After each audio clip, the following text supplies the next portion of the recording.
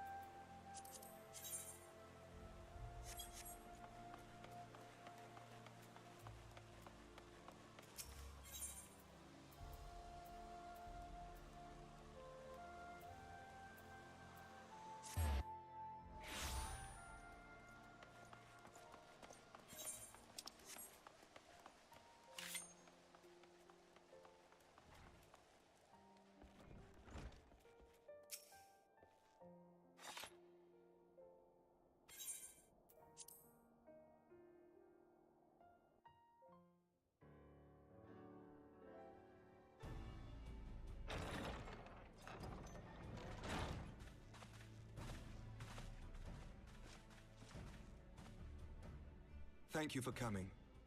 I wish to speak with you both in a place where privacy was assured. We quite understand. What was it that you wished to discuss?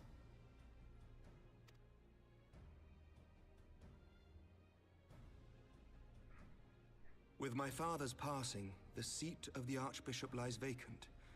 And so, in accordance with canon law, I have assumed his responsibilities. I should stress that this is a temporary measure. It was never intended that the Lord Commander of the Temple Knights serve in this capacity indefinitely. Quite the opposite. The statutes specify that I should surrender my powers as soon as a conclave of the senior clergy and the high houses have named a new archbishop. But in light of recent events, that would not seem appropriate.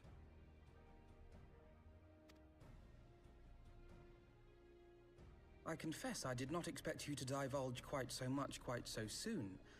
The details of the Archbishop's plans, perhaps, but the true origin of the war and all it entails?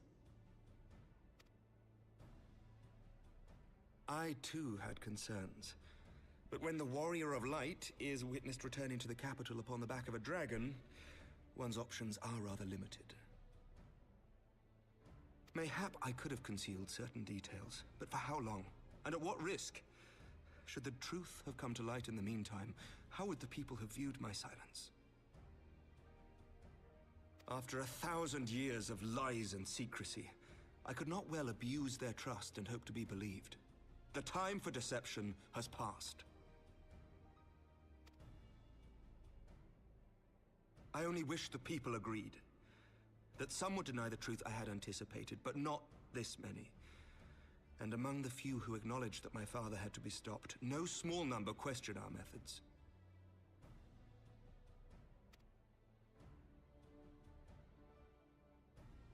If they suspect a coup, it will not be long before some turn to violence. It has already begun, and that on both sides. Men and women of the cloth are being harassed in the streets. Some have even been assaulted in the Broom. Hilda and her people have formed a watch to help us maintain order, but such measures will not prevent the unrest from spreading. For all our talk of peace, the people remain frightened and confused. For their sake, we must bring the Dragonsong War to a definitive end.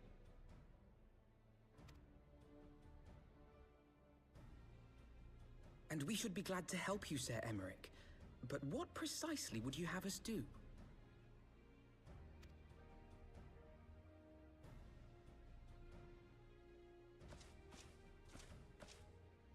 We wish to treat with the dragons of Annex Trine. To that end, I would trouble you for an escort and an introduction.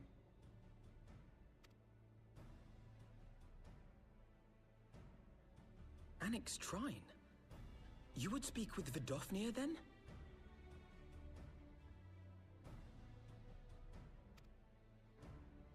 We must needs open a dialogue between our peoples. Acting as my representative, Lucia will extend an invitation to their leader, that she might visit us here in Ishgard. Were she still with us, I would of course have beseeched Isel's assistance in this matter. But as she is not, I must ask that you aid us in her stead. Will you do us this favor?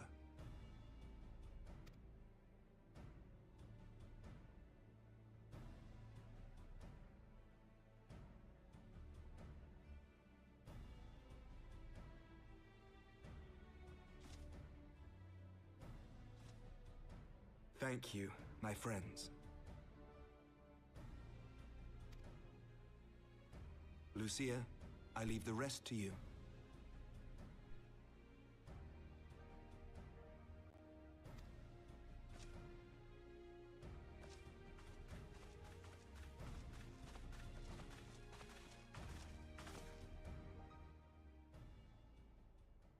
In the wake of the Archbishop's fall, the nation of Ishgard trembled, the faith of her people shaken to its very core.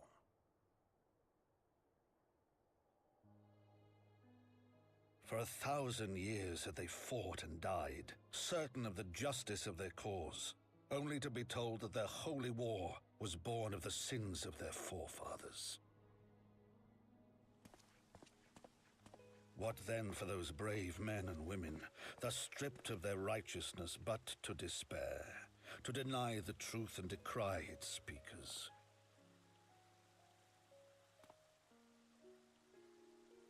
And what then for those whom they defamed but to hope on, to have faith in a brighter tomorrow?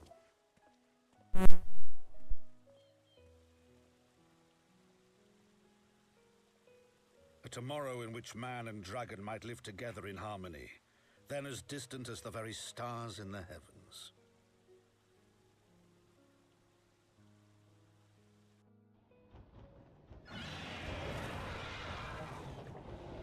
Yet while we dared to hope, deep within his lair the enemy lay, gathering his strength.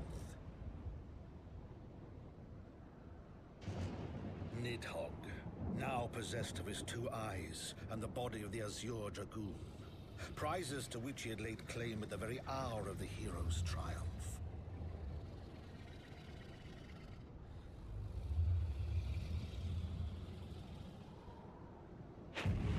As desperately as we sought the solace of peace, the great Wyrm craved the misery of war. Nor was he alone in his misbegotten desire.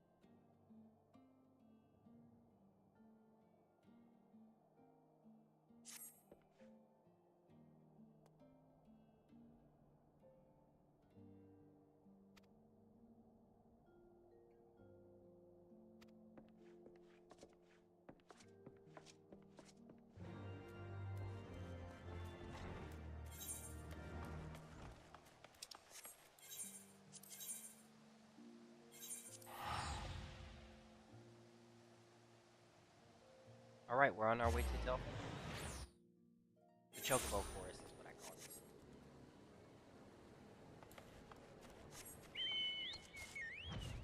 Alright, let's go this way. Hey.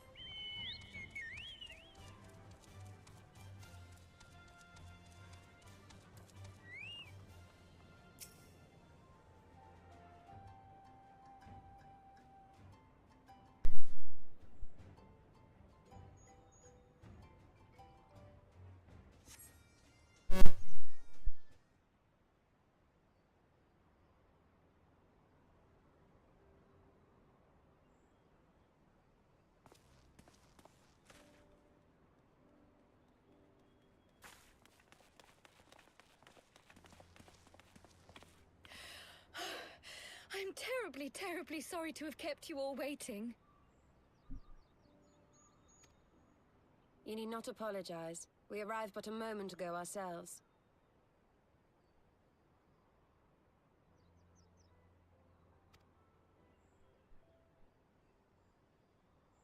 Pray, allow me to introduce Kryle, who has recently come from the Sharlayan motherland. She has generously offered to assist us. Oh, please, think nothing of it. A trip to Eorzea was long overdue. You must be the Warrior of Light. Yes, you certainly do look the part. A pleasure to meet you at last, sir.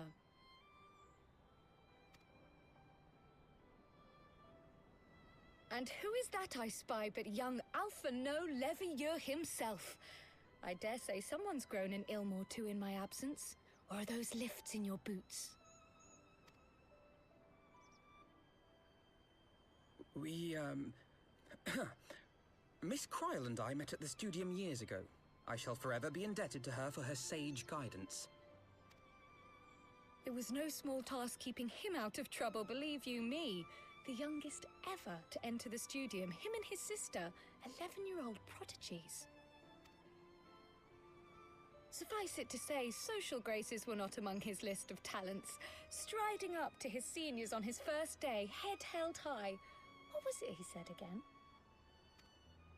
Thank you, Kryle.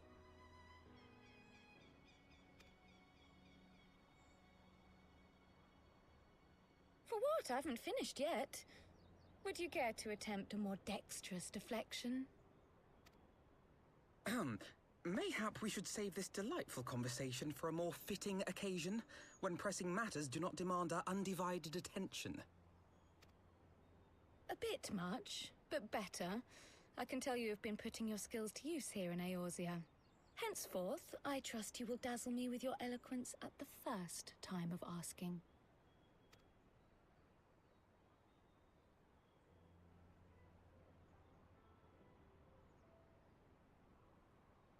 Right, on to more pressing matters. Finding Minfilia and the other missing scions. I gather you have new information to share with us. A new approach, actually. Tataru recounted the tale of your escape, and it gave me an idea. Simply put, assuming Thancred left some manner of trail when you whisked him away, as is almost always the case with teleportation magics, I am confident I can find and follow it. Then what are you waiting for? The wherewithal to do it. The fact is, my abilities aren't quite up to the task. Not in themselves, anyway. If I had Master Matoya's crystal eye, on the other hand... Then let us all call on her forthwith. I think it best you explain your plan to her in person.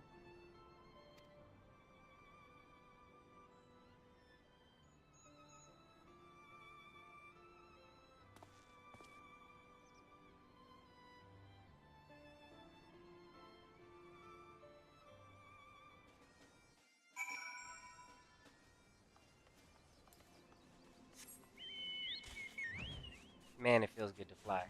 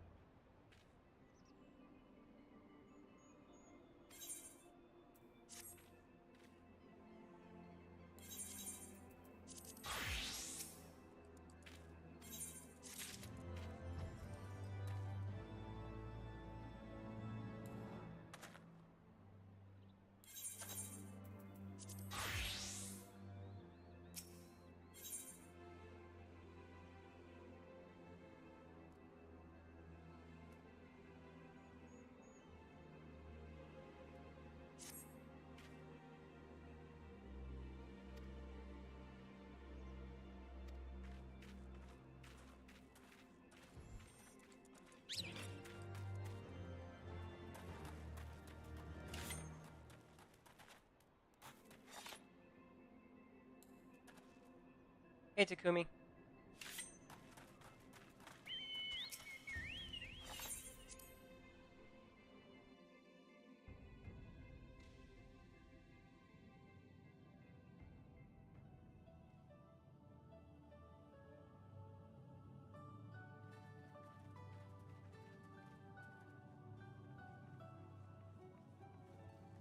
Oh. Is that trouble I smell? Or did you forget to wipe your boots on the way in? Forgive us, Master Matoya. We will be sure to wipe them on the way out. And may I say how glad I am that age has not yet deprived you of your senses. Ever so quick-witted, aren't we? To the detriment of your manners. Well, out with it then. What do you want?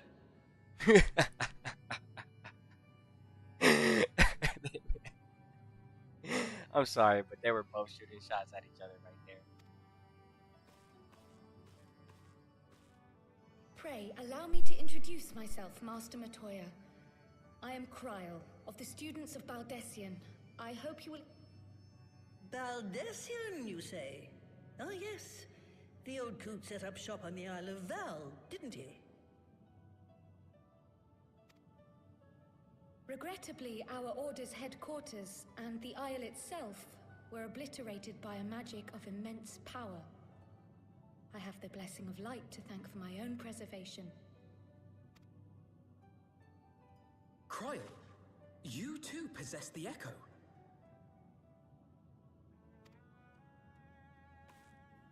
Well, yes, of course I do. Our Order is devoted to uncovering the mysteries of Hydaelyn and interpreting her will, particularly through the study of her gift to us. It was in the course of these studies that I met and subsequently befriended Minfilia. She and I have rather a lot in common. I had no idea.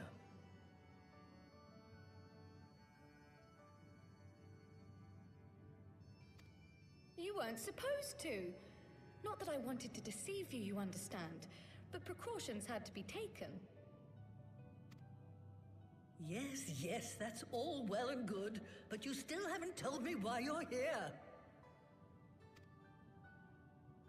The students of Baldessian are gone, and there is naught I can do to change that. But the science of the Seventh Dawn can yet be restored, and my dear friend found. You have in your possession an ancient crystal of light, one you call your crystal eye. I believe I can use it to focus my abilities and locate one of the missing scions. And there I was, thinking you might want to make use of my years of experience. Oh, wait here.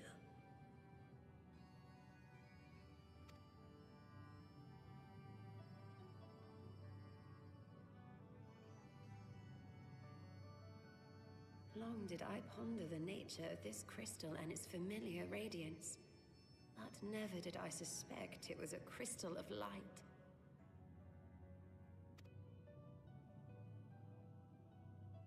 On the cusp of an umbral calamity, souls blessed with the power of the Echo invariably appear. To aid these, her chosen warriors, Hydaelyn bequeaths to each a slither of her strength in the form of a crystal of light. But as her strength wanes, so too does the potency of her gifts. This crystal, born of an earlier era, is infused with a power far greater than those of this age. You could travel the length and breadth of the land and not find a crystal even a fraction as pure. Its value is beyond measure, as are the risks inherent in its use. No two manifestations of the Echo are alike. I, for example, can converse with beings of every shape and size, excepting beasts, contrary to what others would have you believe. Language has nothing to do with it, of course. Rather, I am sensitive to the whispers of the soul. Their intent, their very essence even, the traces of which served to guide the elementals to Y'shtola. Far-fetched though it may sound, I believe that with your crystal eye, I may be able to pick up where they left off and follow the remaining trail to Thancred. That is, if I have your permission.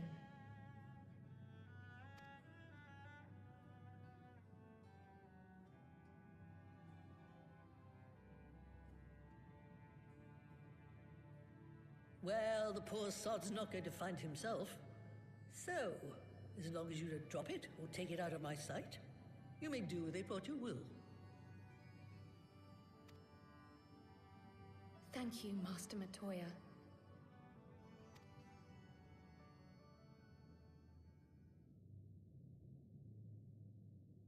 Then let us begin.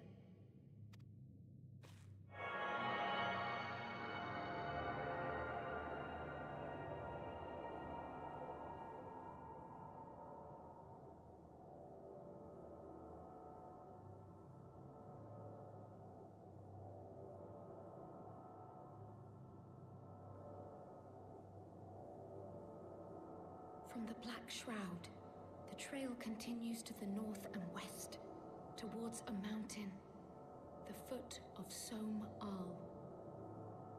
It was a near thing, but he was not deposited within the rock.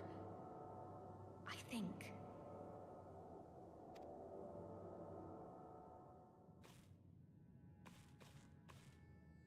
The hunters of Tailfeather know those lands well. I say we begin our search there.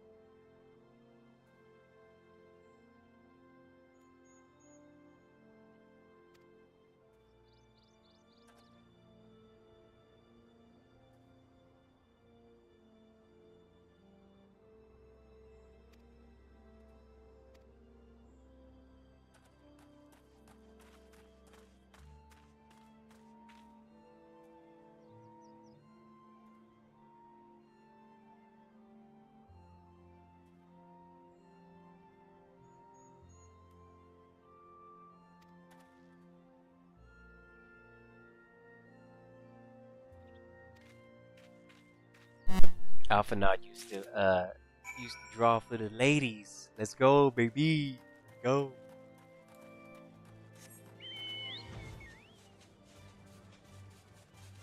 That's hilarious. Alphanot got the Riz.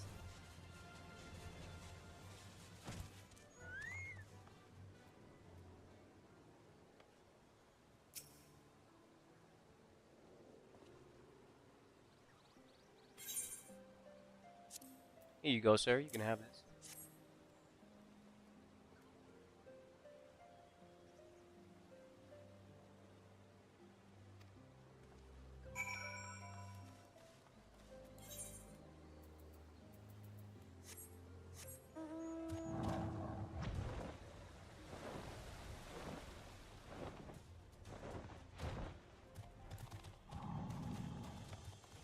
building. Okay. Yeah.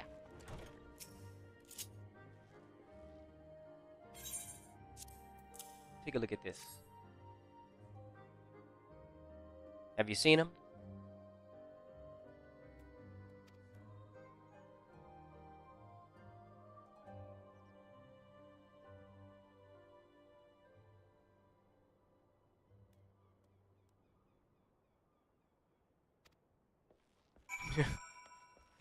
Okay.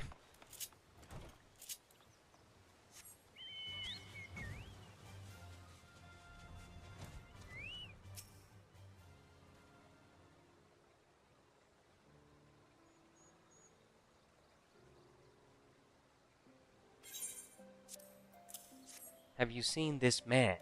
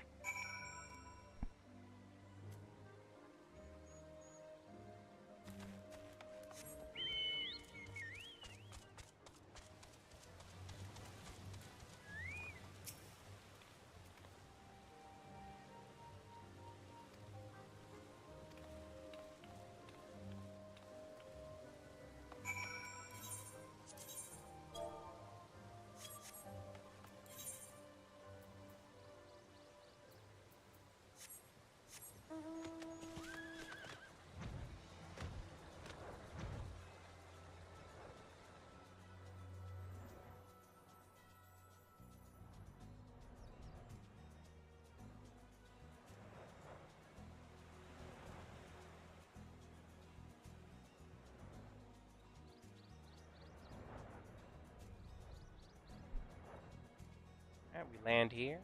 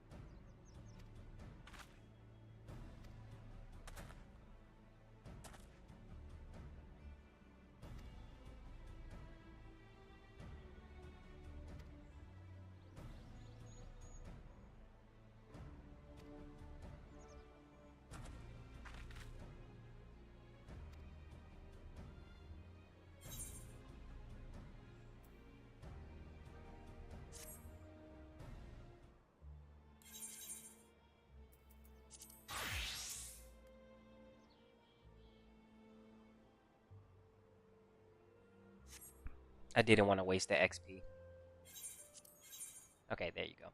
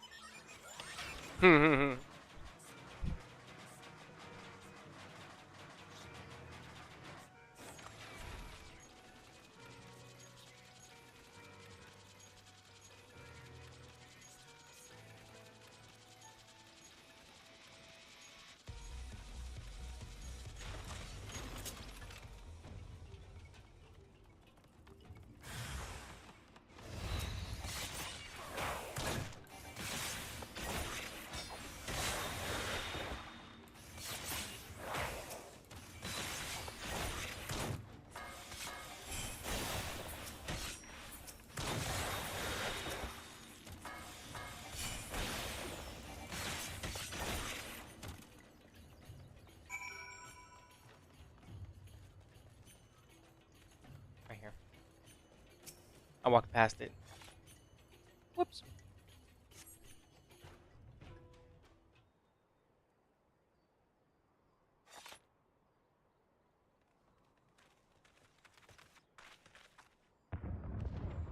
Uh-oh. Who else could be? Thancred. It could be Thancred. We must hurry.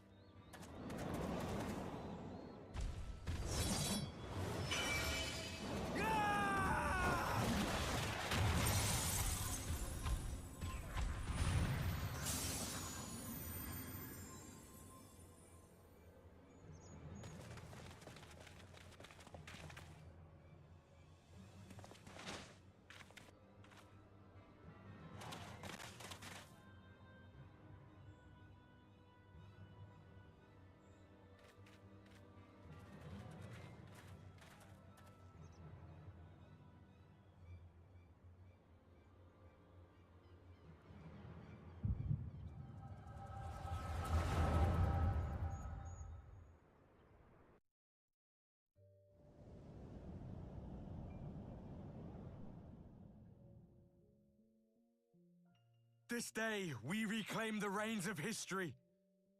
This day, we rid ourselves of the Ascians forever.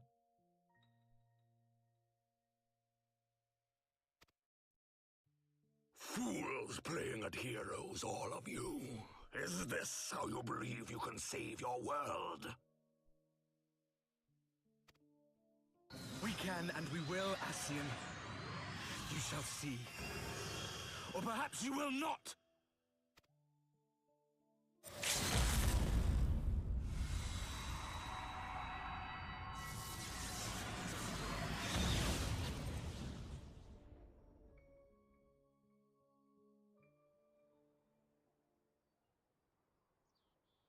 So you are the warrior of light, the savior of Eorzea.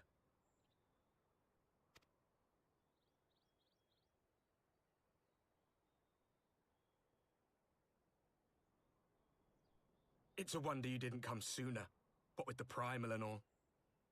Lost a step, have we? Have care. The ether moves strangely around him. It would seem we share a common enemy. Mayhap you would tell us who you are.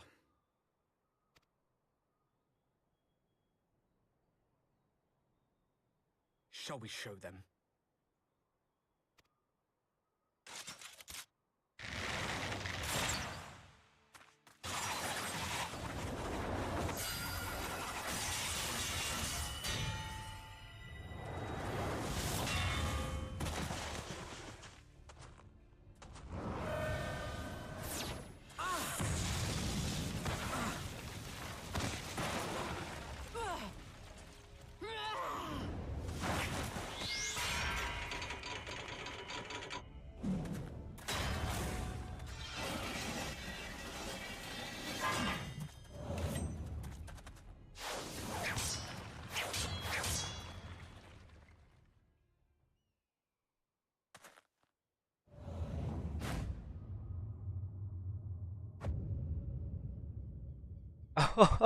Oh!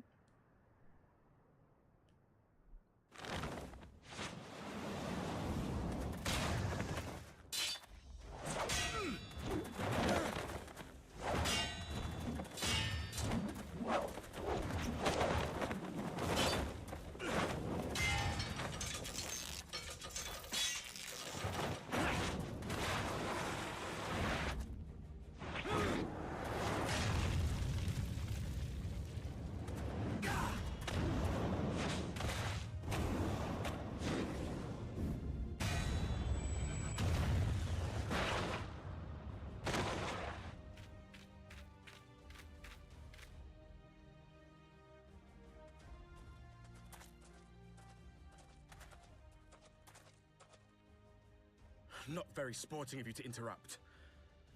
But so be it.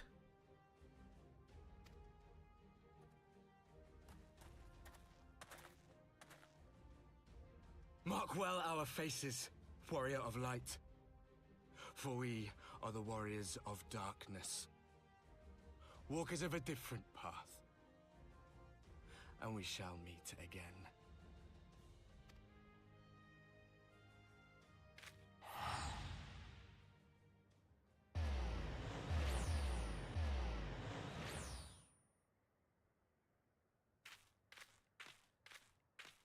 Warriors of Darkness? Really?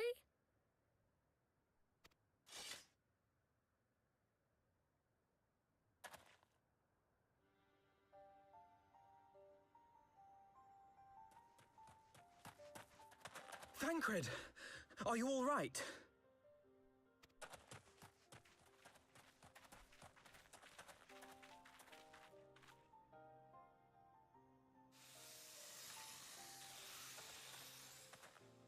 Pleasantries can wait.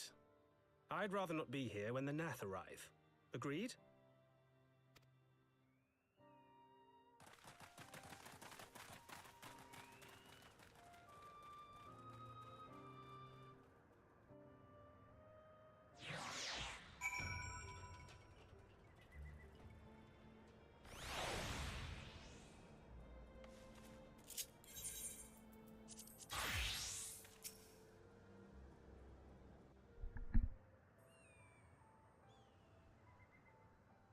Suffice it to say, our reunion was not at all as I pictured it. Waiting until the last instant to join the fray. 'Tis plain you have not lost your appetite for the dramatic. My appetite for the dramatic? Have you forgotten the circumstances of our parting? The heroic last stand, the tunnel filling with light, and then... Had I known you intended to use forbidden magics to deliver me to some god's forsaken wilderness, I would have thanked you in advance. Thancred.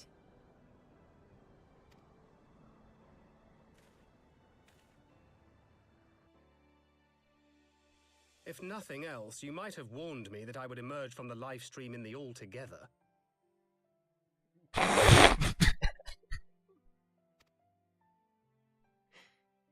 Eventually, I managed to fashion knives from some obsidian I found, and set about hunting for meat and hides.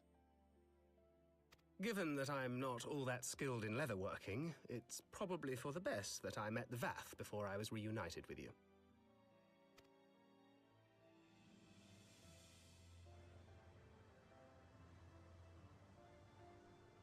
So you were the fleshling clothed in skins of whom the storyteller spoke?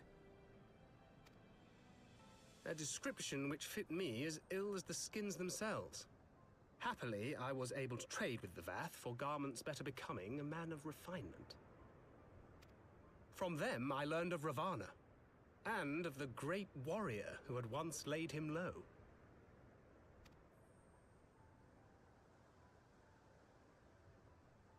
And thence did you conclude that were you to track the Primal's movements, it would surely bring you into contact with the Scions once more. It seemed a reasonable assumption. I could think of no one else with your enthusiasm for slaying beastmen gods. Until now, that is. Ah, yes. The self-proclaimed warriors of darkness. 'Tis only fitting that they stand in opposition to the warrior of light, I suppose. I glimpsed the leaders past, if only for a moment. They were confronting a man in black. An Ascian, I think. If these warriors are capable of doing battle with Ascians and Primals both, they must be possessed of powerful protection. Protection not unlike the Echo.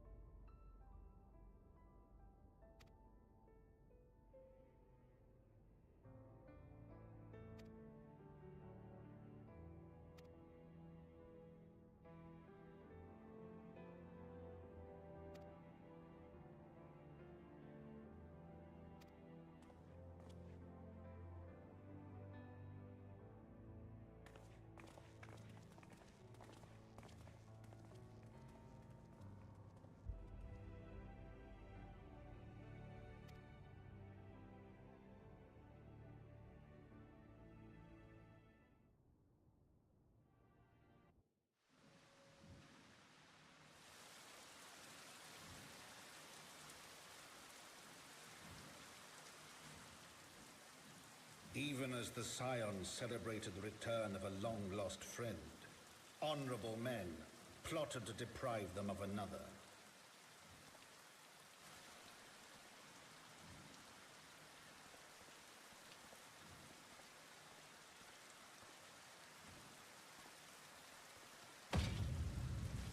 Honorable men, to whom Sir Emmerich was no hero, but a scheming patricide.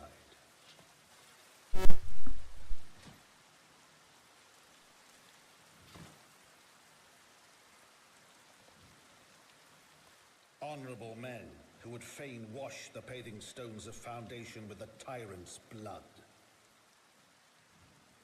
Honorable men whose knife in the dark was the spark which set the city aflame, and who sang as it burned.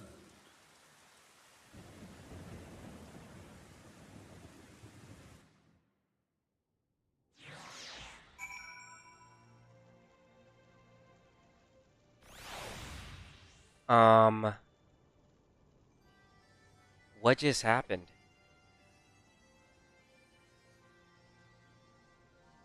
At a loss for words right now.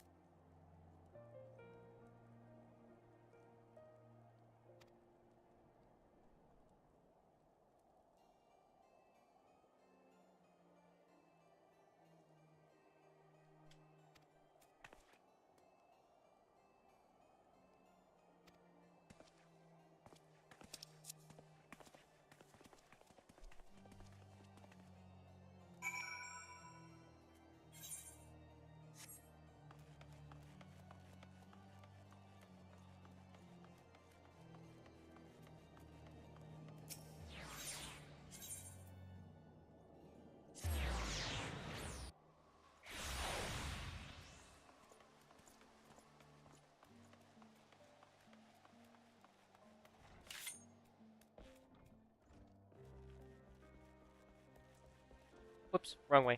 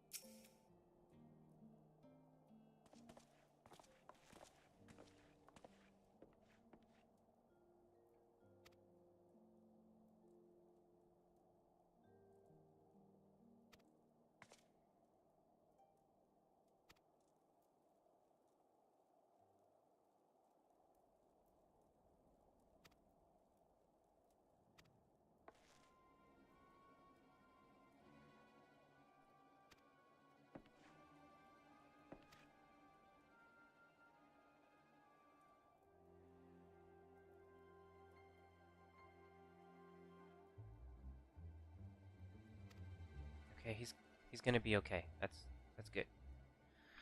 But still.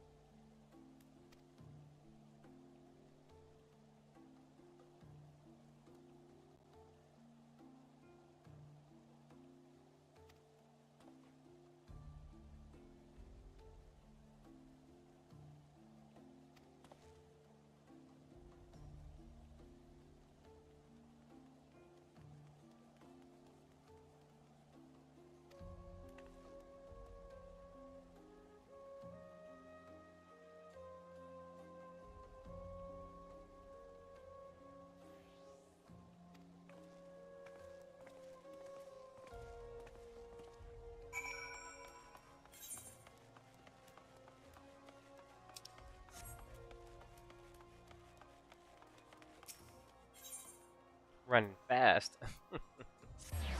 Slow down there, slow down there.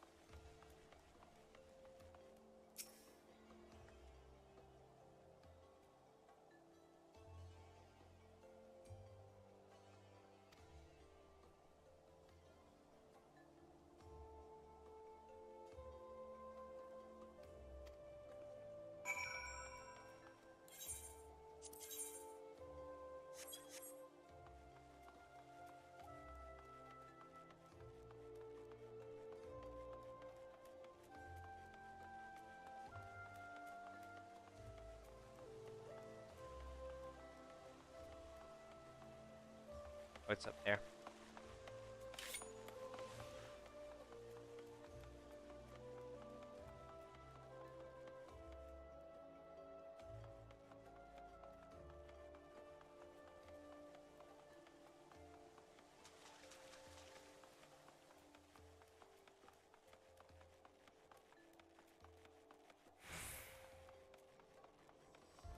Or should I say over here?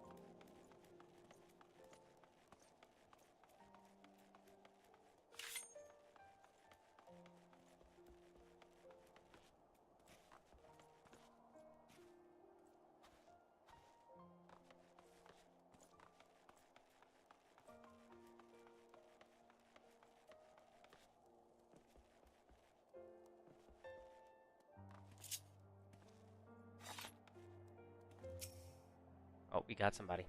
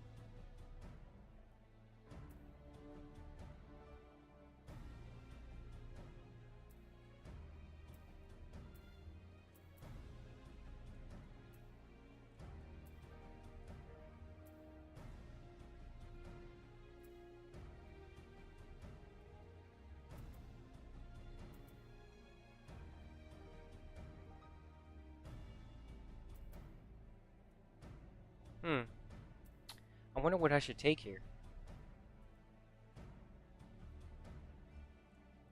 A complete set.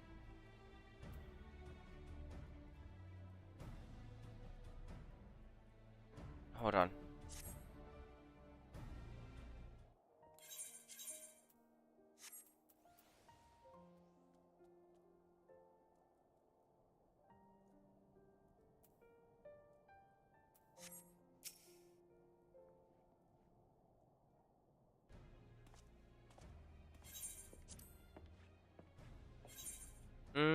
I'll go with this. I want to open it right now.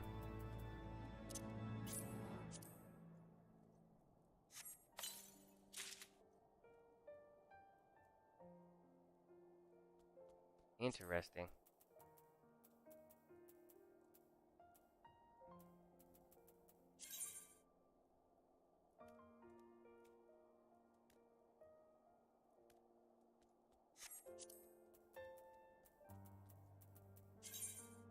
Oh! In your drawers. I'll probably just end up putting these away.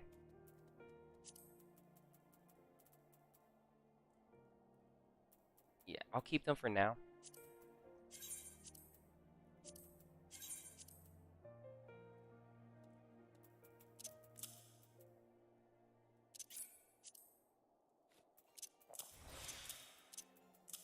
There we go.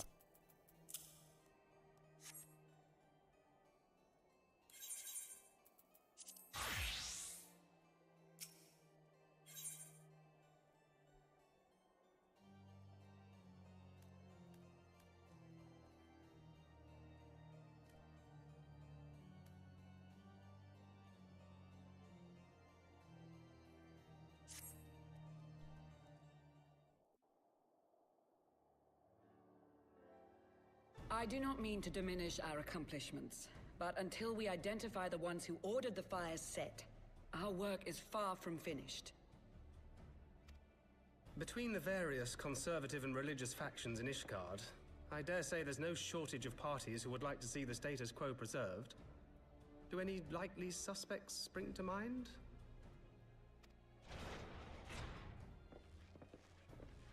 Far too many to count. Lord Commander, your wounds. Are healing well. Thank you. Time is of the essence. Lest we forget, these men would sooner put their own city to the torch than see it change. When our enemies learn that we have apprehended their arsonist, there is no telling how they will react.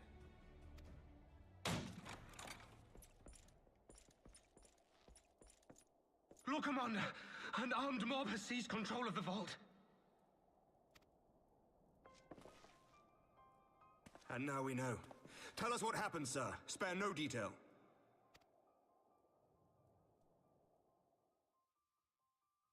We were directing refugees into the Basilica, as you ordered, when all of a sudden, men brandishing weapons were all around us. It happened so fast, my lord. We had no time to respond. They've taken the refugees hostage and barricaded themselves inside the vault. And they sent you to deliver their demands. They, the true brothers of the faith, demand that a conclave to select the next archbishop be held forthwith. Furthermore, they declare that you, Lord Commander, are guilty of patricide and high treason, and that you must surrender yourself at once to receive of the Fury's judgment.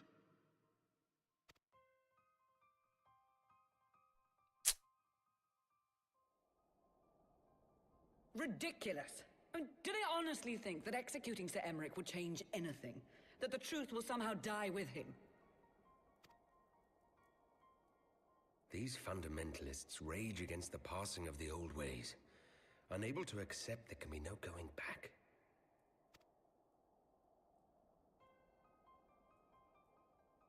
Given the fanciful nature of their demands, a peaceful resolution does not seem likely. If the hostages are to be rescued, it will be by force, I fear. Agreed. Lucia, take a contingent of knights and establish a perimeter outside the entrance. At once, Lord Commander. Hilda, I need your people out in force throughout the Broom. When word spreads of the situation, the friends and family of the hostages may try to take matters into their own hands. I will not give these militants more targets.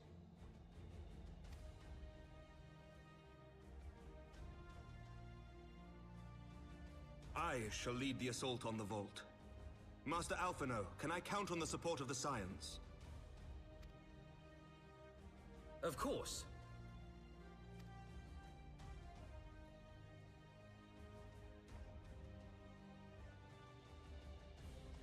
We are in your debt. I shall join you as well, Lord Commander.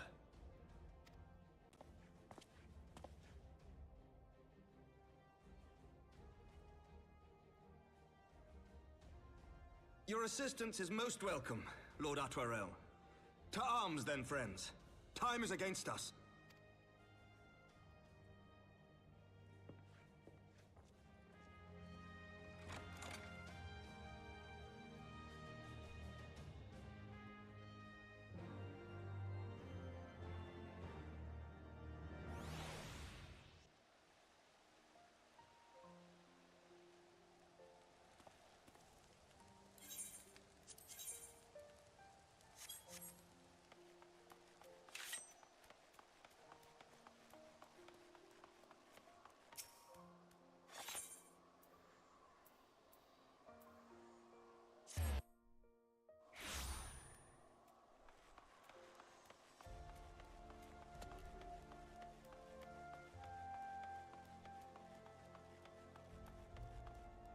Oops, wrong way.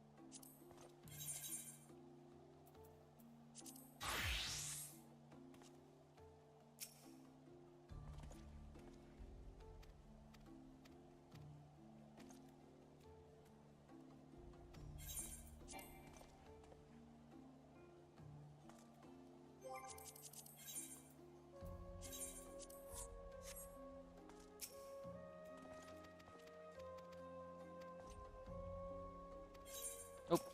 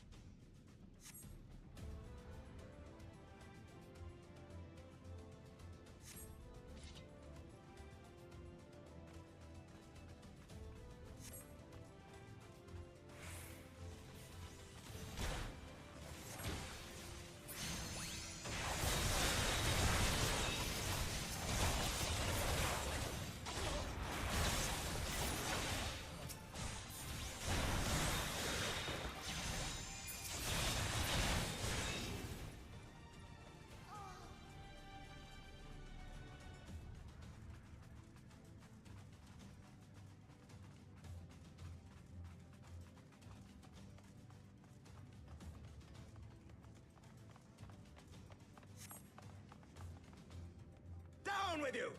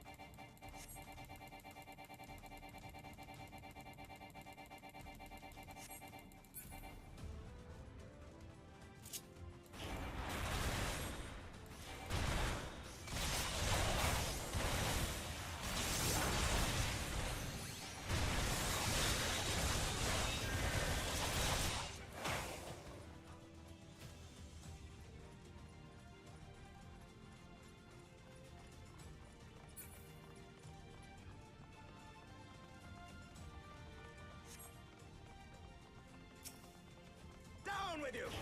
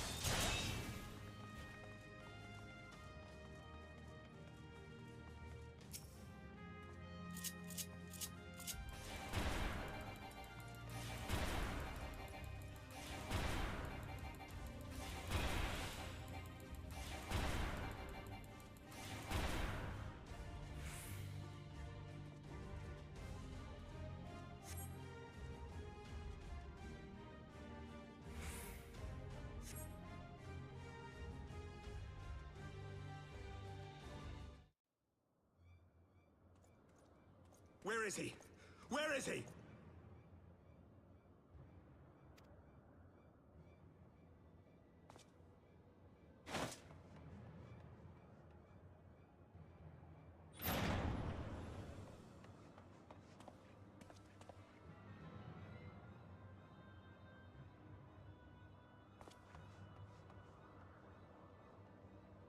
Come no closer!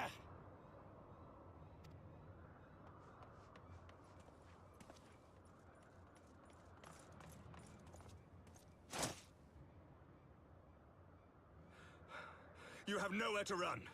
Release the girl and surrender. Surrender to whom? The blasphemer who throws wide the gates to our enemy? Who breaks bread with him and calls him brother? Ungodly swine! I would sooner die than surrender to you.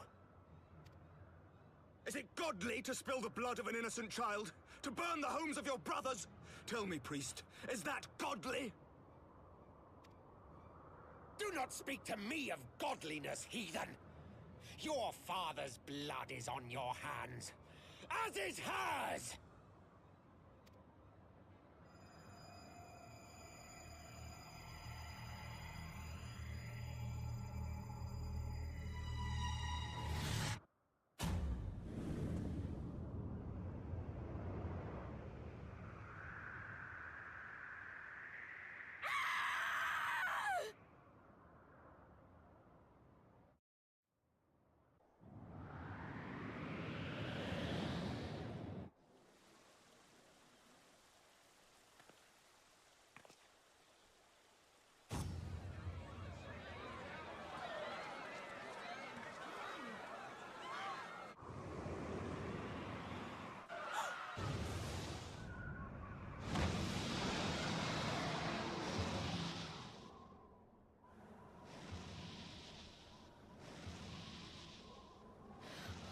What? But I...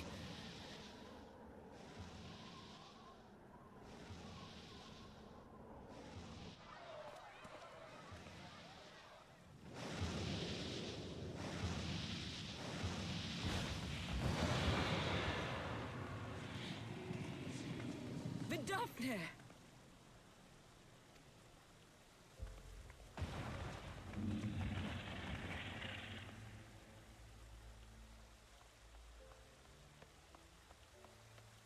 Well met, knight. Mayhap I chose an inopportune moment? Not at all. Pray forgive us this most unworthy reception. We are honored to have you with us, and right glad of your aid. Fortune delivered the child unto me.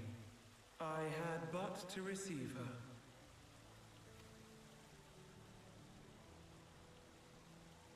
Thank you for saving me. Thou art welcome, child.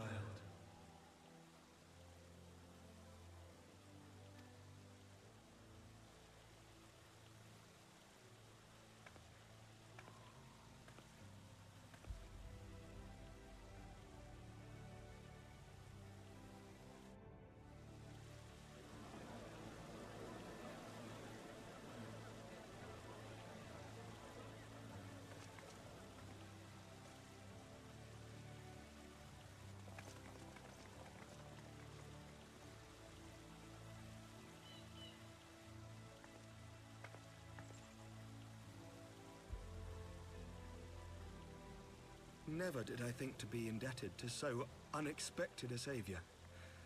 But full glad am I to be so.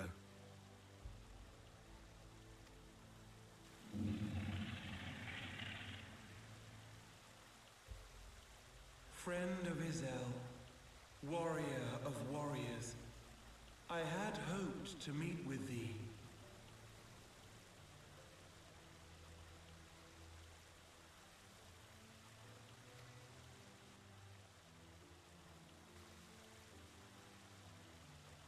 I bear a message from my sire. From Freysfelder?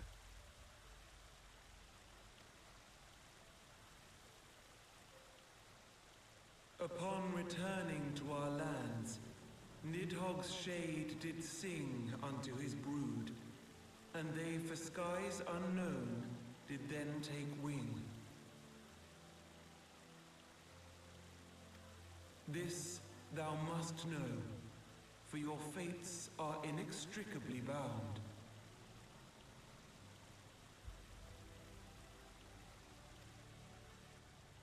What of Estinian? Is he truly lost to us? Such matters are beyond my ken. I but bear my father's words. Take from them what thou wilt. Fare you well, mortals.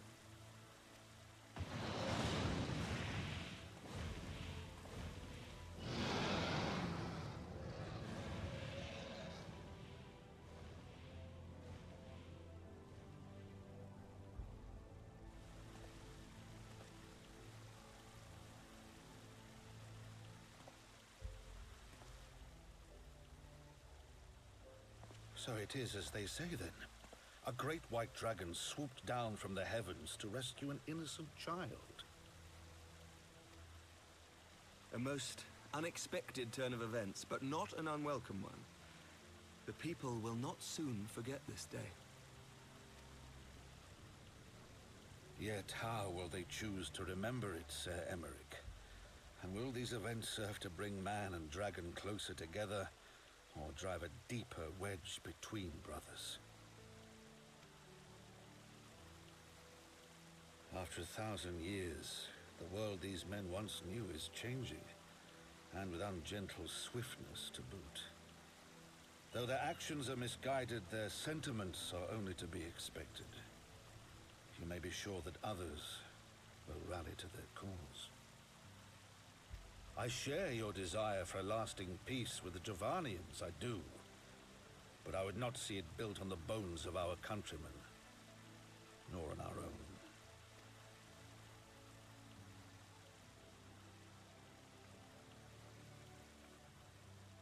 I see much of Horsefar in you, and I could not bear to mourn the passing of another son. Lord Edmund.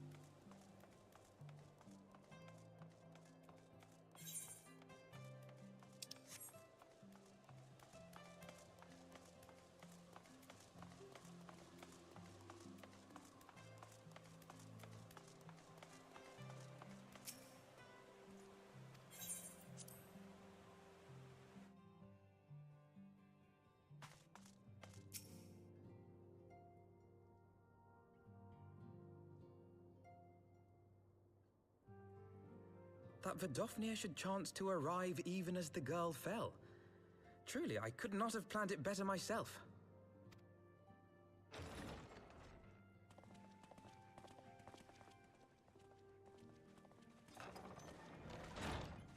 Ah, good.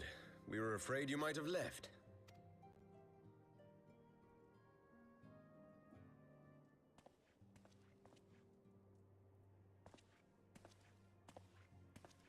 A shield, my lord?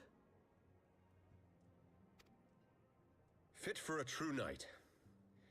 An expression of our gratitude to you and yours, long overdue.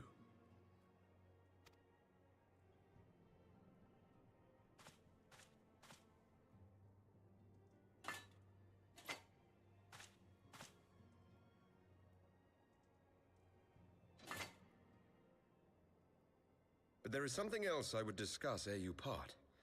Something which cannot leave this room. My father will soon step down as head of our house. Sir Emmerich was not the only one to fall under suspicion following the death of the Archbishop. There are some who believe my father complicit in a coup d'etat. Thus he intends to renounce his title to absolve our house of suspicion and secure the support of our peers. Surely there must be another way to convince houses Durandare and Zamail. So I said to him. Alas, he will not budge.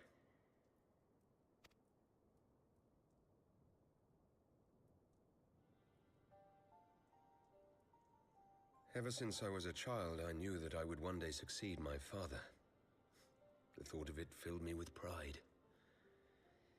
Yet once I learned the day was at hand, my heart was filled with naught but dread.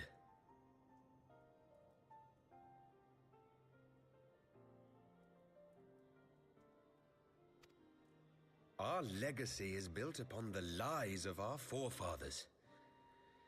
In accepting this title, am I not perpetuating this injustice? Why should I become the next count?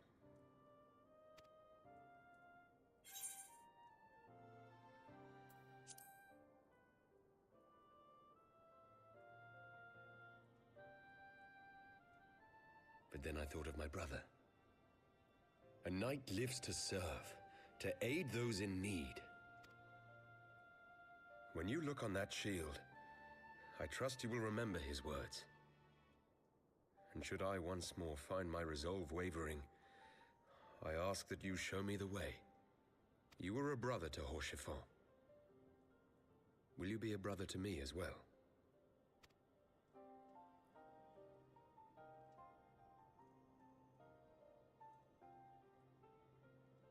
Come, Manelaine. There's much to be done. For father, and for Sir Emmerich, and for Ishgard.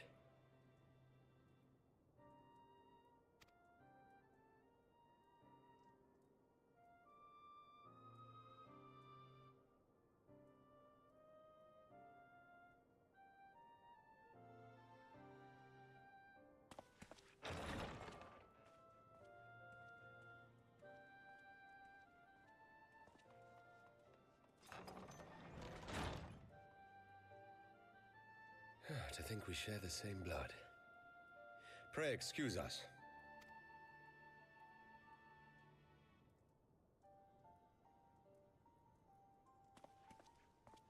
Those were the days of promises and vows, of tentative first steps into an uncertain future.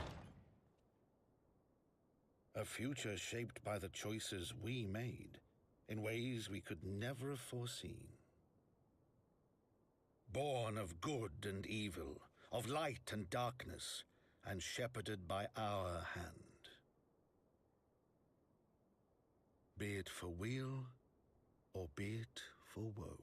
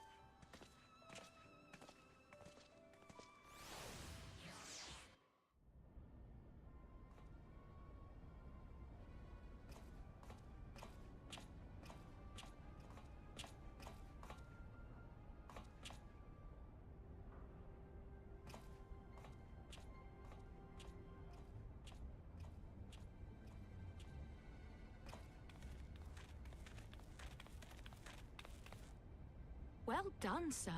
And with that, I believe we are ready to proceed.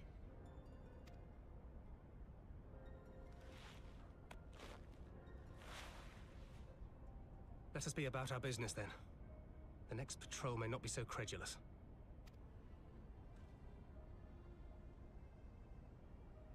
Why must you be so disappointingly brusque? You're not at all as Minfilia described, you know. I don't think you favored me with so much as a single compliment since we set out.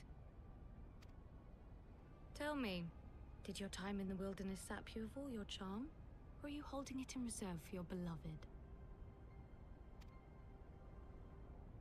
This is neither the time nor the place. Well, call me old-fashioned, but when I'm risking life and limb infiltrating an Imperial castrum, I like to be sure of my comrades' motivations.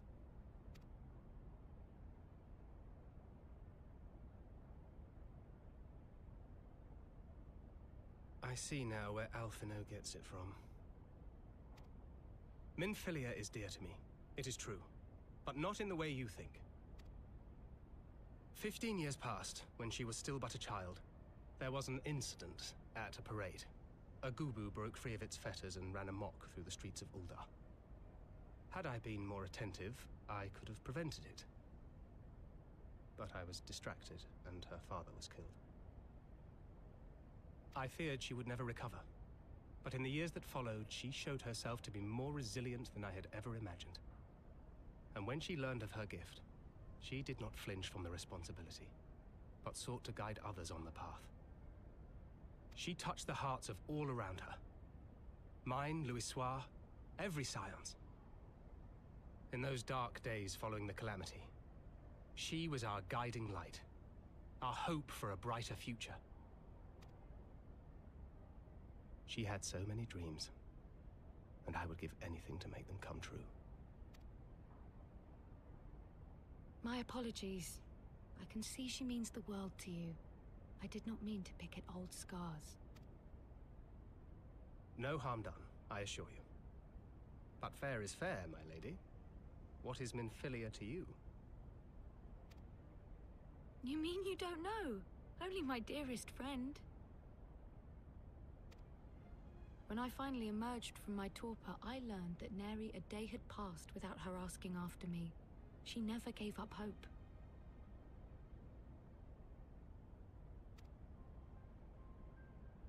And neither will I.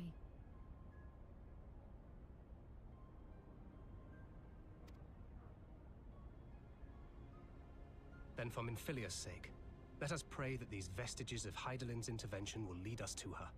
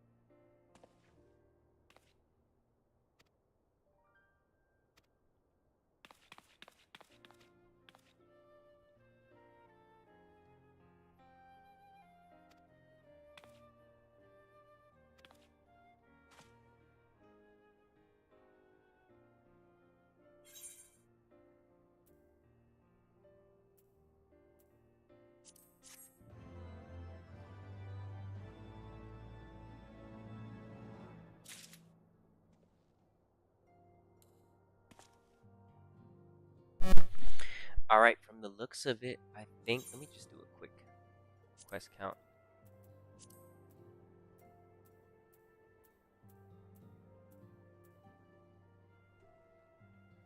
Alright, so we've done 9 so far.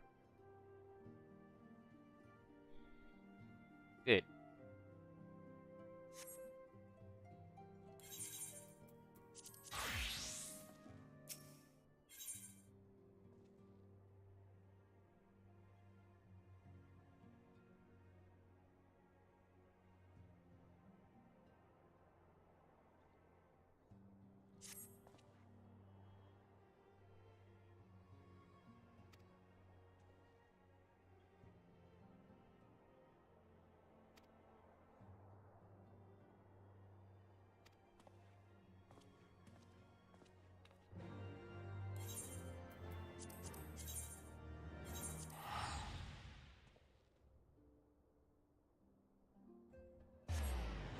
They got us doing a lot of back and forth.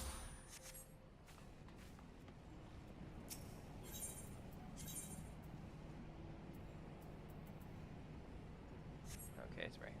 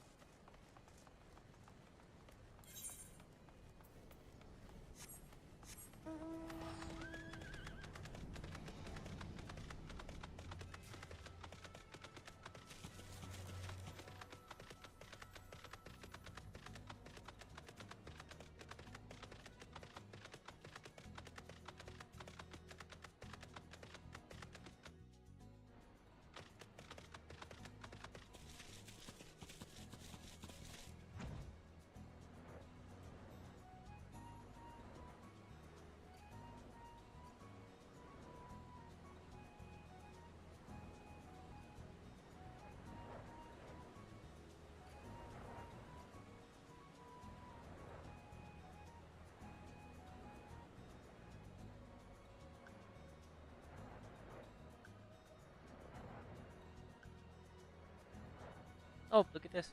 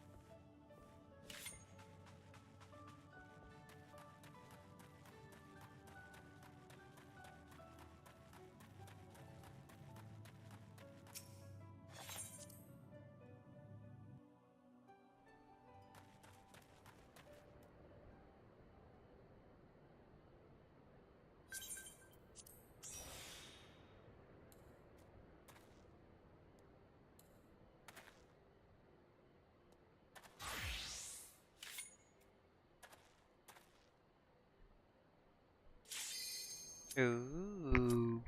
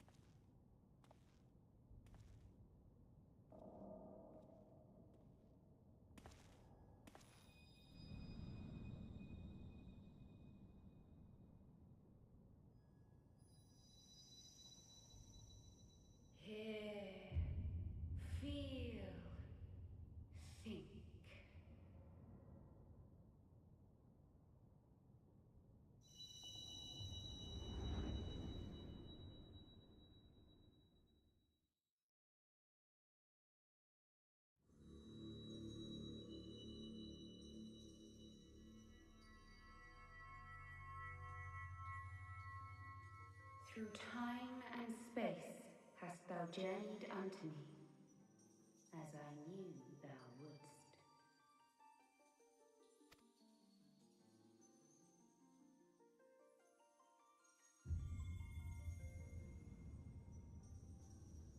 We are the word of the Mother.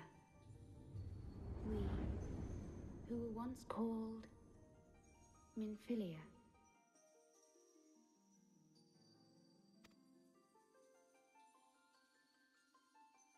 Much time hath passed for thee since the bloody banquet, since I hearkened to her word. Mother, Hydaelyn guided me towards Y'shtola and Thancred, that I might be swept up in their flow and delivered unto the ethereal sea. There, adrift and alone, her voice silent once more, I prayed for those we had lost, for those we can yet save. To her I would make an offering.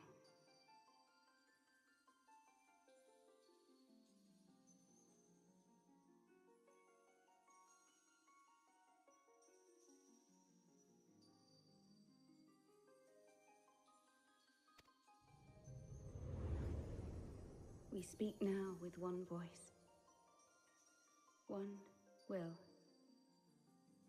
one word. Unto thee we bequeath the most precious of gifts, the truth which lieth at the heart of this world. Thus do we beseech thee once more. Hear, feel, think.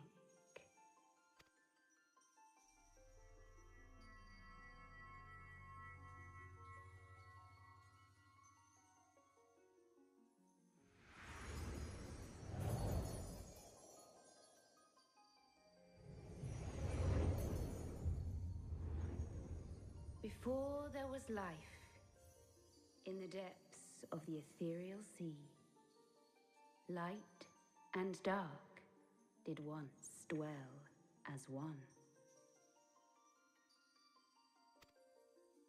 But the darkness coveted power, and the balance was broken. Thus was I forced to banish him unto the distant heavens, to forever remain apart, a moon bound. In sundering the star did we cry out, and the barriers twixt planes chanced to falter.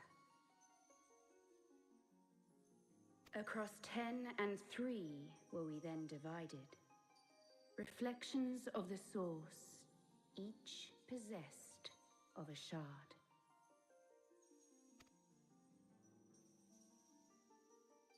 Zodiac longeth to be made whole. For his restoration, for his resurrection, his servants labor without cease. They seek to tear down the barriers which surround the source.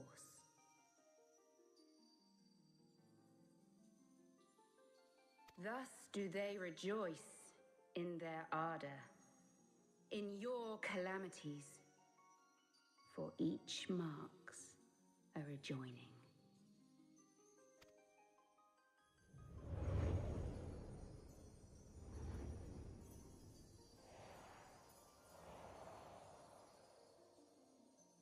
Seven times have they succeeded. 7 times hath the darkness grown stronger. 7 times have I failed. The Ascians cannot be suffered to continue. This is my final.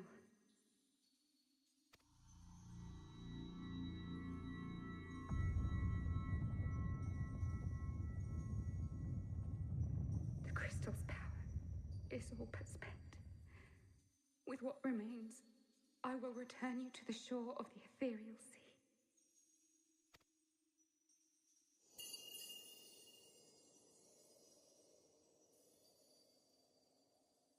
Blessed children,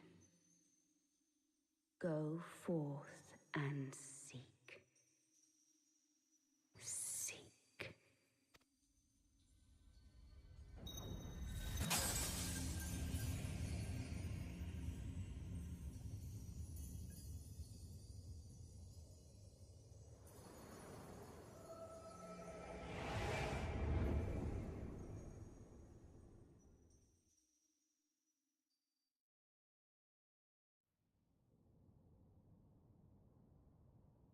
You've had another vision, haven't you?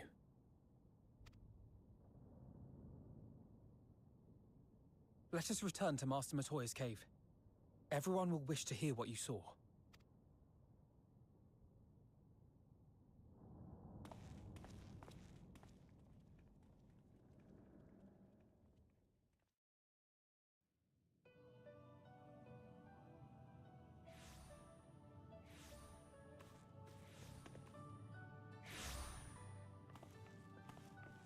Still in one piece, are we? Well, did you learn anything?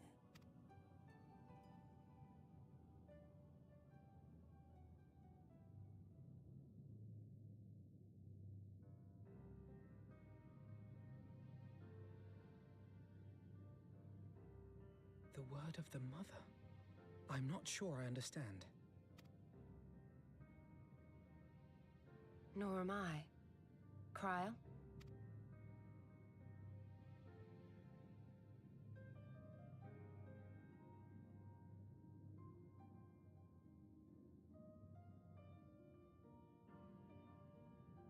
As unbelievable as it sounds, I see no reason to doubt her. The word's tale. No one was more sensitive to the will of Hydaelyn than Minfilia. And if Hydaelyn has grown so weak that she can barely make herself heard, it is not hard to see why Minfilia, having joined with her, might struggle to maintain her own form. What? Why would she need to maintain her own form? Are you saying she's gone?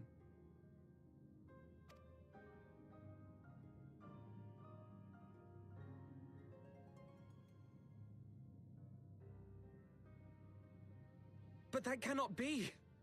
Not now. Not after all we have accomplished.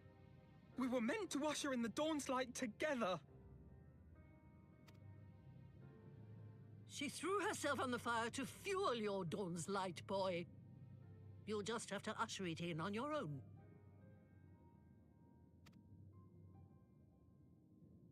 Must you be so ungentle?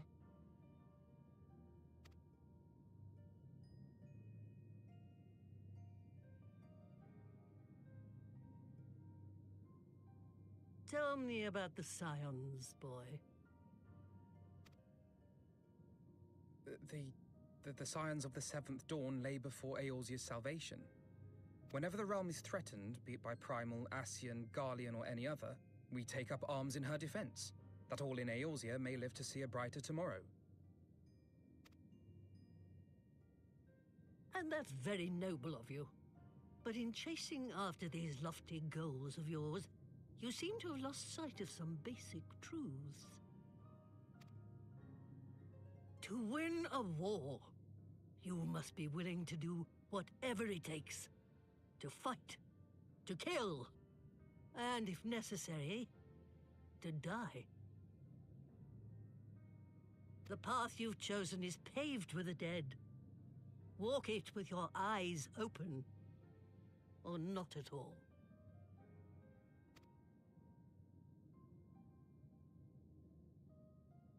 I know the truth of which you speak, and have from the first. If the Ascians will go to any length to resurrect their god, then we must needs be as committed to our cause, to unmask them and their schemes, and to crush them both utterly.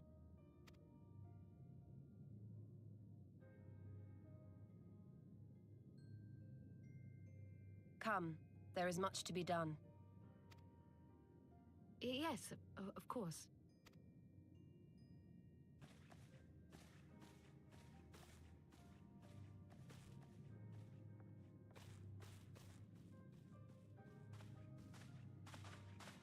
Thancred, wait!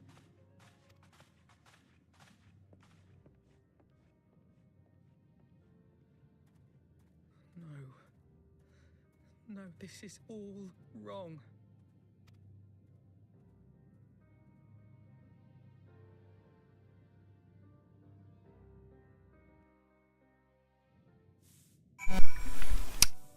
Dang, I will say, to find out that Minfilia is gone that way, that's one way to find out. I've actually just been very, very quiet because there's just a lot going on, and I'm just trying to understand all of it. And hopefully Minfilia is not gone. Maybe I'm just in denial, but I don't want her to be dead. So I'm just gonna keep hoping for the best here and hoping that she comes back.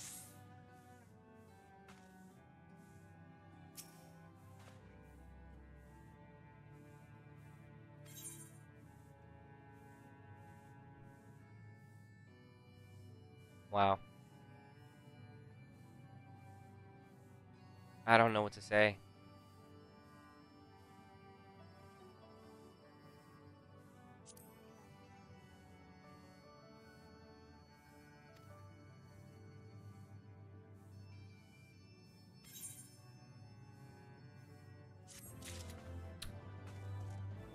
So she is gone.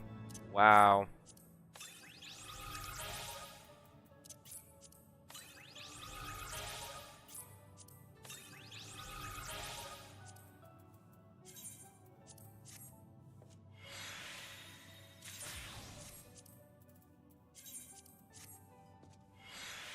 I cannot believe that. I cannot believe that.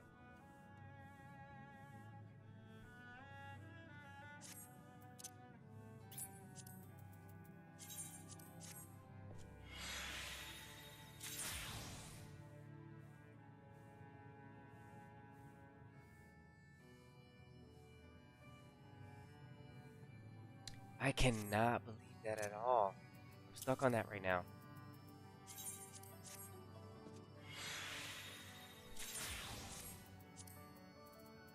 I am stuck on that.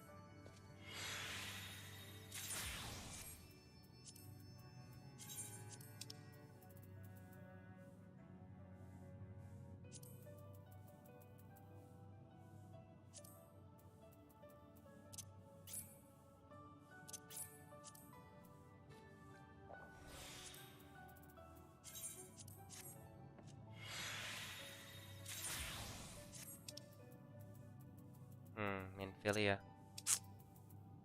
Dang. Ugh.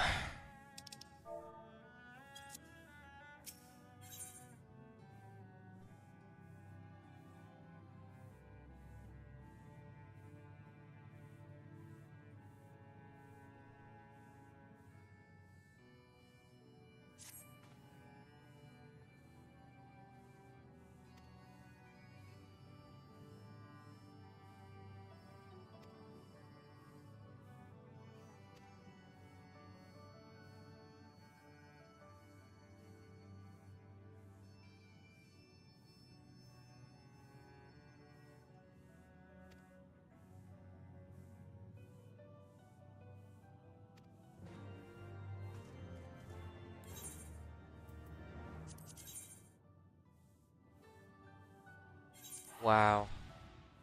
That is one way to find out Minfilia is gone. I feel like, so, there's just so much that's going on right now. I'm just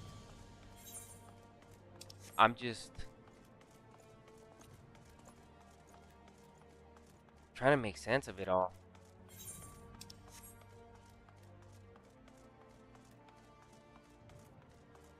There is so much happening right now. And there's so much that I don't know. Huh. Okay.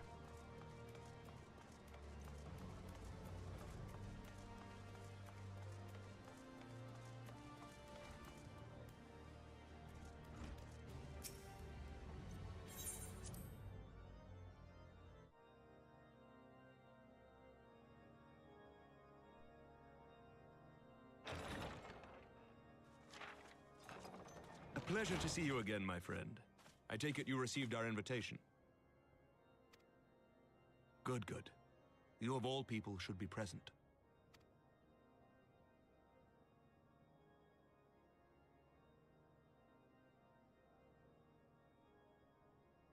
When the true brothers of the faith seized control of the vault, I feared the worst. Yet in adversity were we blessed with the promise of peace between man and dragon through Vidofnir's timely rescue of an innocent child. Timely, I say, though miraculous or providential might better describe the event. The gods themselves could not have devised a more fitting symbol of hope. Needless to say, we could scarce let such an opportunity pass us by. Which is why I set about making formal arrangements for a peace conference between our peoples.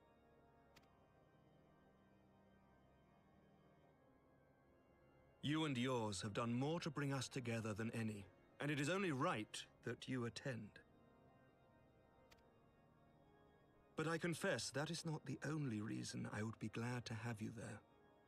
Given Nidhogg's implacable opposition to the peace, it is possible that he and his followers may attempt to disrupt proceedings, in which event your presence would be a comfort to all in attendance. Pray understand, I have no wish to invite the Wyrm's ire, but if our fractured nation is to heal, if we are to move forward as a people united, then we must do whatever is necessary to bring about lasting change.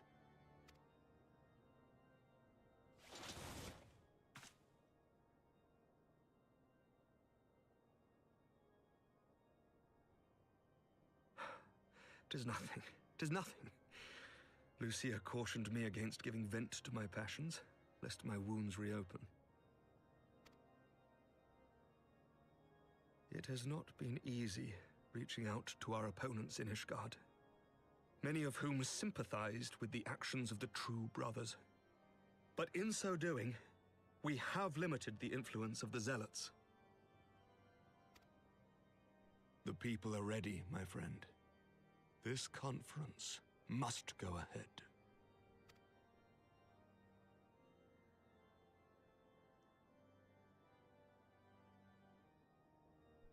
I knew you would understand.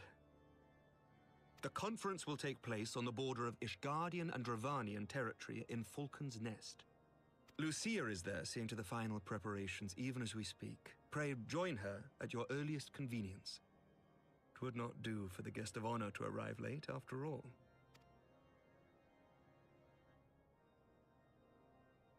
Oh, and one more thing. A drink. We should make time for one. Once the conference is concluded, I mean. By my reckoning, 'tis long overdue.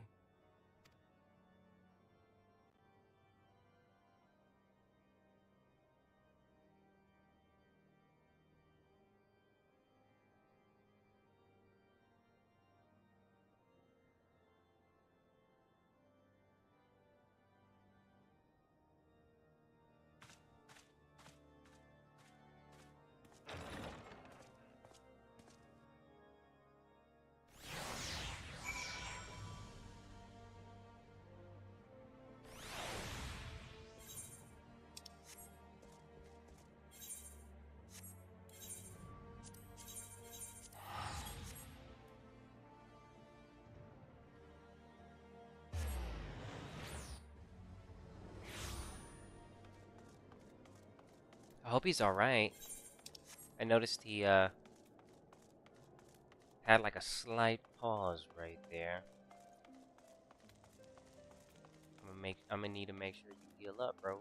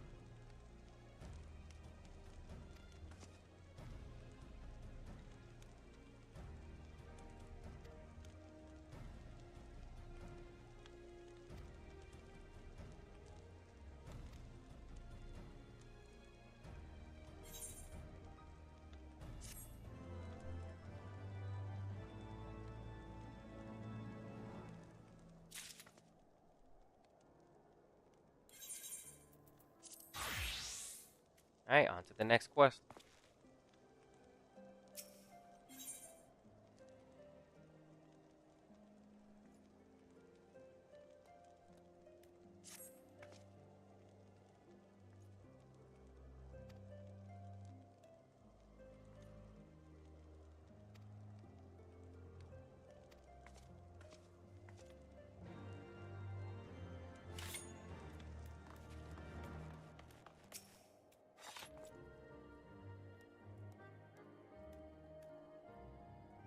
Oh, why, thank you.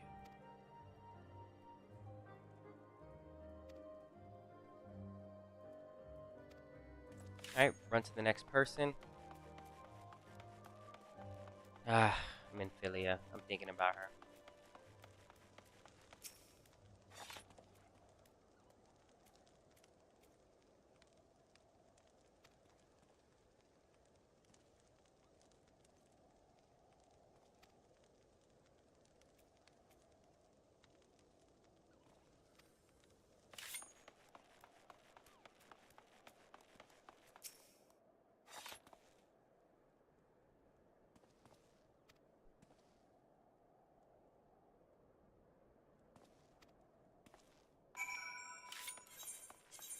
That was a fast quest.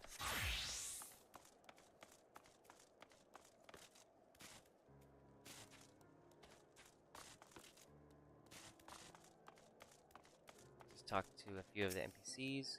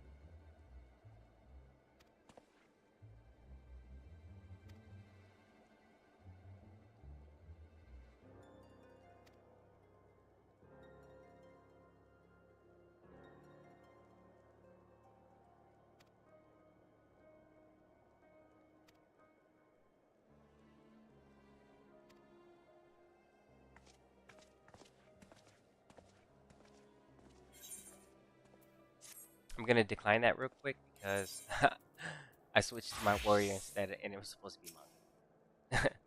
So I'll just skip this scene and get done.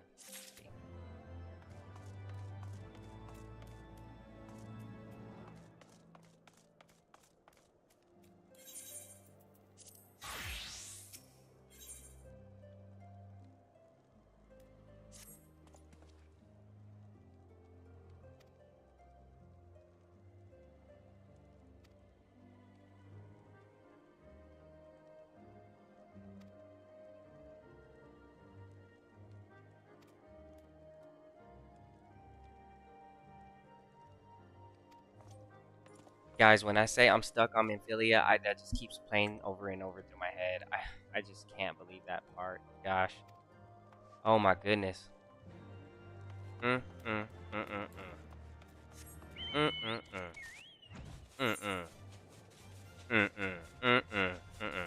cannot believe that.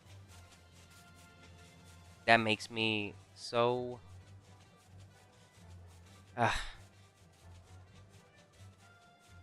How could they do this to me? How could they do this? Oh, Minfilia. Dang, dude. Dang. Dang it, man.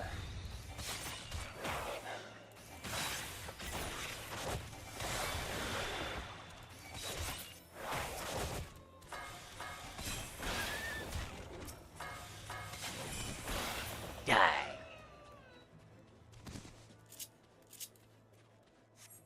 I am so glad I can fly in this area now.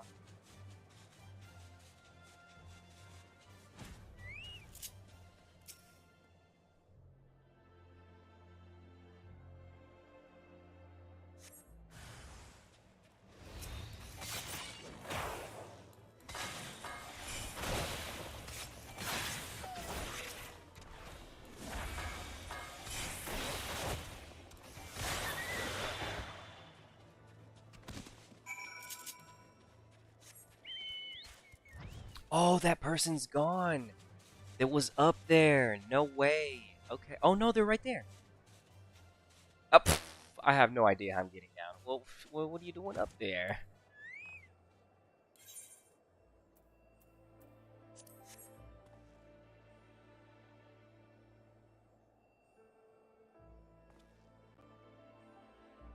Oh, is that how, maybe,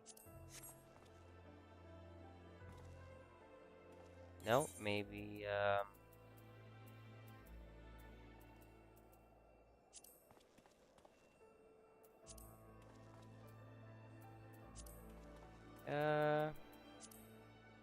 I wonder what it is for this one. It's not lookout. I'll come back to it. It's fine.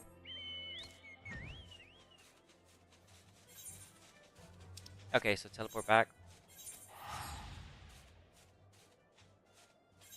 Okay, interrupted.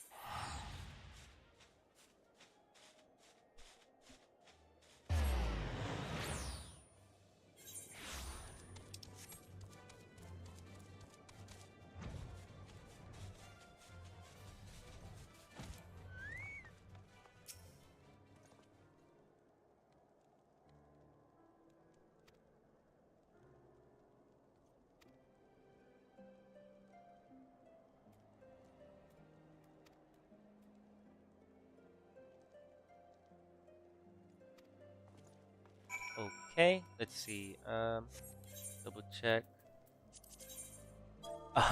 All the way back out there, huh? Beautiful. I love it. I love it.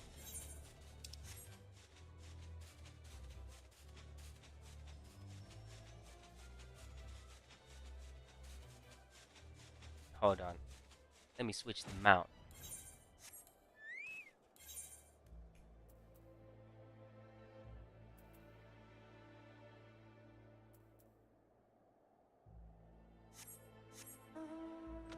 There you go.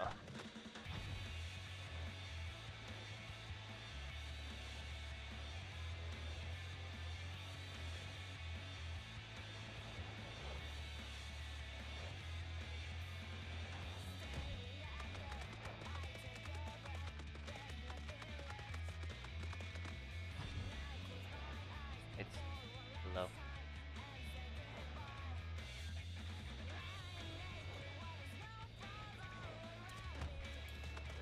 I decided to do a little swoop around, baby.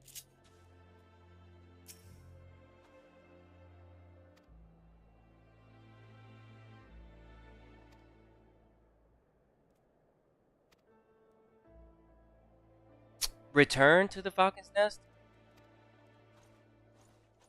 So if I didn't have flying... Oh.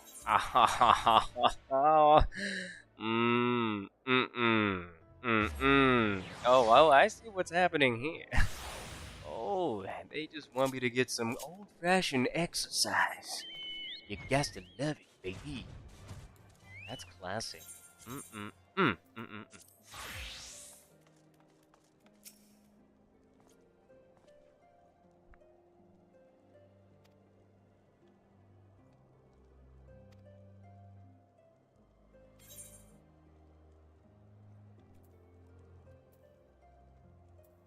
Eeny, meeny, miny, neither one of these matter.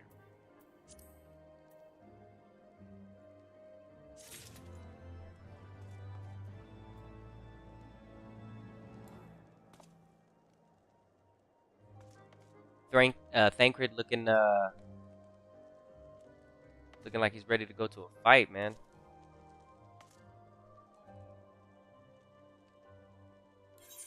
Switch back to the ninja.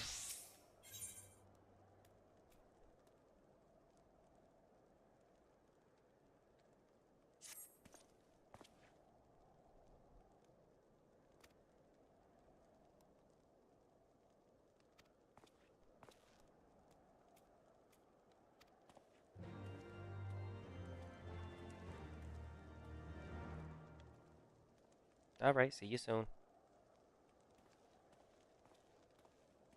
I'm gonna just walk this way.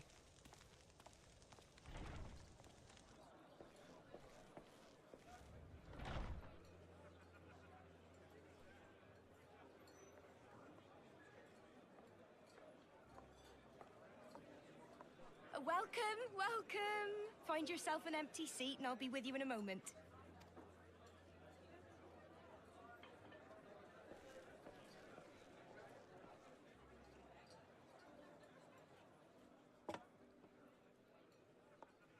Cold out, isn't it? Here, a mug on the house. Let's get some color back in them cheeks. Man, what the... Why, thank you.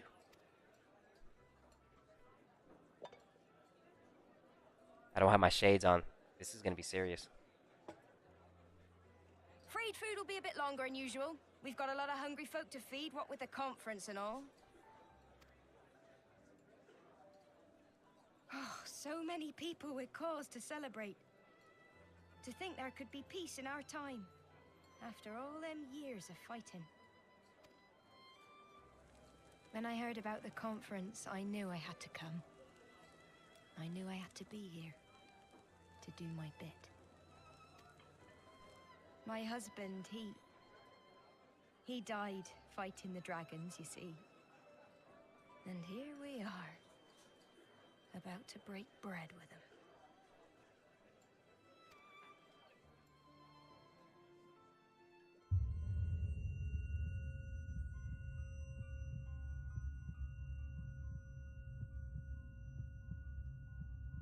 You were right, mother.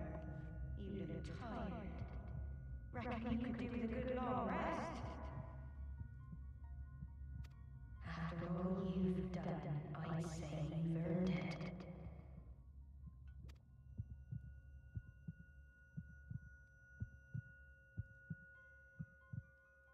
I've been poisoned.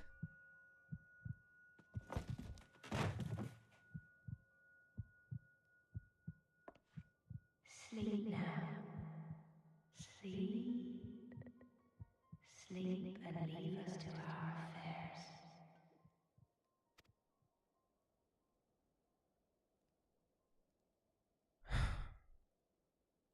This was never your fight.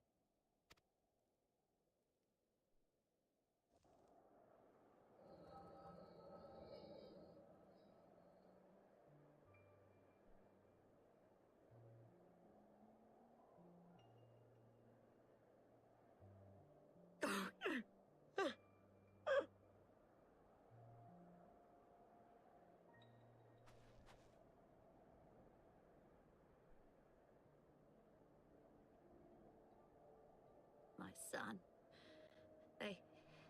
They told me he walks in Alone's halls. Him and the rest of his unit. They told me the same.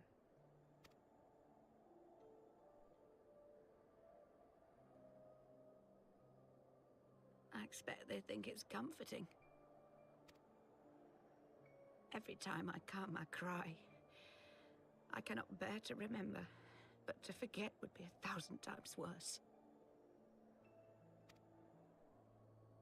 Yet that is what they would have us do. Accept this truth for the sake of peace. Bury the past and look to the future. But he was my future. My flesh and blood. My heart.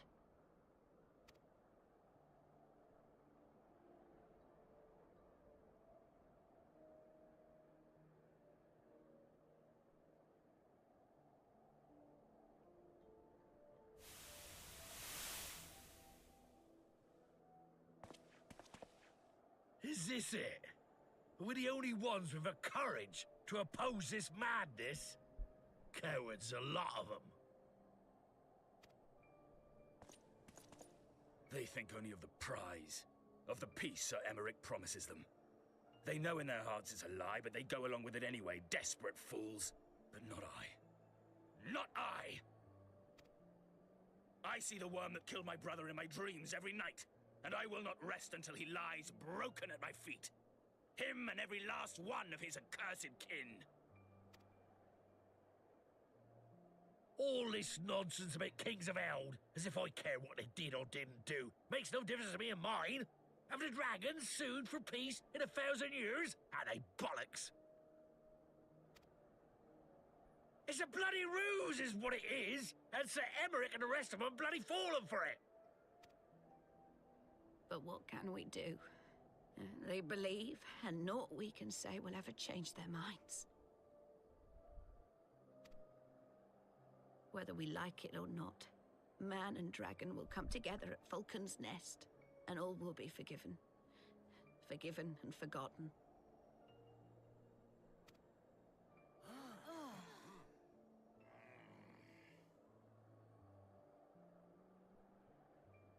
No. I will not let that happen.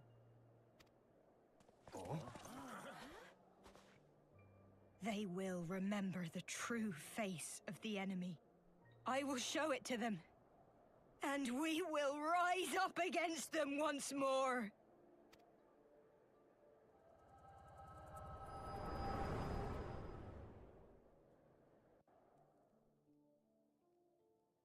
Hey! Hey! This is no time for napping.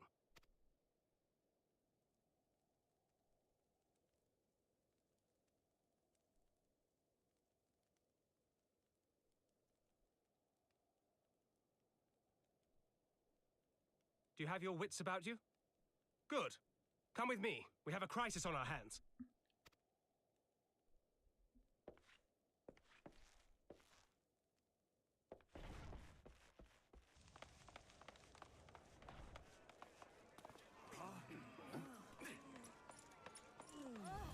What?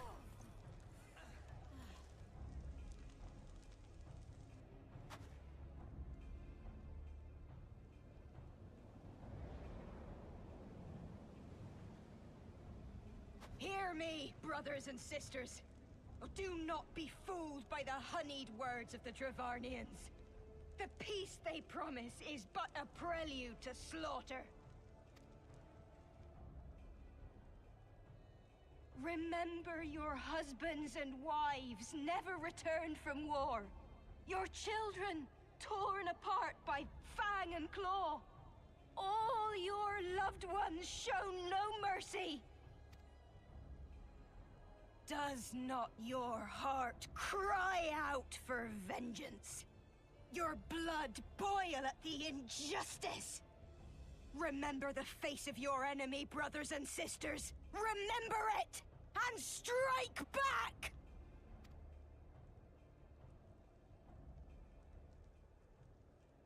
You there!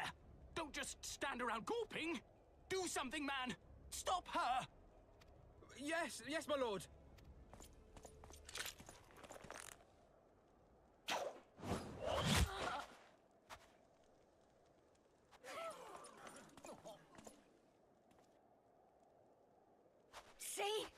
See here the true nature of the Highborn. With lies and deception they lead us to our doom. And dare we raise our voices in dissent? Death is our reward.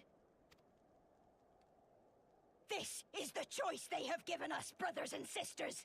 Death by dragon's fang, or death by nobleman's command. Death to all we hold dear. I spit on your choices, noblemen! You will take no more from me! No more! No more!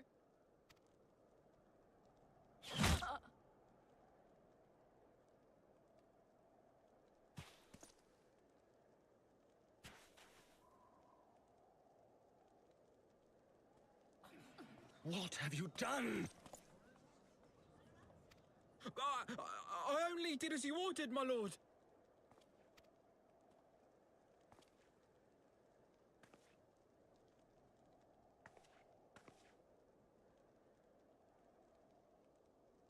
Oh, dang. I gave no such order. I did not. I never meant for anyone to... Dang.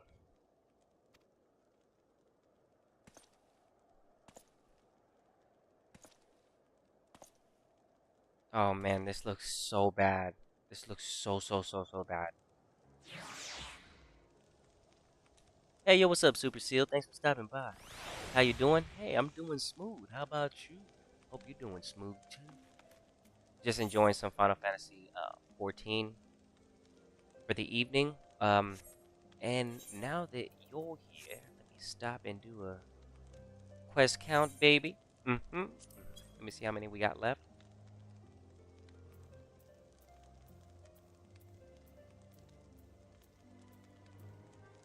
So about 12 quests left for the evening.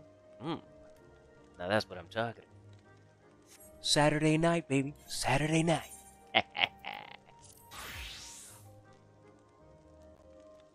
Doing good, just taking a break from games. That's good. No worries. Relax. You know what? As you say that, I just been so tired of ads that pop up like when I'm trying to watch something on my phone or something like on one of these streaming apps or something like that, and I'm like, you know what? Like I'm gonna go watch. I'm gonna literally go watch somebody else play a game. And you know what I figured out not too long ago? I was like, dude, when I sit and watch somebody play a game, there's no ads, depending on who they are. Or I mean, you know, we're on YouTube, so we chilling over here. I'm throwing shade.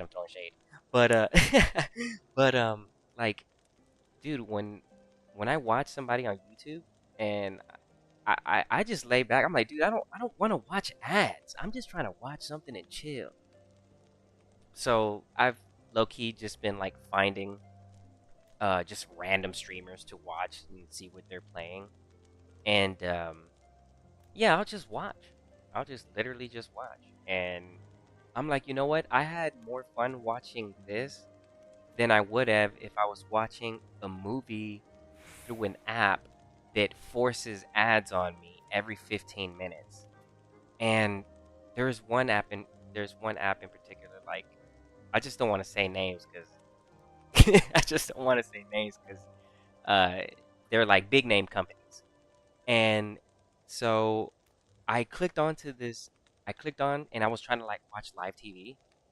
Dude, every single time I open up this app, the first thing it does is show me ads, and then I run to the TV to see if it's showing those same commercials, and it's not. Just because I'm on my mobile device, it forces me to watch ads before I start watching anything.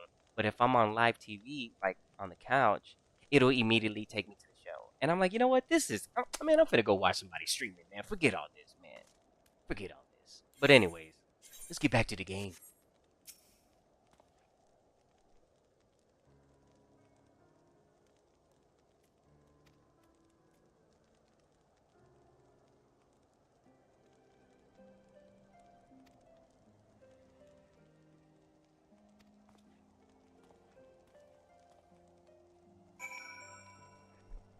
Yeah. I'm okay with ads too, but yeah, like if it's a streamer, no worries. But like, dude, I don't know how. Just take a second to. If you go turn on the TV right now, bro. If you turn on the TV right now and you try to watch TV on any channel, dude, and there's another thing I noticed. Every single, I don't want to name channel names, but dude, every single time I'm watching a channel, and then let's say I'm watching a movie on this channel, and I'm like, all right, good, and then it goes to commercial, and I'm like, all right, let me switch to the next channel, and I go to the next channel, that channel's on commercials, and I'm like, all right, well, I'll switch to this channel. I switch to that channel's on commercials, and I'm like, okay, let me switch to this channel. This channel gives me like 30 seconds to watch something, and then it goes to commercials. I'm like, bro, live TV is full of ads. It's so bad. It is so bad. I was like, bro, how can people sit here and watch TV? I gotta go watch somebody doing something. I can't do this right.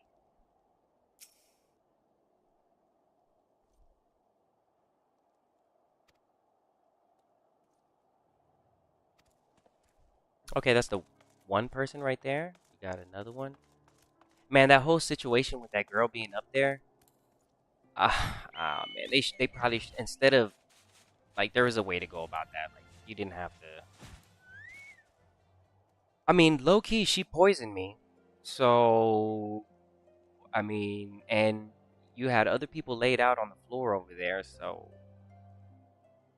I mean, right to trial, I suppose. But low key, you poisoned me, so you got to go. I mean, the warrior of light over here, baby. You can't be doing that.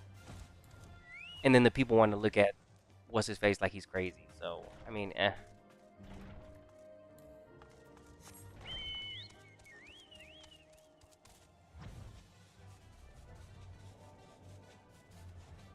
What a situation. That's a bad situation though, because it's, and then he lied. He was like, I didn't give those orders, and I'm like, I mean, you didn't really elaborate. You said to take her out, so I mean, we did. So it's like, dang it, man. You should have gave a better order than that. You know, take her down from there. You know, like that was a bad call. He shouldn't have did that. But yeesh.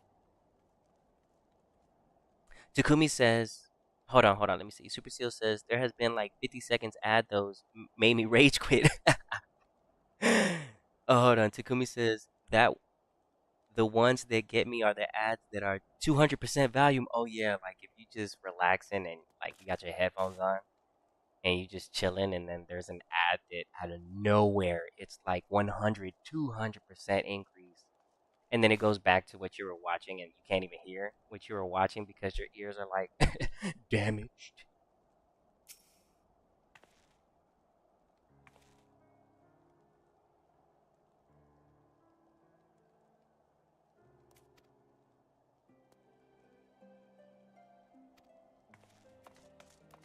I was just thinking that the other day. I was like, dude, man, TV has way too many ads. Way too many.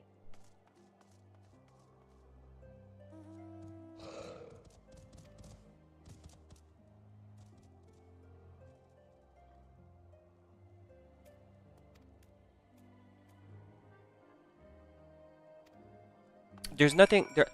Look, there's advertisements that are good, so don't get me twisted on it, right? There's some good advertisements, but I mean, bro, there is just way too much going on live TV. I'm surprised people don't like come together and complain about that. I'm like if you're watching it, I just don't know how. I don't know how we haven't raised, hell about that. Like, man, stop showing so many ads, bro. Can we just watch this show? Like, bro, there's so many ads on TV.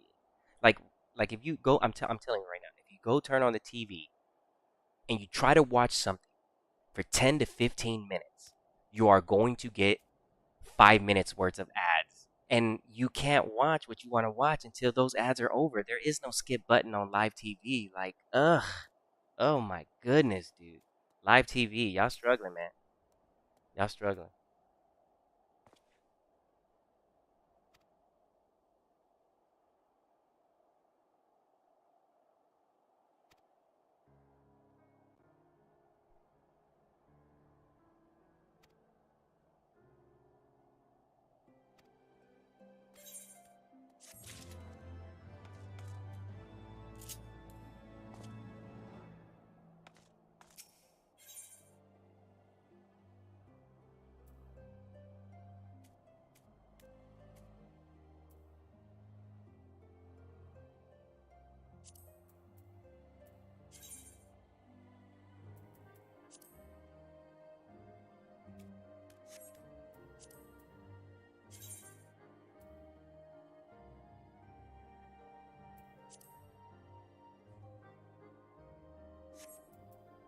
Nah.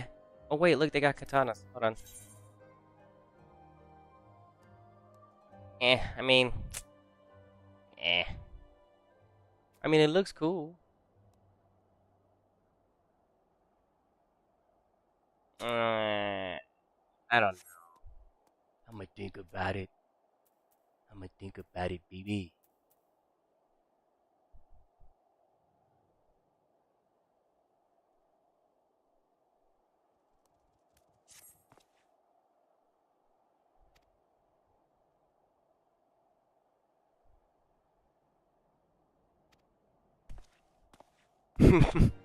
Bro, they be having a lot of stupid ads on TV.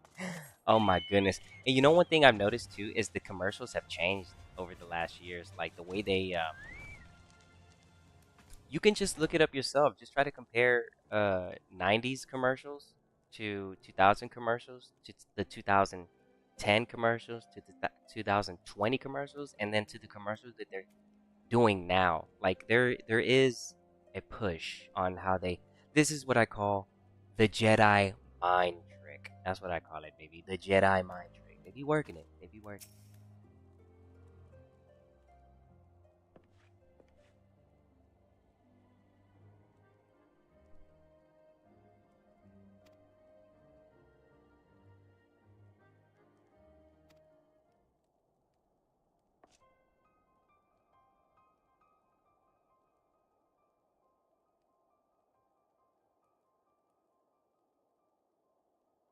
Hmm.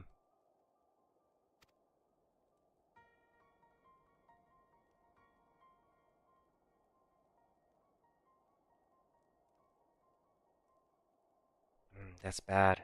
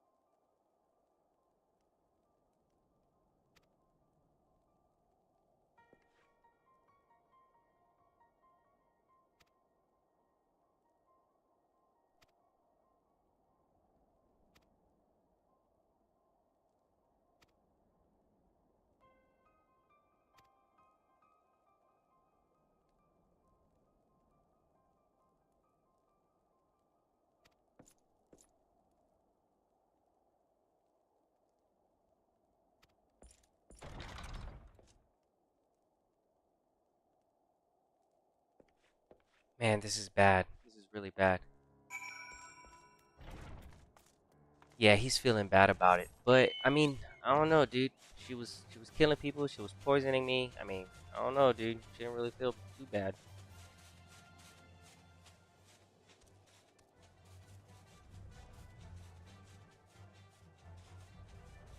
It's below.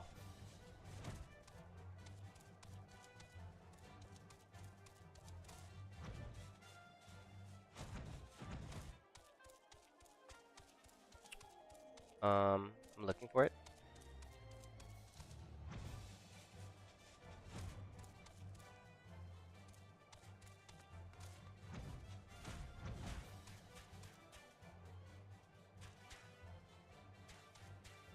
Somewhere around here. Watch it be over here.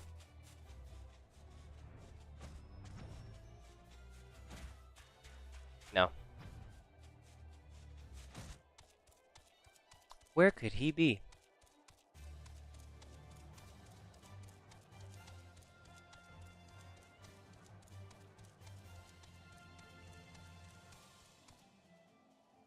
Huh. Where is he? Over here, maybe? Yep. Oh, well, yeah, I love how the... Listen, look at this. I love how the circles, like, feeding me right here, and he's over here. Like, he's literally over here. So, I mean, why can't you just do the small circle? Why you gotta do the big circle? Okay, no, that's cool. I get it. I get it. No. It's fine. It's fine. No, it's perfect. No, that's just swell. Onawa!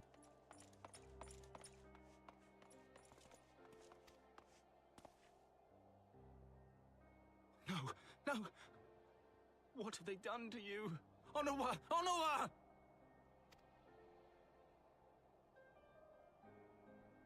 Bro, he's just a kid, dude. Is that you, my lord? You seem rather flustered. Because of you, you imbecile! What in the seven hells happened to you?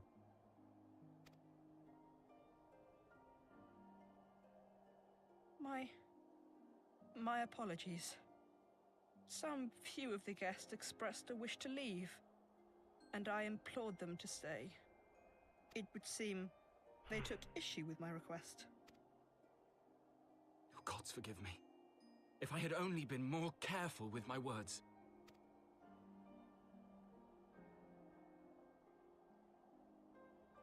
Do not blame yourself, my lord.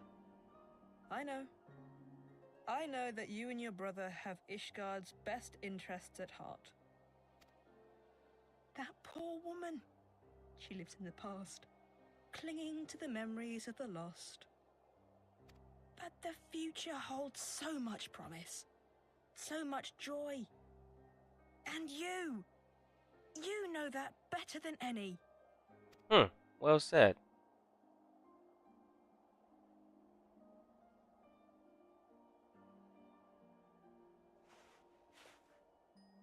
Onua? Calm yourself. The boy will live. But it's imperative we get him inside and into the care of a Chirurgeon without delay.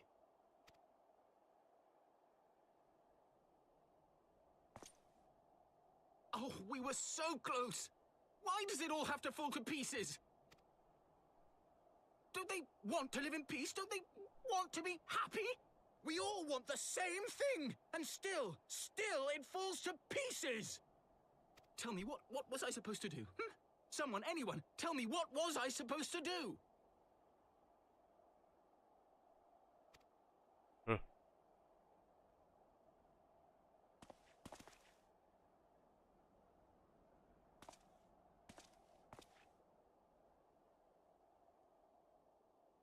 Stop looking to others.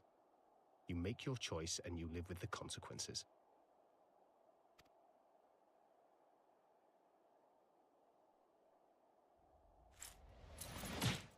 Oh! And what would you know about consequences? You who always know just what to say and just what to do. Your every deed is greeted with a round of applause.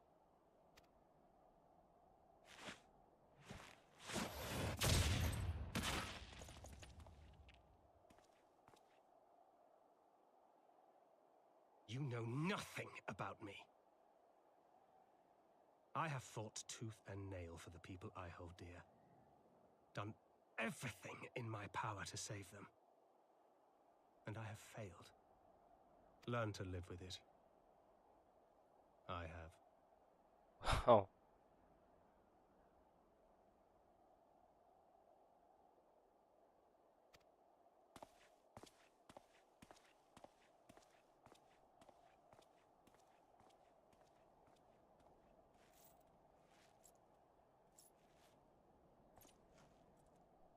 Walk it off.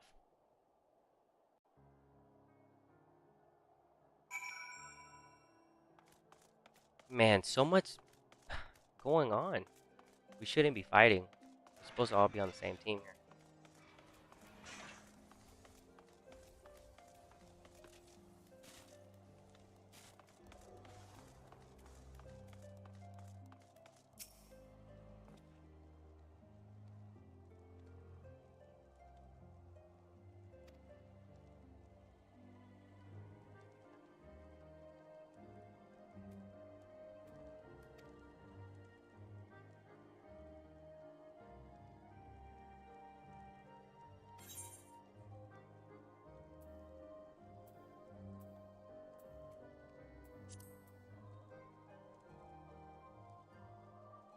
Instead of taking the 400, I guess I'll just take this for glamour. Why not? If there's anything, I'll take for glamour. I mean, 400. I mean, that's 2,000. I'll take it. I'll just take it for glamour. Why not?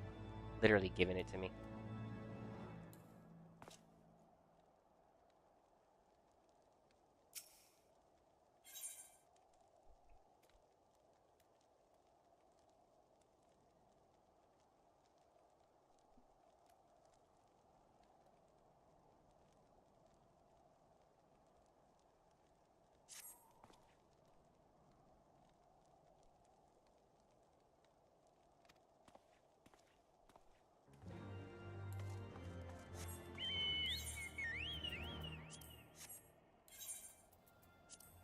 Oops. Okay.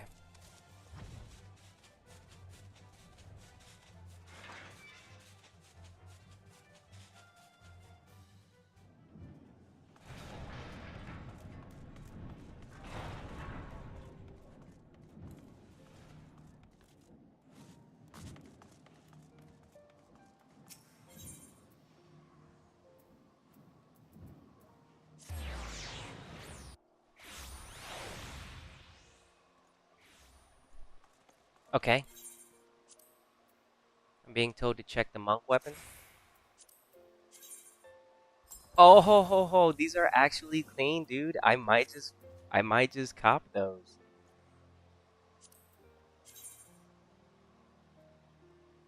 Yeah, I'm gonna cop these for sure. Oh yeah, that's a. Oh, I'm taking these, dude. Ah, these look clean. Yeah. All right. Good call. Thank you for that. Good call. All right, for sure.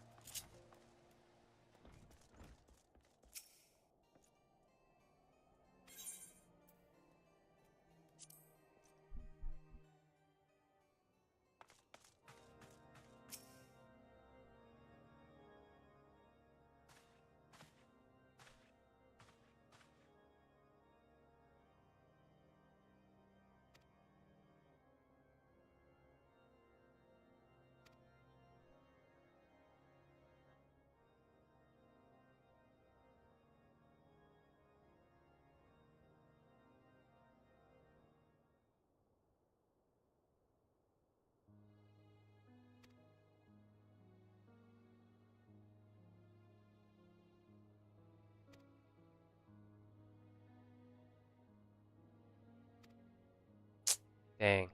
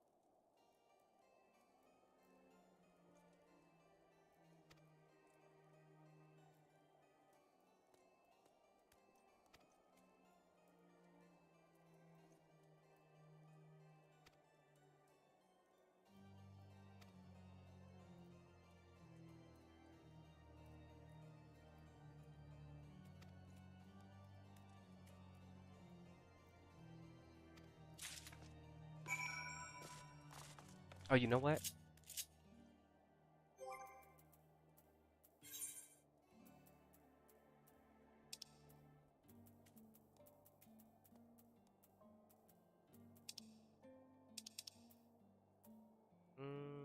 Where is it? Oh no. I'm starting to have a lot of minions. Okay, here we go.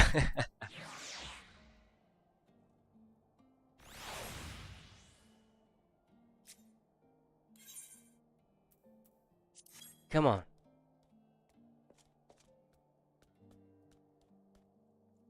Yeah.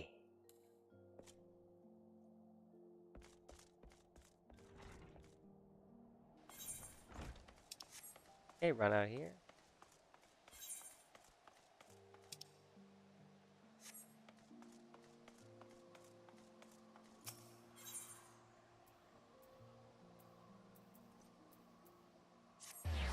It looks like it's by the stone. Oh, it's right here by the stairs. Yeah, I remember from earlier. Yeah, I'm gonna have to grab those monk. Those are pretty cool. They stand out.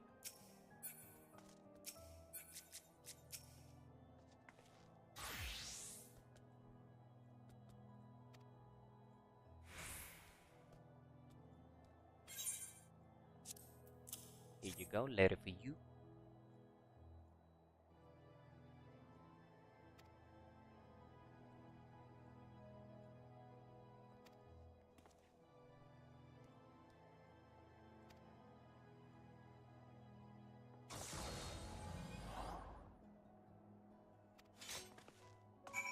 Okay. Right out there. Okay. Then I'll do this. Catch this one. Yeah. Bring me over here.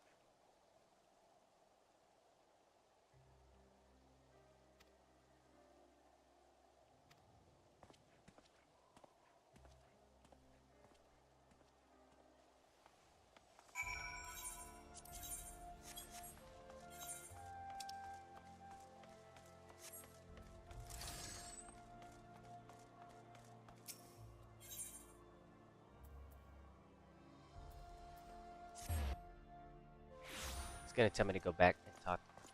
Yeah.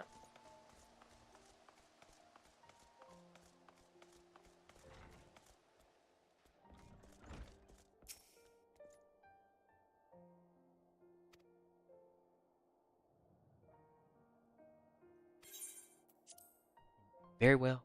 You may enter.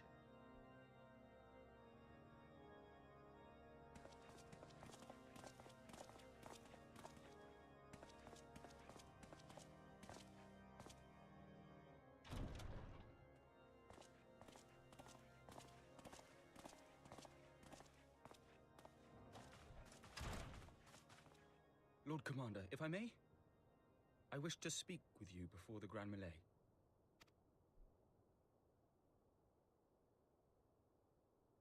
Proceed. How do you do it, my lord? How do you lead with such certainty, when so many of our countrymen will not hear of peace with the Dravanians? Some of them hate you almost as much as the dragons themselves.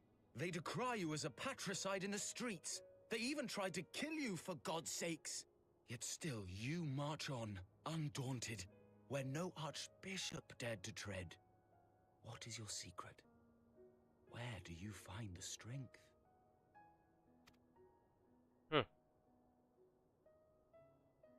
For centuries, our nation has been punished for the sins of our forefathers.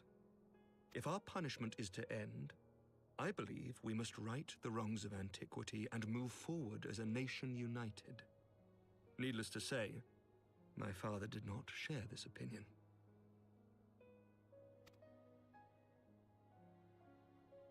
He did not believe the people strong enough to bring about their own deliverance, trusting only in himself. Tyranny seemed to him the only solution. But I have faith in the people, Lord Amanalain. I have faith that they will weather this storm and overcome every trial we set before them.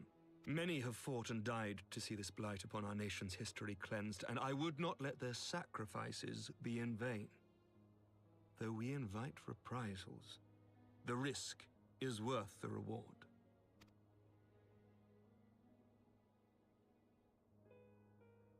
I want to believe. I do.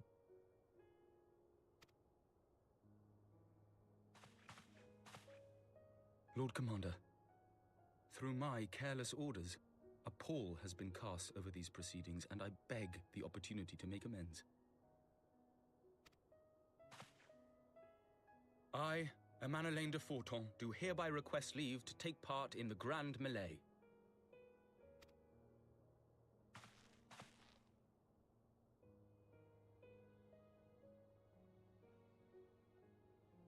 Who am I to deny such a heartfelt plea? We would be honored to have you join the fray, my lord.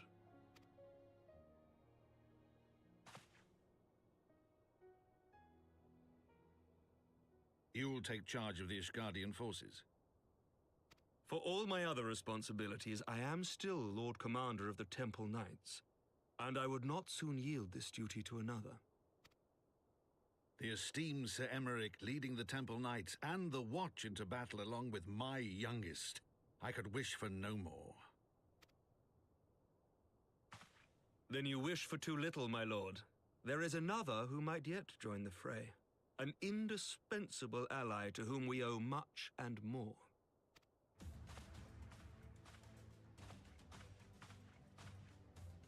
An adventurer beholden to none who nevertheless chose to champion our cause, who has shared in our suffering and in our glory. A warrior without equal, who I am privileged to call a friend. There is no one I would rather have fighting by my side. I ask this in full knowledge of your obligations, and will not think less of you should you refuse. But if your conscience will allow it, might you oblige me, my friend? One more time.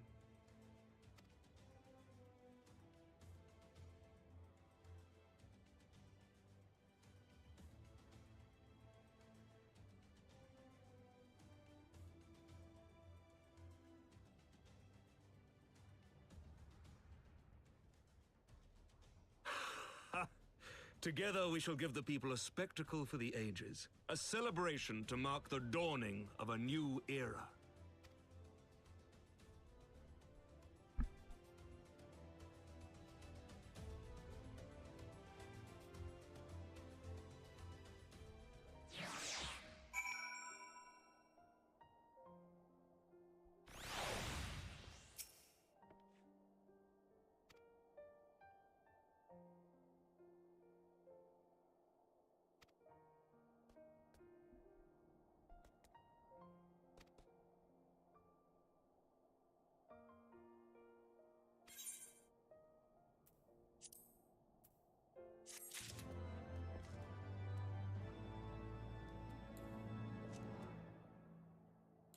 I might as well just slide them on right now.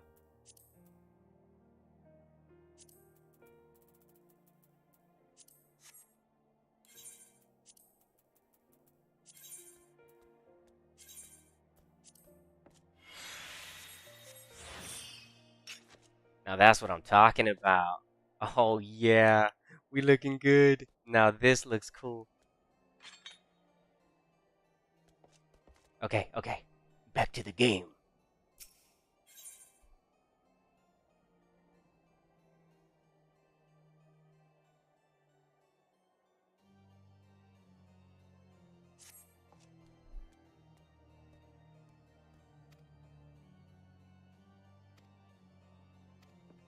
We will not fail.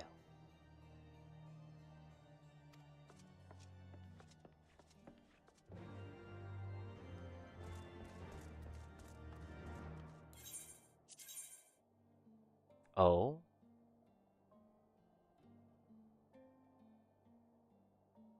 Oh, outside the doors. Huh? Okay.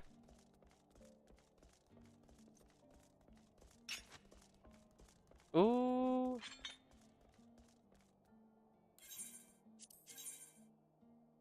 I'll just teleport and fly over.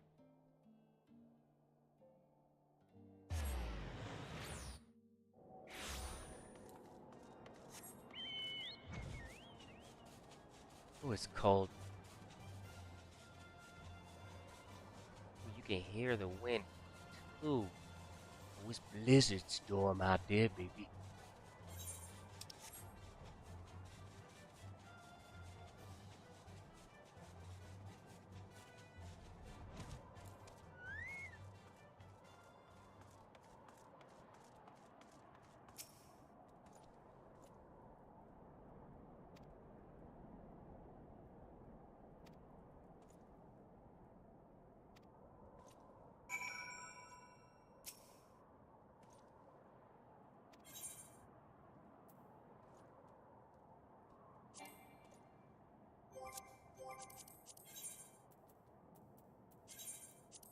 Be right back.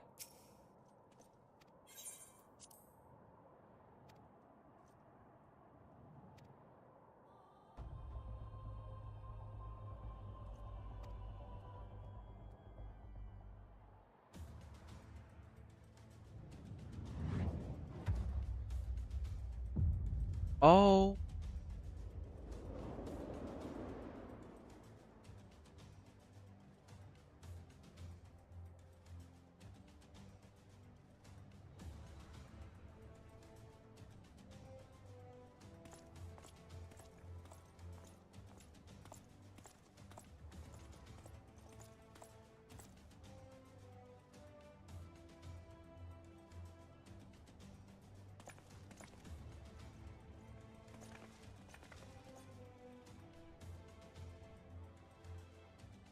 Let all here present heed well the rules of engagement.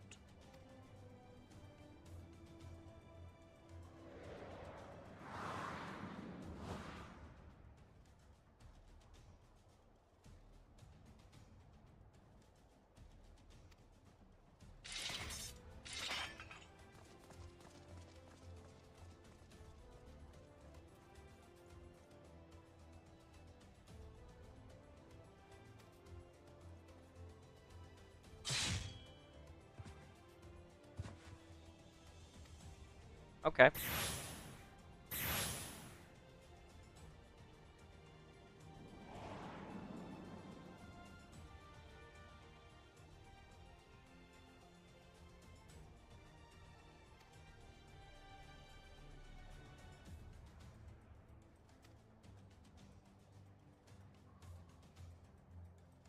Okay.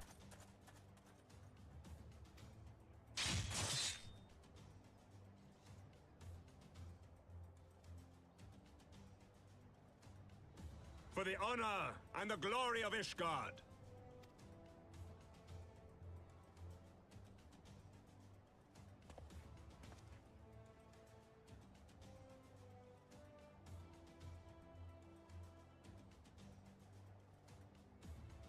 Oh, the ladies are watching.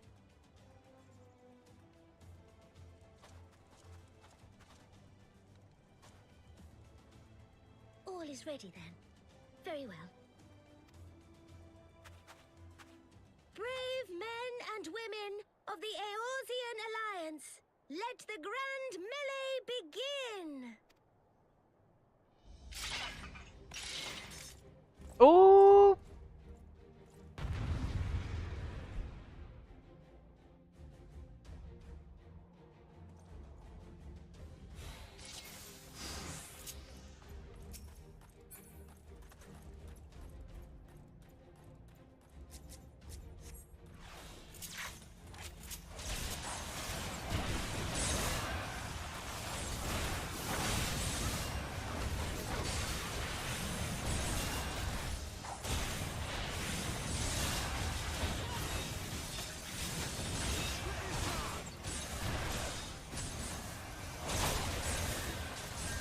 Oh, you're gone.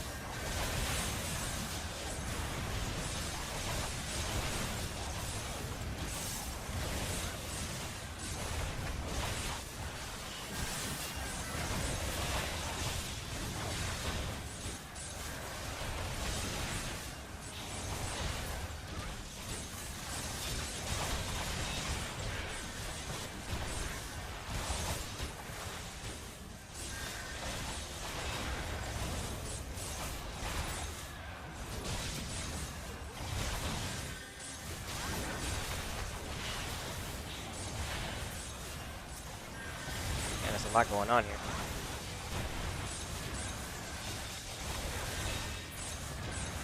Action packed.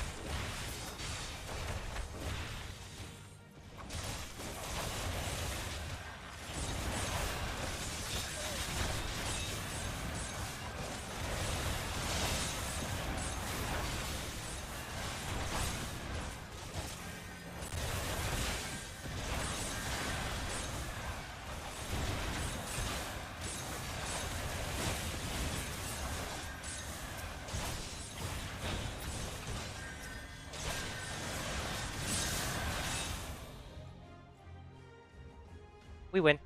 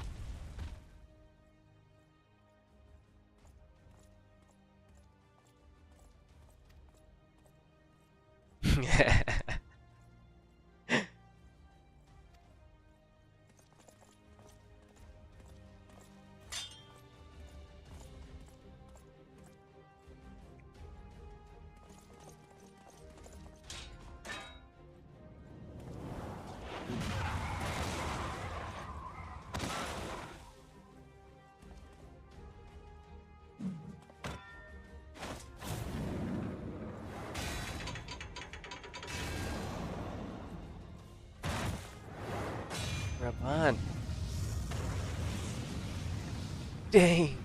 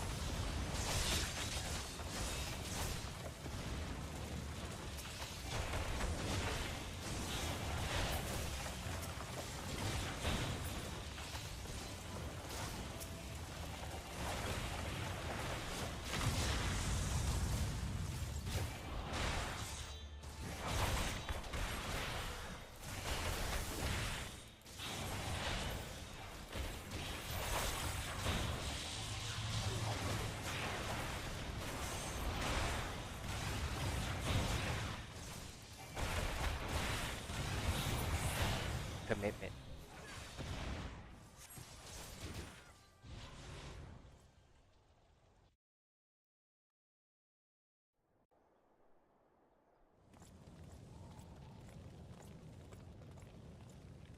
You've done well, Ribbon.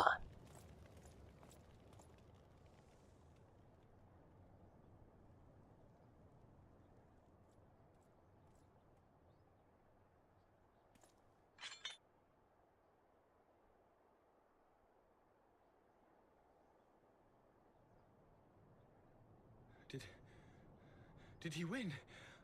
Then we...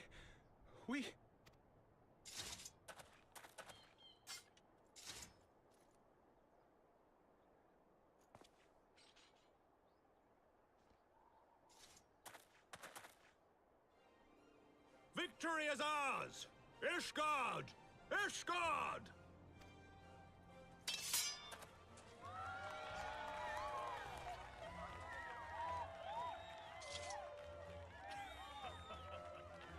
Well fought! Well fought, my friend! You truly are the warrior of warriors. Thank the Fury you were on our side.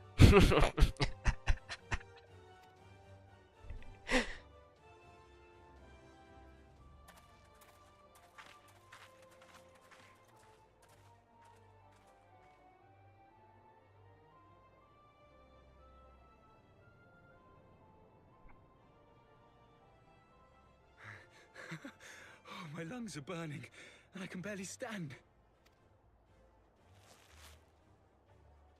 I didn't think I could do it, but then I did.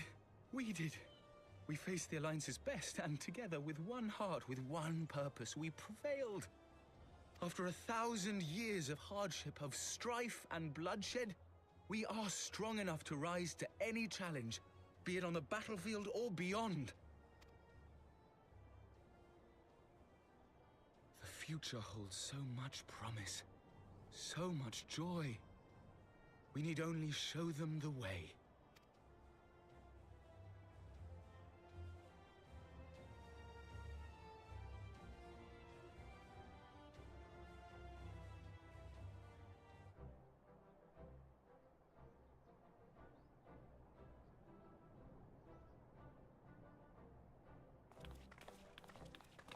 Nanamo. A truly magnificent display, Sir Knight. While doubtless less than pleased, I am quite sure the Grand Companies are honored to have been bested by such valiant warriors.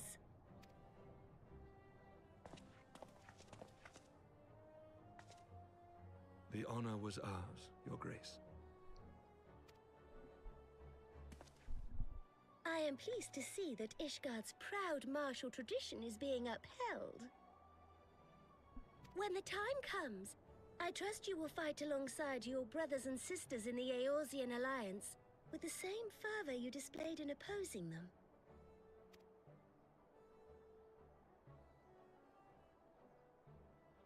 I note that our friend elected to take the field in Ishgardian colors.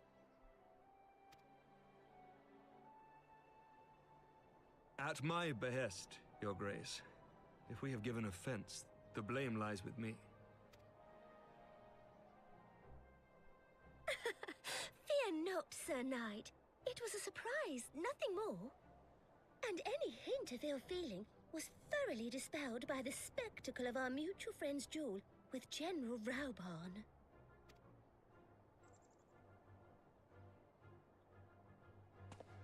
On the subject of surprises, I could not help but marvel at the passion and unity of purpose displayed by your countrymen, given the troubling reports we have received of late. I shall take that as a compliment, Your Grace. The events to which you allude are the price of change. The end of the Dragonsong War marks the beginning of a new era for our nation, and for the people, high and lowborn alike, who will lead her into the future. Ah, yes. The people.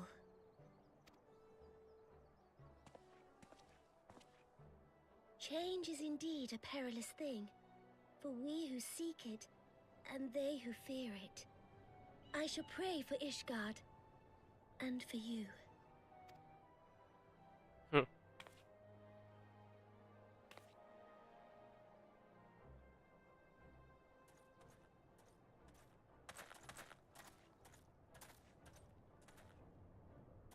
Well, that made for a refreshing change.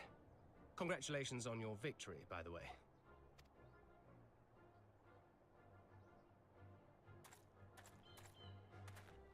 Ishgardians certainly seem happy with themselves. I, for my part, am merely glad you did not strain anything in the process of single-handedly winning the battle for them.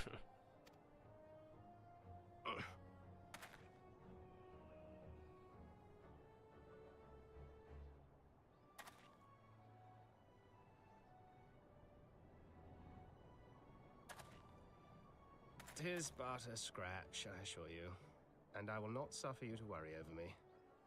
Not when we have a dozen far more important concerns. Make that 2 dozen. Still, as your Stola never tires of telling me, we can but face them head-on one at a time. One day at a time.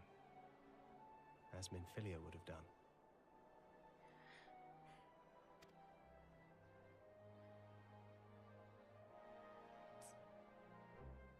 Minfilia.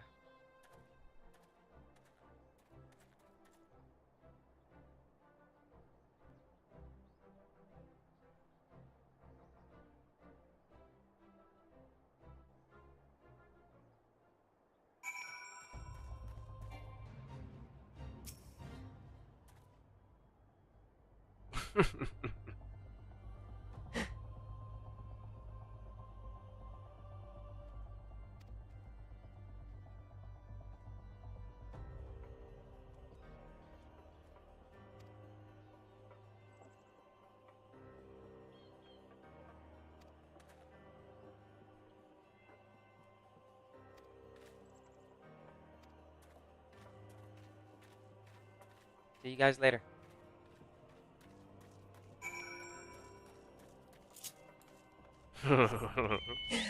Notice how Ramon said back in the day it would have been different. Yeah, yeah.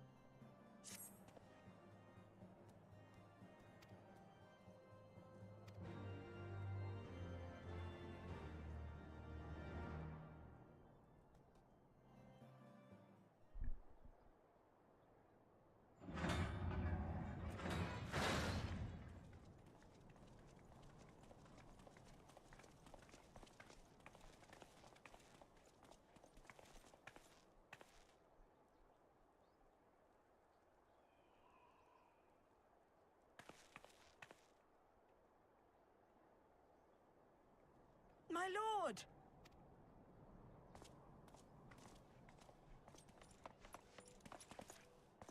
Honorwa, my boy. Shouldn't you be in bed? Thank you for your concern, my lord. But I have largely recovered from my ordeal, and I have naught but several scars to show for it, which I have been told some women may find appealing. My boy's thinking about the ladies. He's growing up, baby. He's growing up. I see. And to think I was worried sick over you. I'm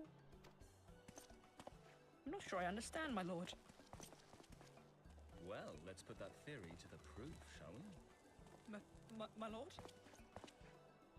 'Twould seem that a great many things have occurred in my absence. I thought I might begin to make amends by welcoming you in person.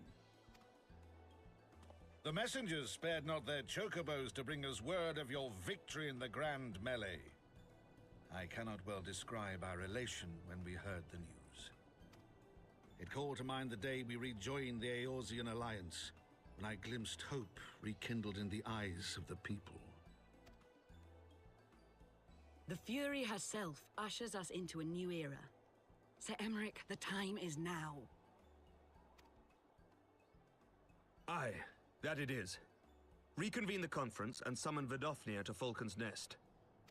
We will make peace with Hraesvelga's brood and hasten this bloody war to its end. Yes, Lord Commander. I will send word to Artoirel and bid him resume preparations. Emmanuel, you will place yourself at your brother's disposal.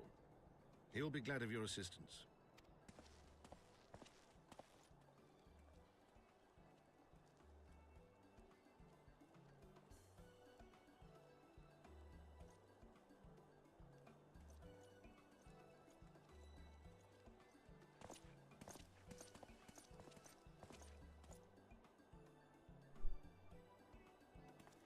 No stopping it now, is there?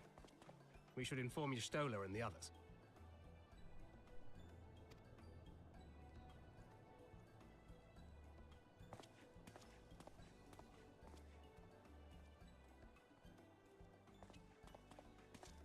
My dear friend, I doubt I will ever be able to thank you enough. But when the conference is successfully concluded, I damn well mean to try.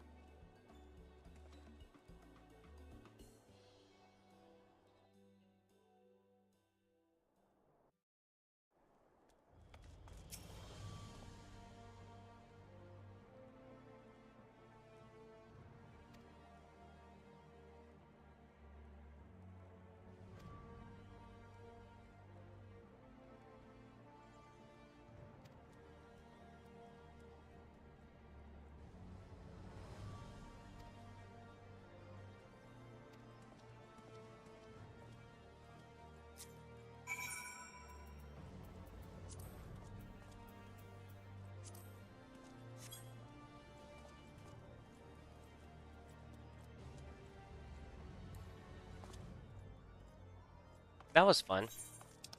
Small little break from all the seriousness going on. Light-hearted battle, friendly contest. I think that's pretty cool. Yeah, for sure, for sure. It is a change in pace, and everybody was happy there for a moment, so that's nice to see.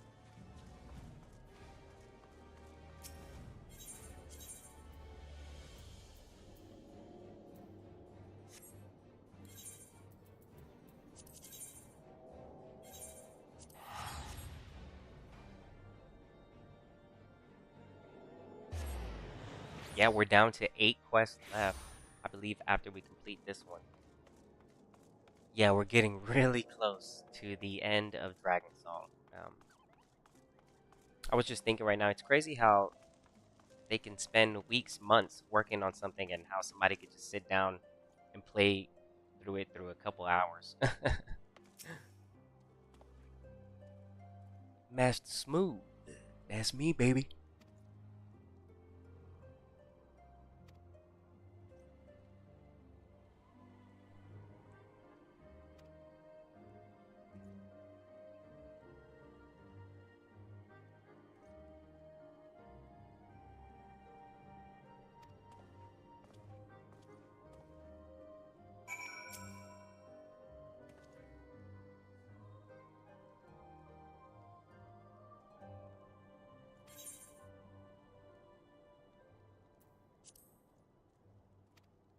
Oh, let's go then.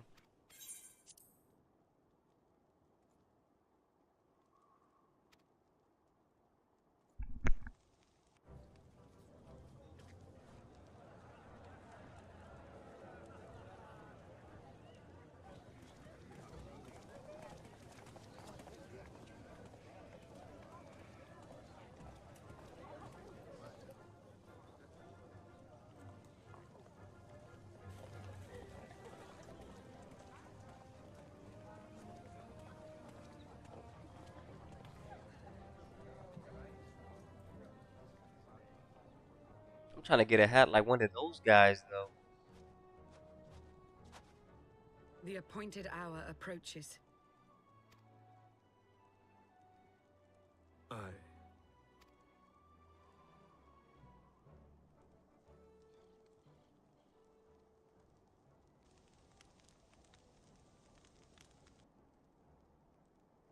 She begged leave to watch the proceedings. I saw no reason not to grant it.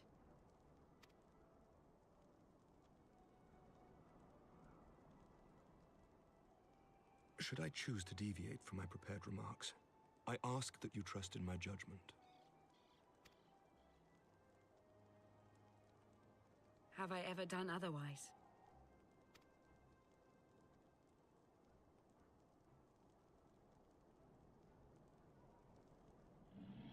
Almeric?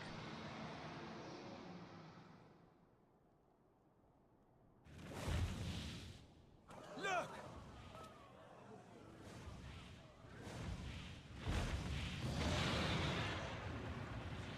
The White Dragon!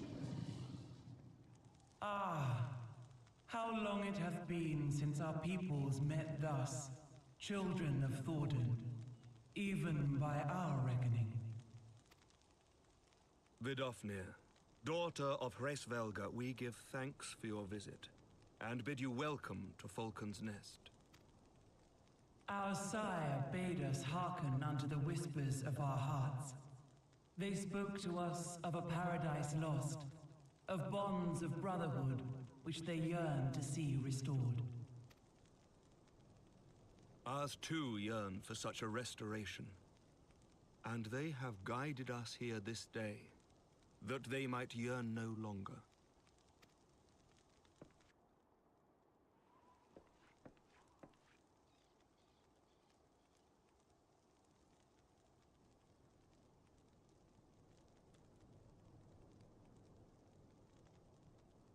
Brothers and sisters, ye who stand as witness, hearken to me. Since the days of Eld, when the bonds betwixt man and dragon were sundered by our hand, our peoples have known only war. Bloodshed without end, losses beyond counting, and still we fought. And still we fought.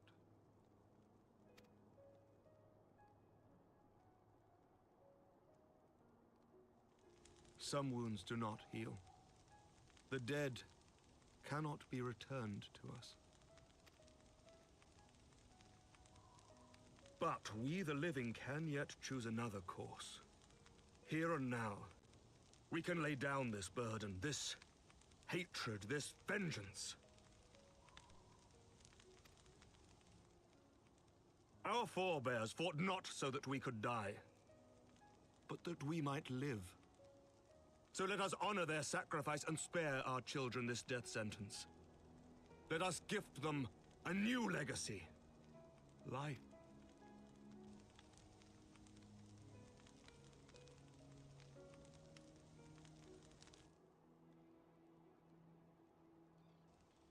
Betwixt our peoples yawneth a divide deeper than the deepest abyss, wider than the widest sea. Generations will live and die ere this divide is bridged. Knowing this, doth thy heart yet yearn for peace, son of Thordan?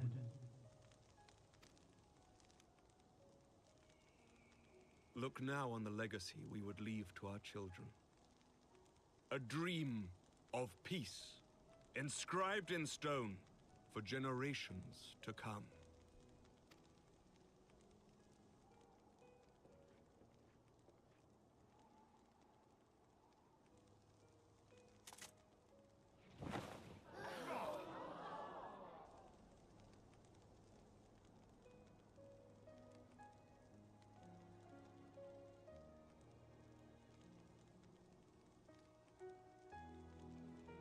Father and his beloved, as they were so long ago, happy and at peace. The dream they shared shall be ours once more.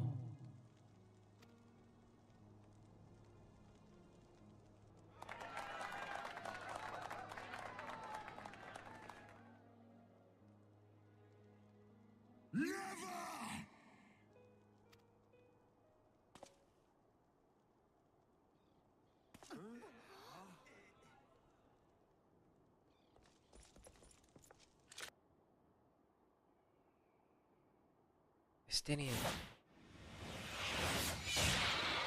No! What? No! Your bow! No.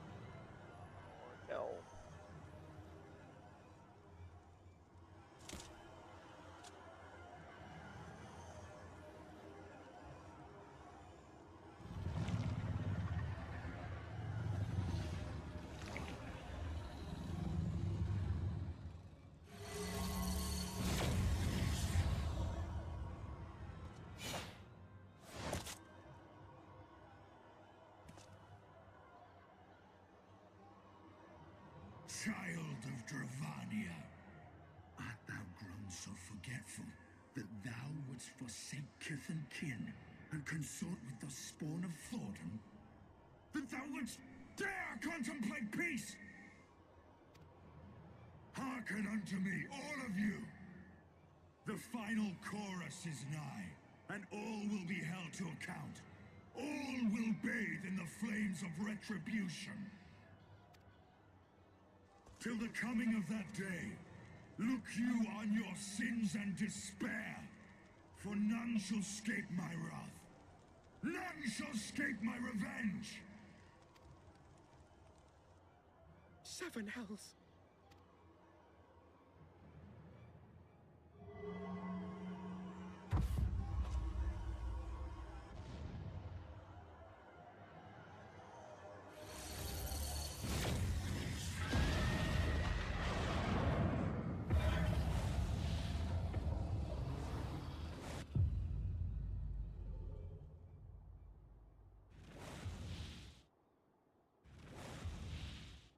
Damn you, Nidhogg.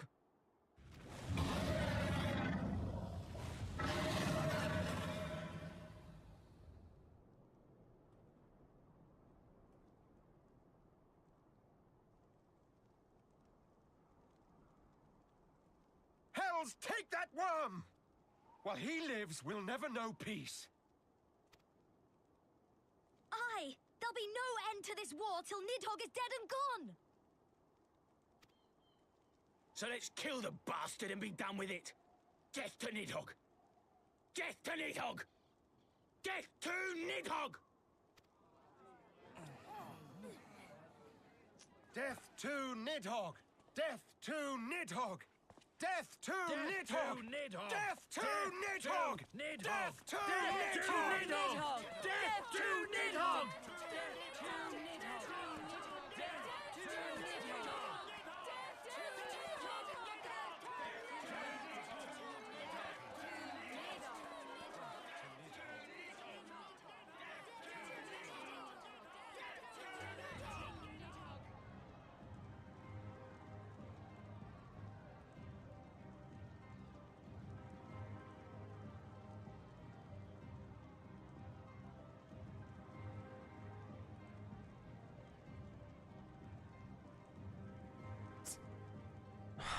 Dang, man. My goodness.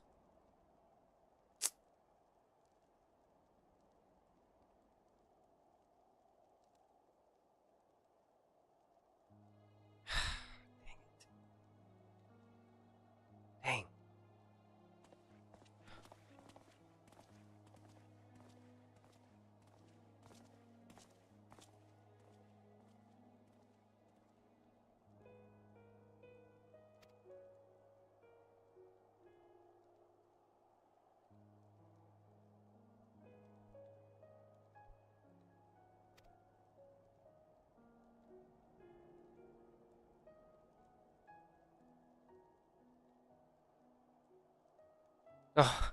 Oh my god. Oh gosh. I hope you're okay, dude. Oh my gosh. Oh my gosh. Okay. I just. Okay. Ugh.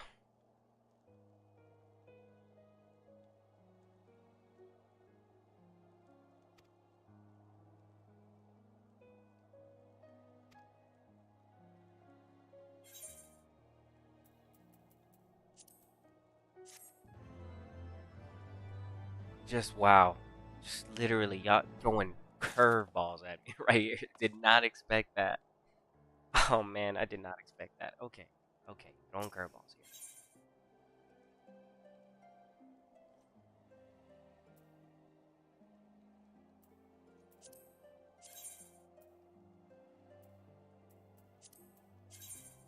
Oh.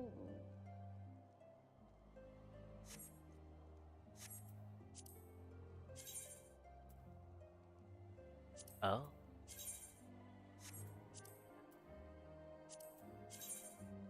Oh, look at the chest piece though. Hey, that's pretty clean. I'm not gonna lie. Yo, that's actually pretty clean. What you got in here for me though?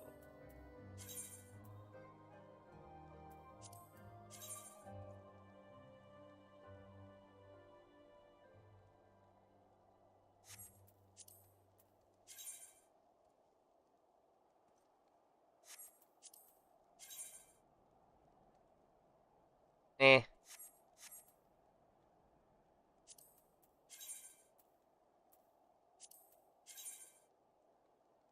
Eh.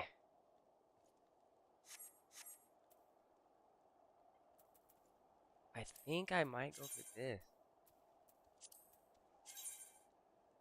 Yeah, I think I'm gonna go for the Dragoon one. Yeah, we'll go for the Dragoon.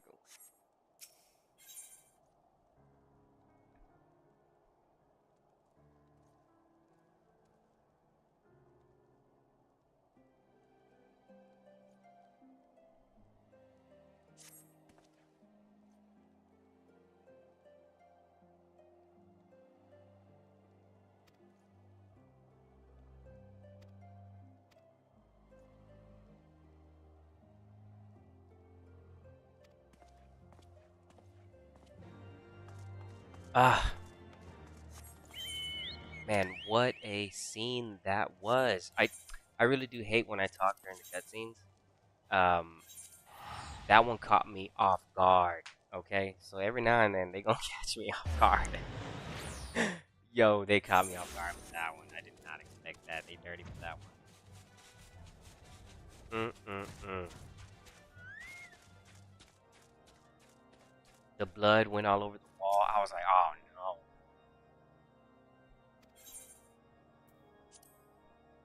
Rated M for mature, baby.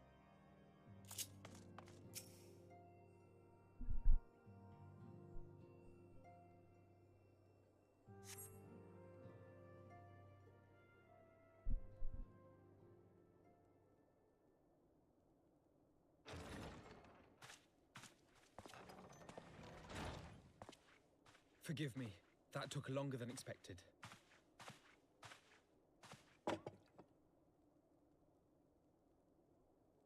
You seem puzzled. Oh, these. I thought something warming might not go amiss.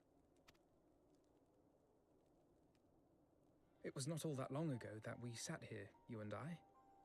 In our very own falling snows, as Lord Horshvon called it. I still struggle to believe he is gone. And Azelle too. I had such hopes for her. Master Matoya asked me what it was all for. Why we fight. Well, I needed a new answer. One that I could live with. And when I saw Estinian at the ceremony, I knew at last what it was. I do not want to be a man who sacrifices his friends and family for a cause. I want to fight for Estinian, and I want to save him. When Nidhogg leads the Horde into battle, Ser Emeric and his forces will do what they believe must be done. That is their choice to make. Yet even if Ser Emeric is willing to forsake Estinian, I am not. We must fight for him, for he is our friend and ally.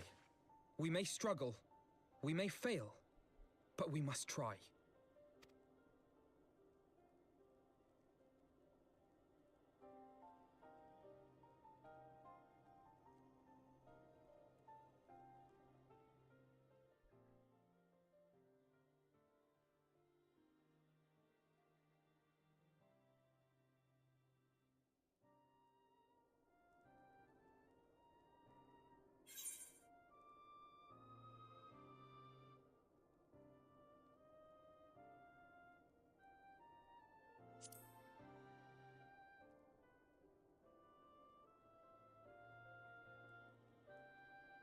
We will.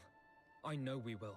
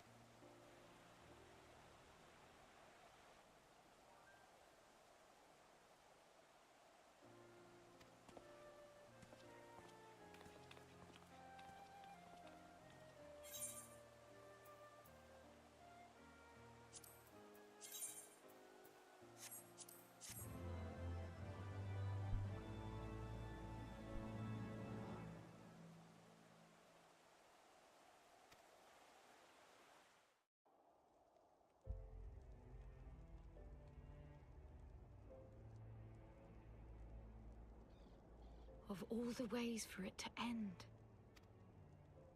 Even before his transformation, I could feel the Wyrm's hatred swirling about Estinian. The terrible, all-consuming rage. Enough to fuel a 1,000-year quest for vengeance. It was all I could do not to run away screaming. But Ishgardians, nay, all Eorzeans, are made of sterner stuff. They face danger and death on a daily basis and understand what it takes to win a war. Think not too deeply on Master Matoya's words. Her intent was but to steal our resolve.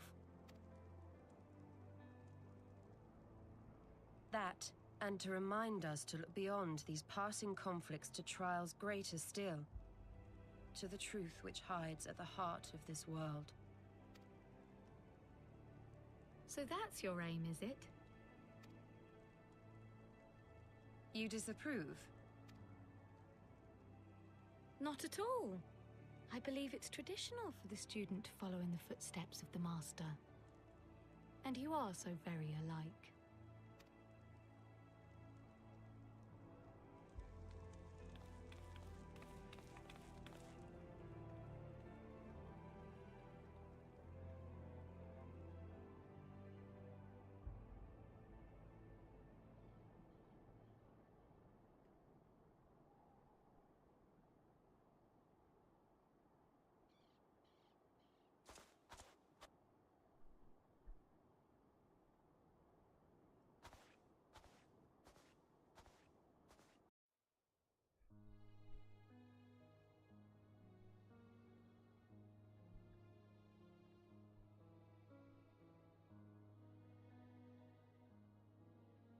Change.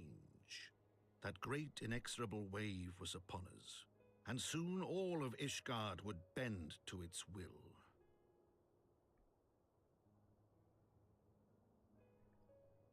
For all our sins, for all our scars, the future for which we had long yearned was at last within our grasp.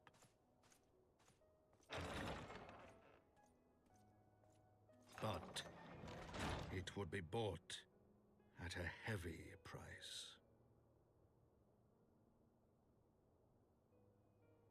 For in those twilight hours, did Nidhogg cry out for vengeance, and his brethren raise their voices for the final chorus of the Dragon Song War.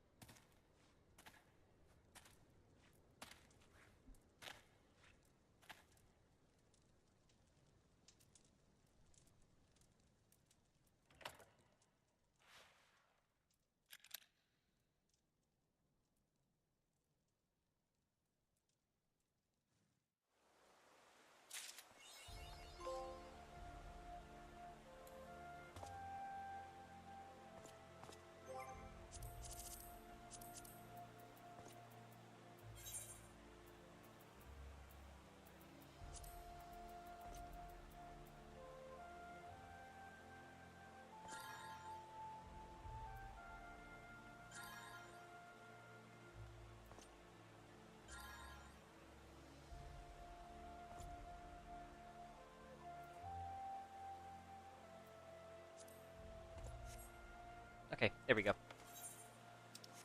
Alright, let's see.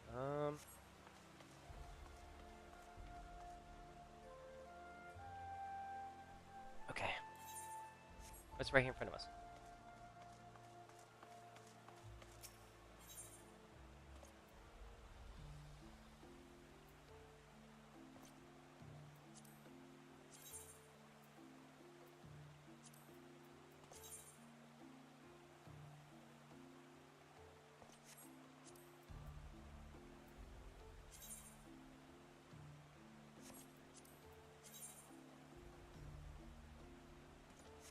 I'll get these, why not?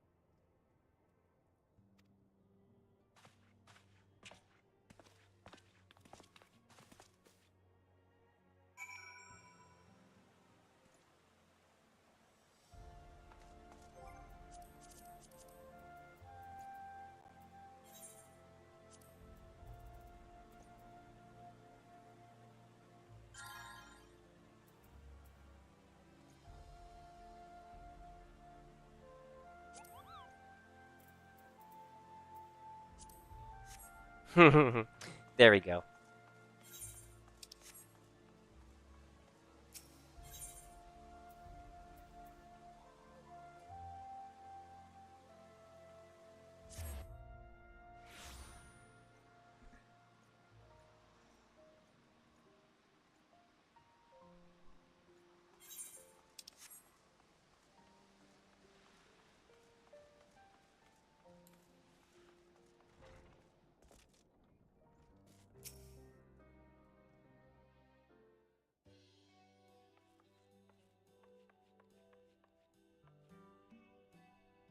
We have kept you waiting over long, I fear.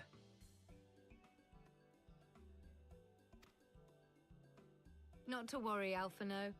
We had some rather fine mulled wine to keep us company. Truth be told, you could have delayed your arrival a few moments more. Gibrion got the spicing just right this time. His latest batch is not only delicious and warming, but soothing to the humours. Indeed. But 'twas not to soothe our humours that we gathered here. Ah, no, quite right. The matter of that poor dragoon. You have discovered something. A means to save him? Let us not jump to conclusions, shall we?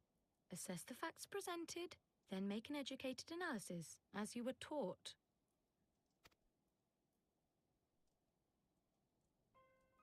Pray, cast your mind back to the moment of Estinian's transformation. Do you recall how you described it to us? You spoke of the sudden pangs which racked his body when he took up both of Nidhogg's eyes, and of how his form was twisted thereafter into a shadowy semblance of the great Wyrm. When he appeared at Falcon's Nest, the Wyrm's eyes were fused to his mail. Would that only his armor had been corrupted. Snaking forth from the eyes, I descried dark tendrils which entangled his very being. His ether has been all but smothered. Then he is lost to us forever? What did I just say about jumping to conclusions? Y'shtola clearly stated all but smothered. As I later discovered, her impression matched my own. Though Nidhogg's presence filled my mind's eye, beneath his seething aura, I sensed the merest hint of something else. And after listening to Y'shtola's observations, I became more certain of my suspicion that the something else I'd sensed was, in fact, the trace of a different will, submerged in the sea of Nidhogg's rage. You mean? Yes, 'tis like that Estinian spirit yet lingers.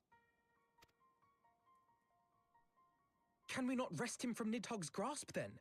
Tear the eyes from the armor? We know not if that would serve to separate Wyrm's soul from man's. None have ever attempted such a feat.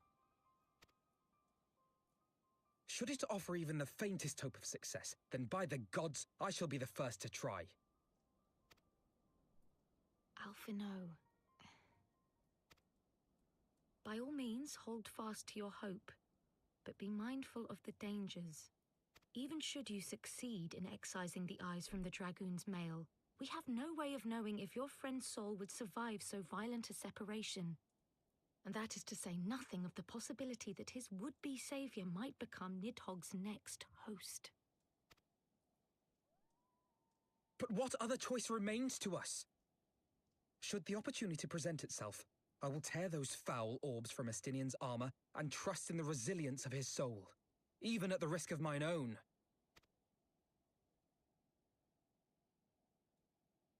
Ah! I found you at last!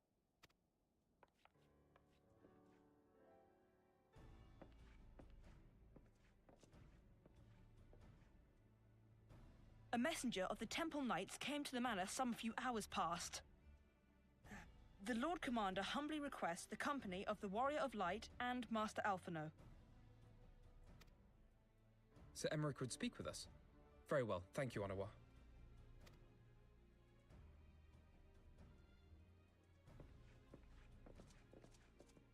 'Twould seem duty calls.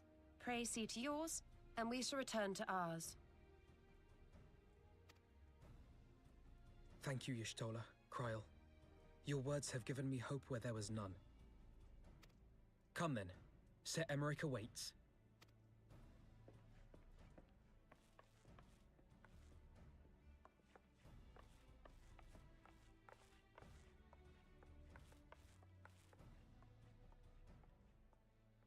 Alphino is allowing his feelings for this dragoon to cloud his thoughts. I worry he may do something rash. Keep an eye on him, would you?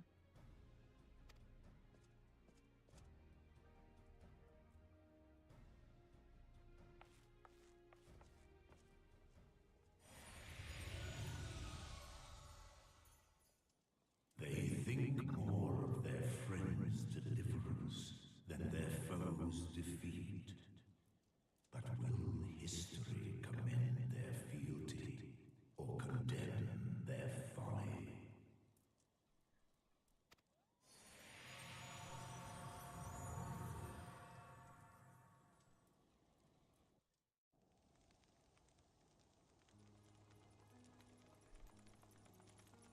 The conference held at Falcon's Nest was to be a celebration of the reconciliation twixt man and dragon.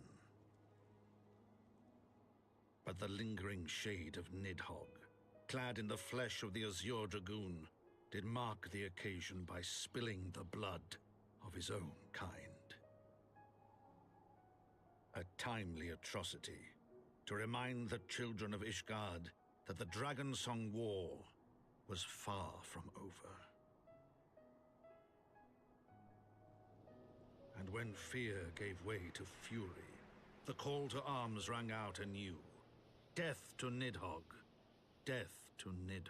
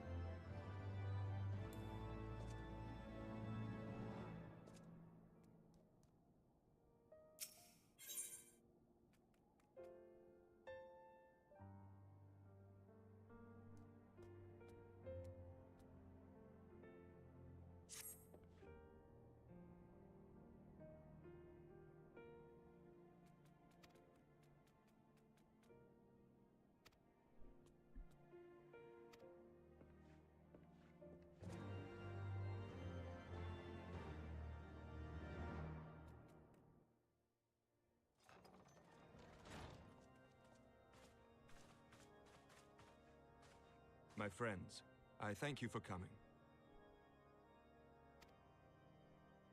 You have had news of Nidhogg? Alas not. Our scouts range far and wide, but they have as yet found no trace of the Great Wyrm. We dispatched an elite unit of dragoons to reconnoiter the churning mists, but even they returned empty-handed.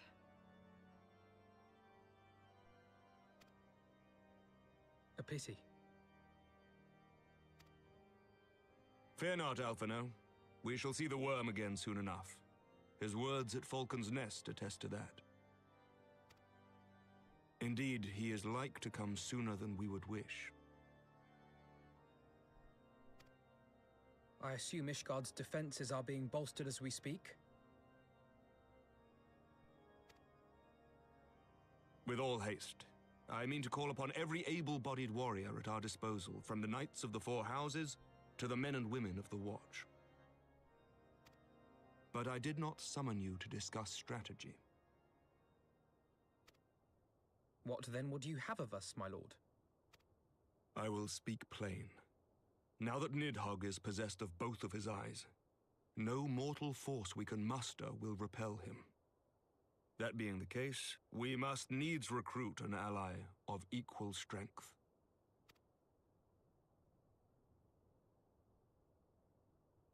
You speak of Hraesvelga? I do. To whom else could we turn? That he is Nidhogg's equal I do not deny, nor can I name another. But convincing the reclusive creature to do battle with his own brood brother will be... how shall I put this? It will be no small undertaking, yes. Estinian's report was most particular about Hraesvelga's unwillingness to involve himself in the affairs of men. But much has changed since your visit to Somal, and if there is even a chance that the dragon may be swayed, I must plead our case.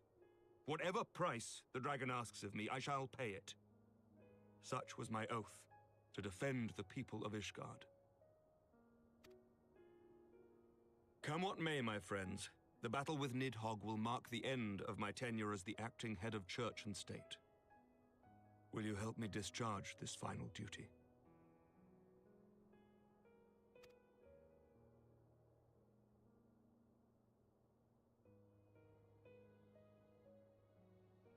We will, my lord, though I fear our involvement offers no guarantee of success. Come then, we will depart at your leisure. Thank you. Both of you. The city is yours, First Commander. My lord, we shall pray for your swift return.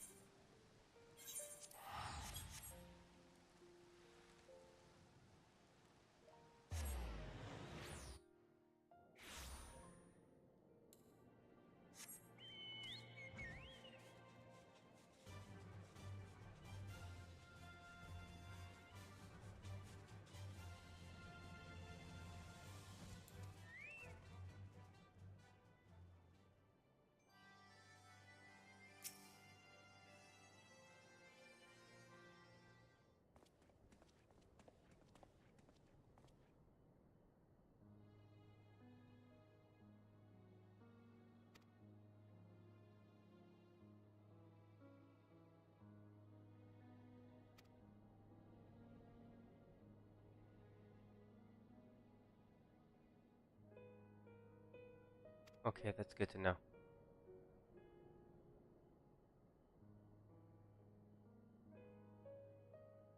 Yeah, I am so sorry that happened to you.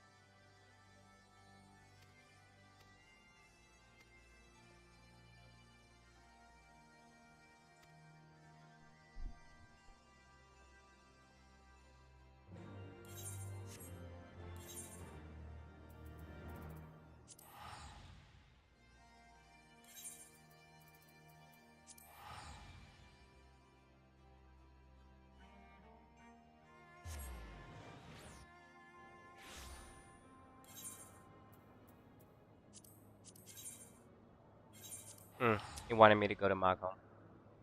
Okay, that's fine.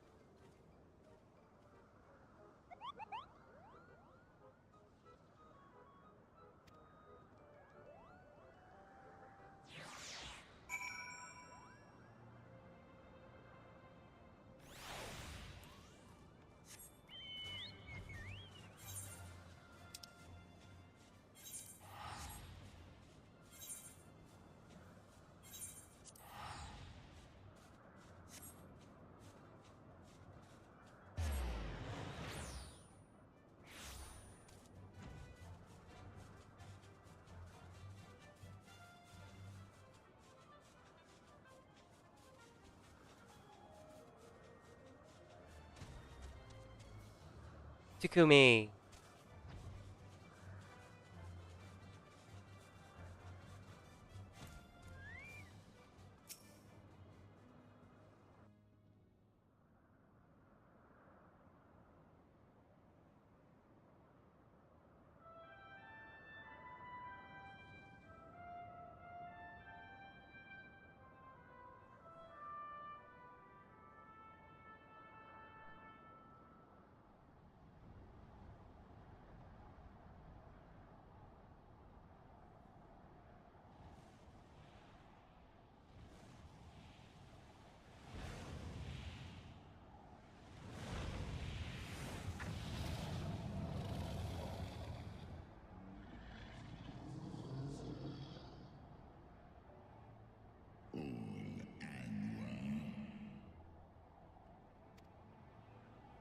Great Hraesvelga, 'tis not lightly that we beg this audience.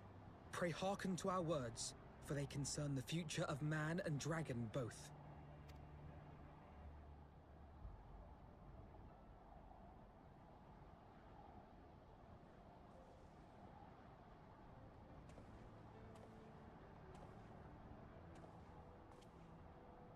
Greetings, Hraesvelga.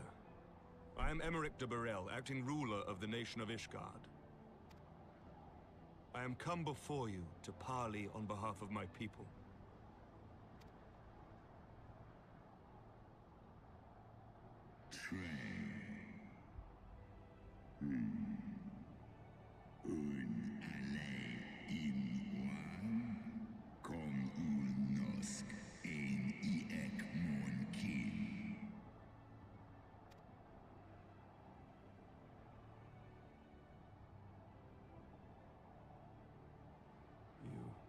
Foresaw mine intent.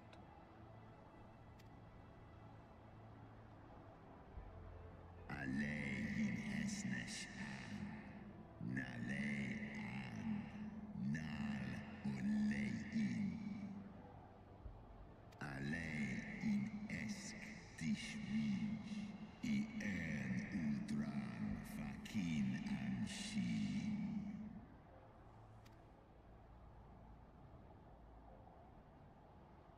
Tis echniteg casmon ikinin.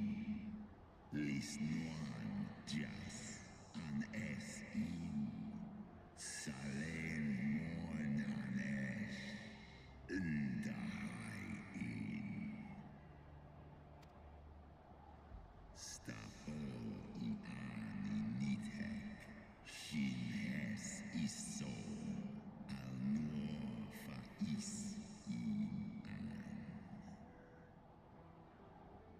Seth osk kom I nithek kin an. Nosk de gan en.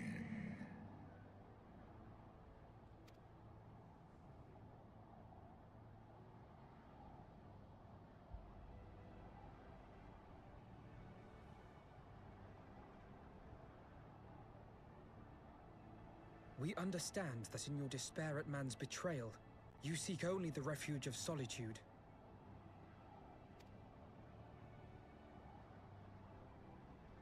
But despite your protestations of spent faith, do you not still nurture the smallest flame of hope?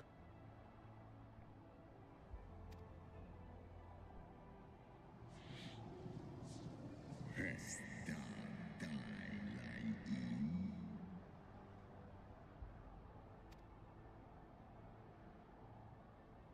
I do. If you claim I see falsely, then tell me, why did you consent to bear a Zell upon your back? Is known. Kaisia in. Holes exkdir falsu. Nesk an in eskba.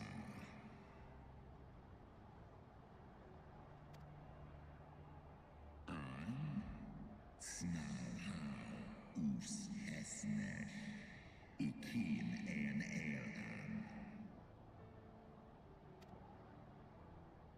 So you do distinguish between those who acknowledge and repent their sins and those who perpetuate them. Interesting. It seems to me that you have not, in fact, lost faith in mankind as a whole. Rather, you weigh our respective merits by how we allow the past to influence our future. Snosk in letlai. Nolosk asisan. Egmon kin una en.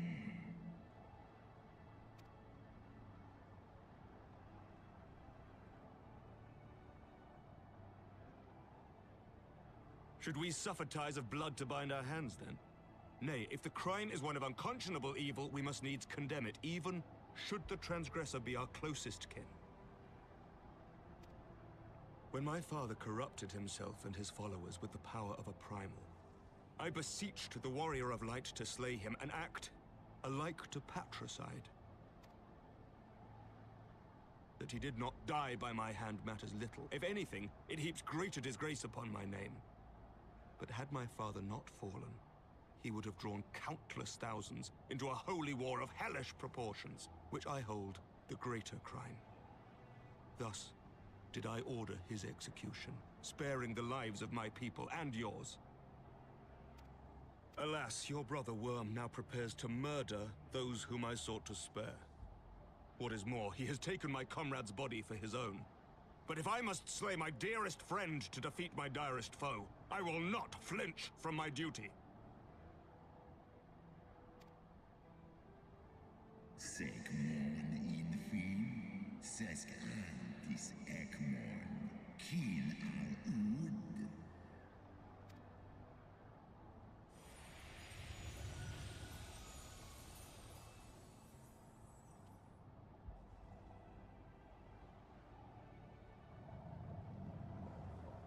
Sloskna, dyrkin illes, kolhes na inish, draor in.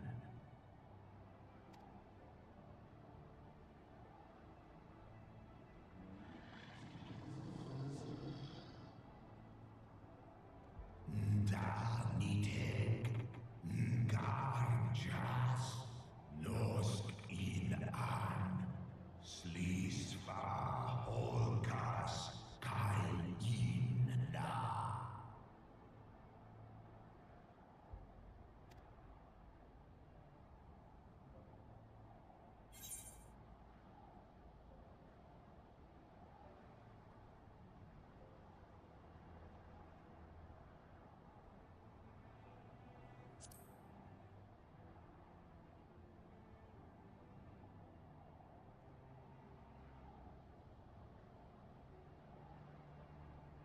Esgniteg, esgdir ulga an, in an, hesnesh an, eskjas ong, on inga. Al on water, smahes in an. Sway in Ratatoska this die an. Slosk kin. Skol ich les imo.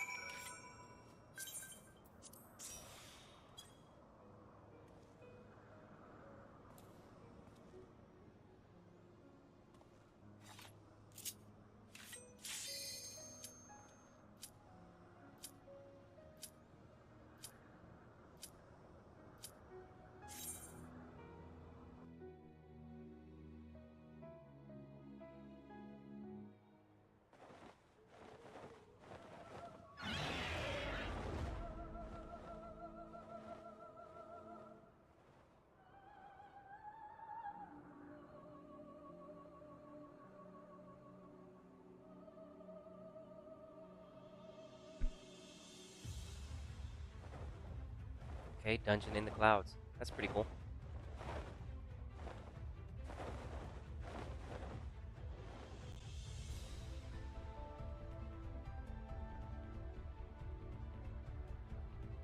Obviously, we've already been in the clouds, but this one looks cool.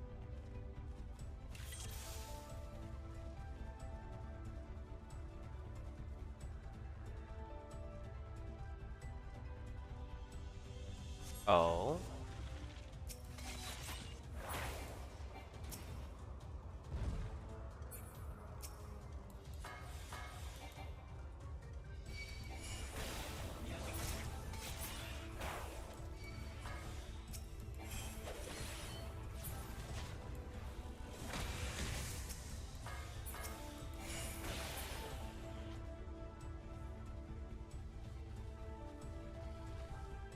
Dungeon's very bright. I like it.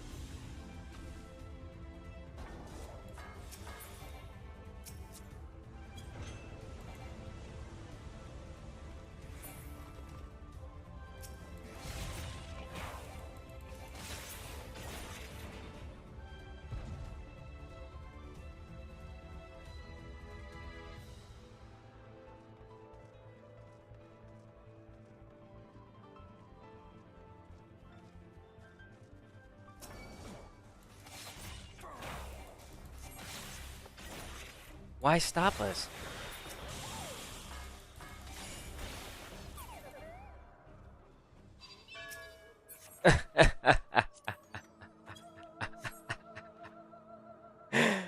Okay.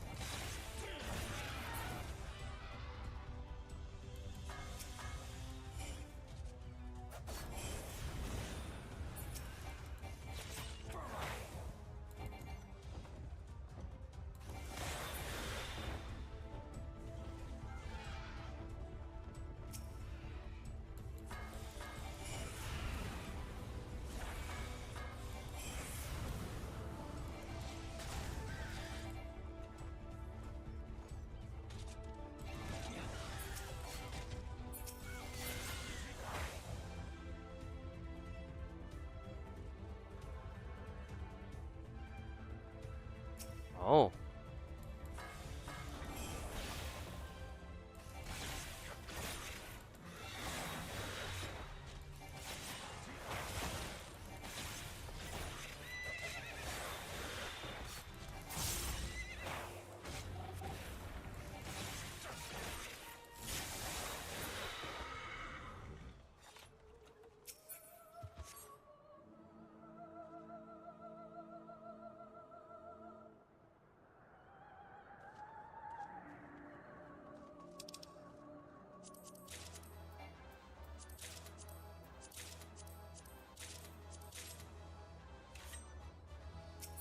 It's all gonna get desynthesized.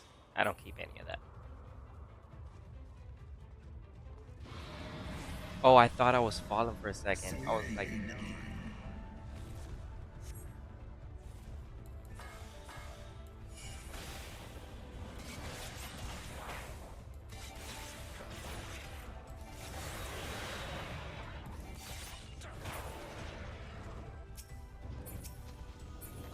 Alright. I changed around the sound settings too. I think it was a little too loud while fighting. So let me know how that sounds for you as well. Should sound better now that I reduced the sound effects.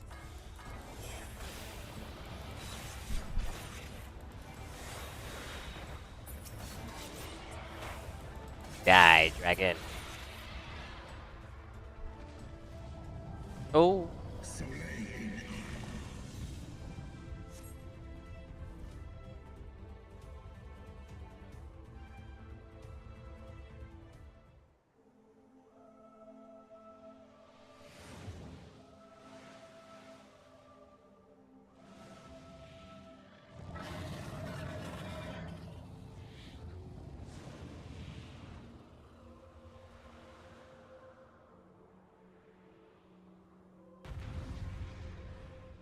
Oh, we have to prove ourselves.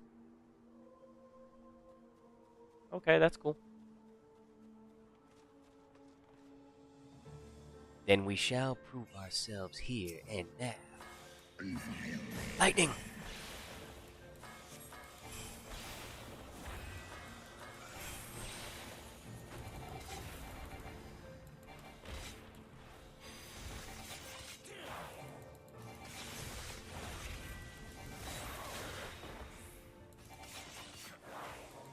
Ooh.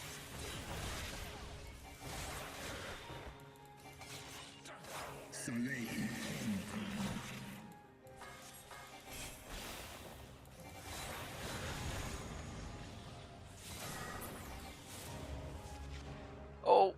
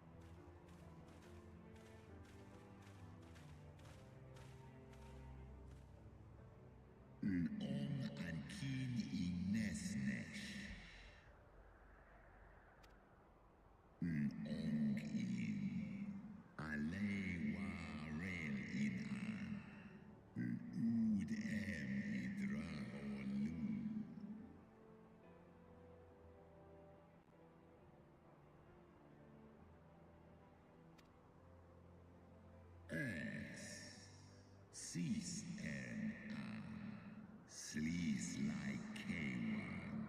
Oda.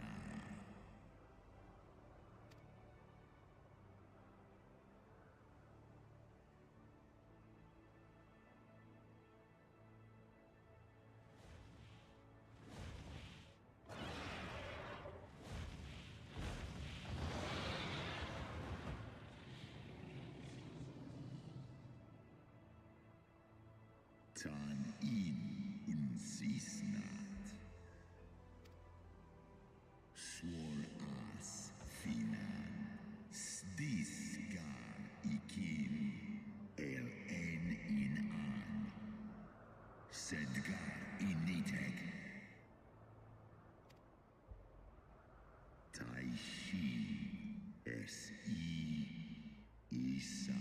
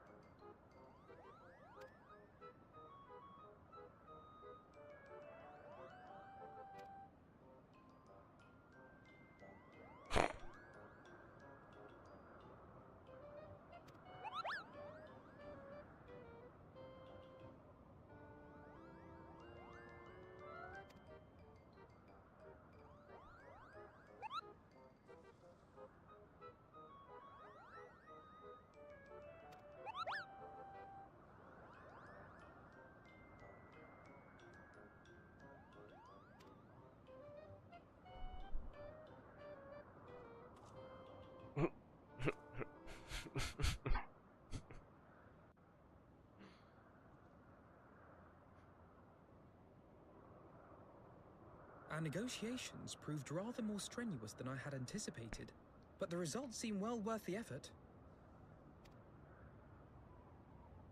The battle was indeed hard won. Thank you, my friends. I would never have earned Hraesvelga's cooperation had you not seen fit to grant me yours. 'Twas your stalwart heroism that moved the heart of the great Wyrm at the last. Any gratitude I can offer is but poor reward for your continued service to Ishgard.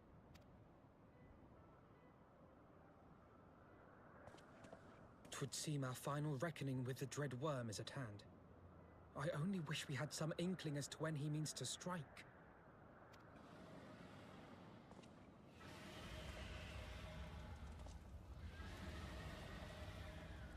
Oh, gods.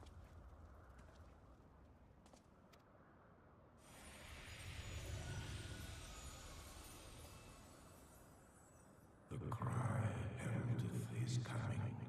Nidhogg's shade hath taken wing. It has begun. We must away to Ishgard.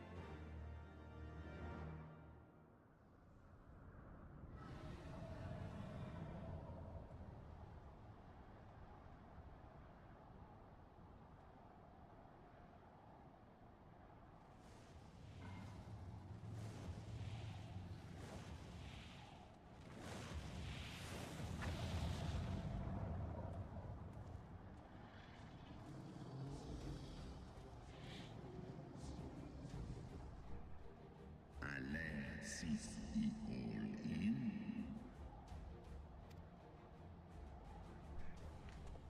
Aye. I must return to my city without delay.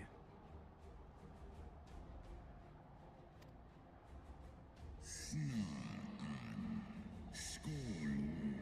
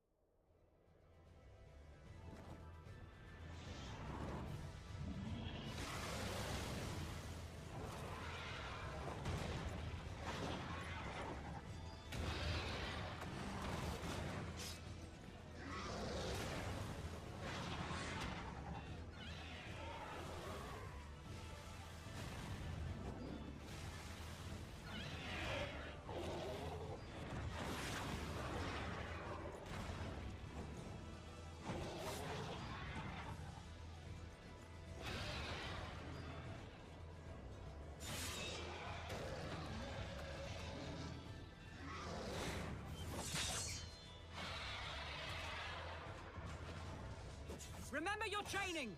We hold fast until the Lord Commander returns.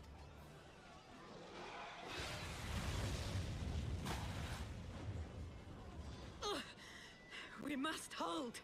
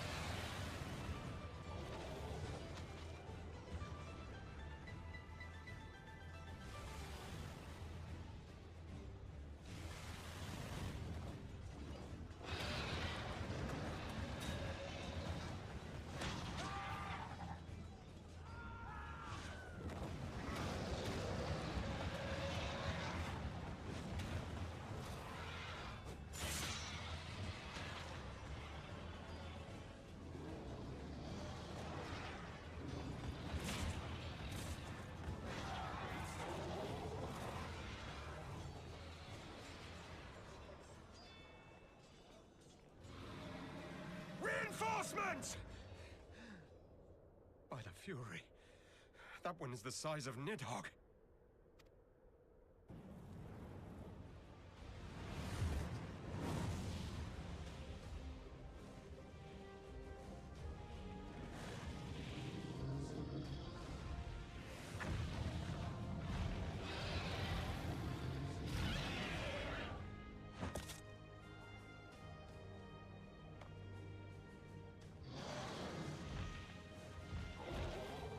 Lord Commander!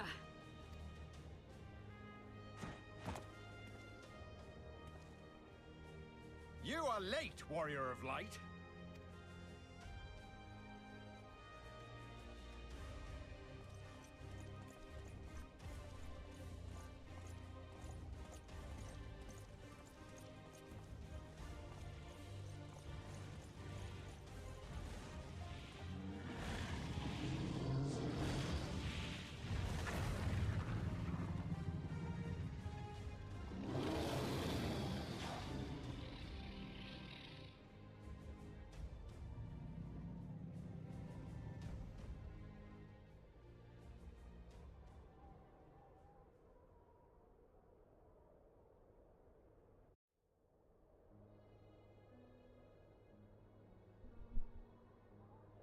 Watan and by in. Still walking. Nal inga. Ale el ikinfa en. Kohes do in. Undo kai omon ikin in. Castaga. Stajas.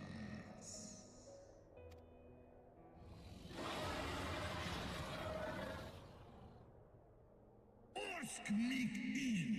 Eskja in wan ihe. Dolun hikin hern esh.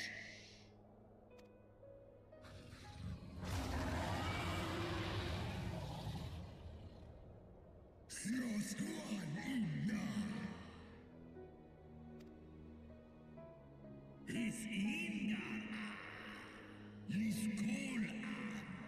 Nusgar akin. Sus ul war.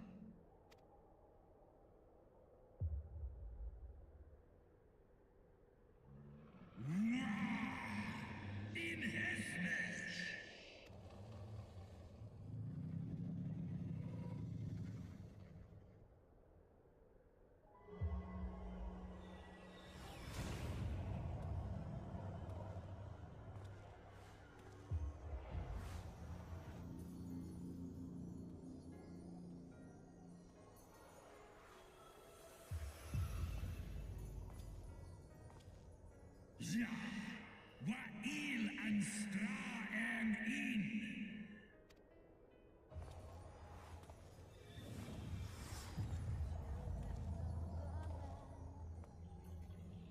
Alle in an. Kom an les in. Dis alf I an in. Sal jas an.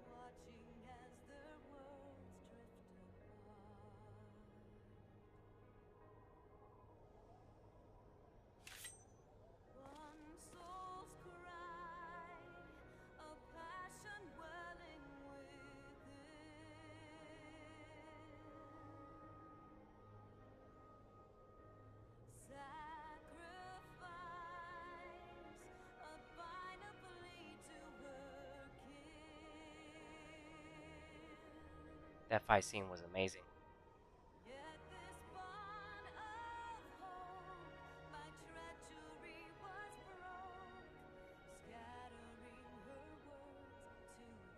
We are down to the last 3 missions. We are on the 3rd mission right now. So there's just 2 left after this.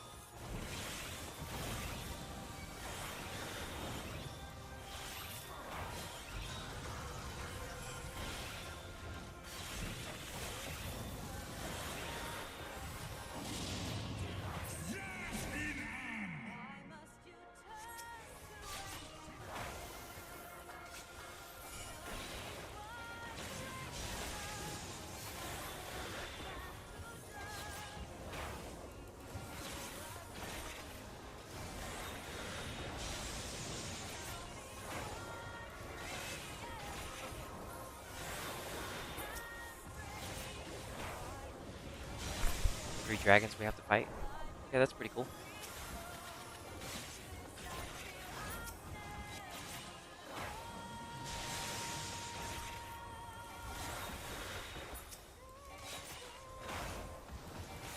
Alright, we're down to 1 dragon left. Okay.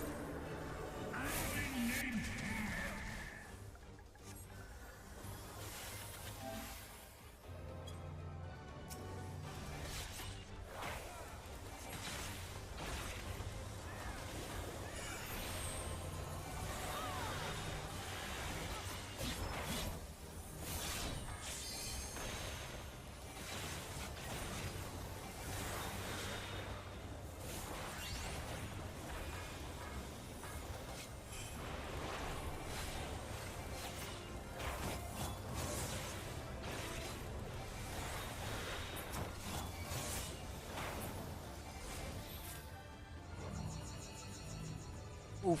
Get away from everybody. Okay.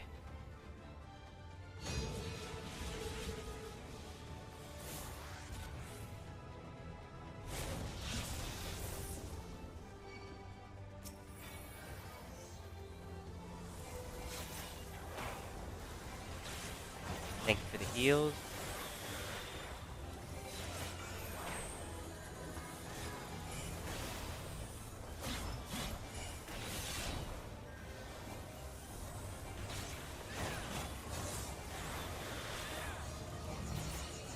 Get away.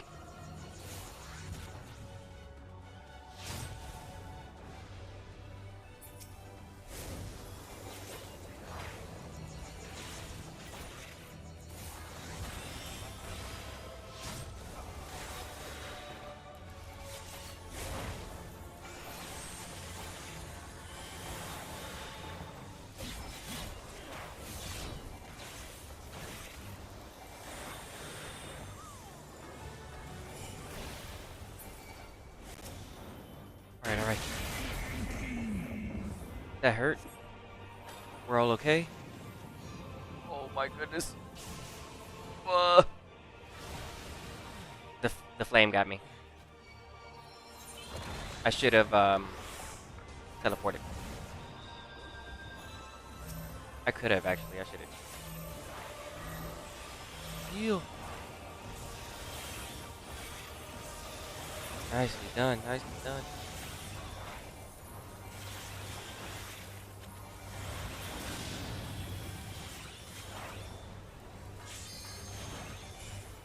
I did not mean to do that.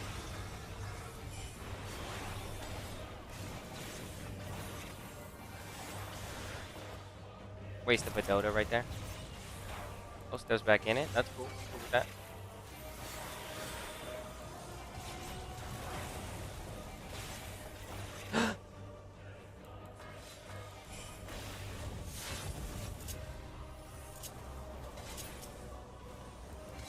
Limit break? No limit break?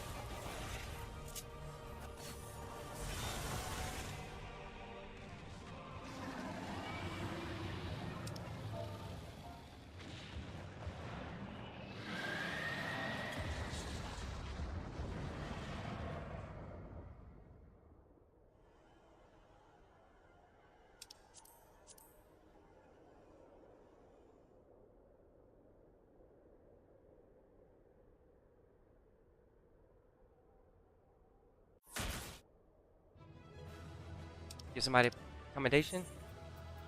We'll give it to the Black Mage.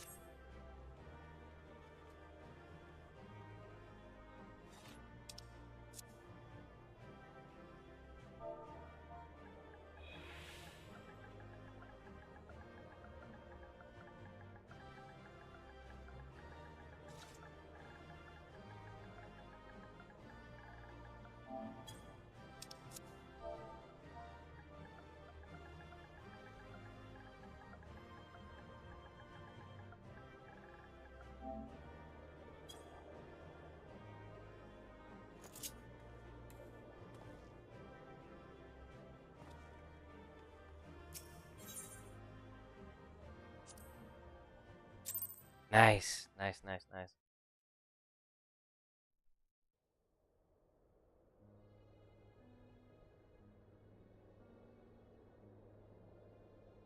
Estinian!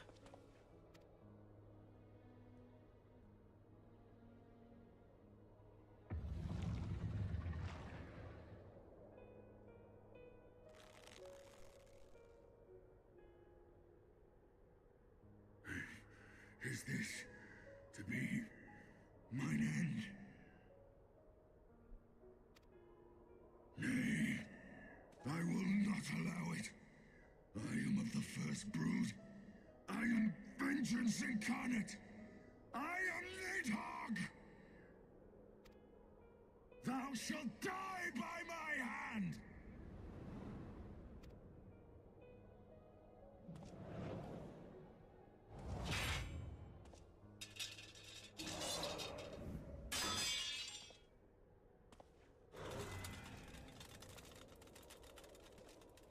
This is not your hand, Wyrm!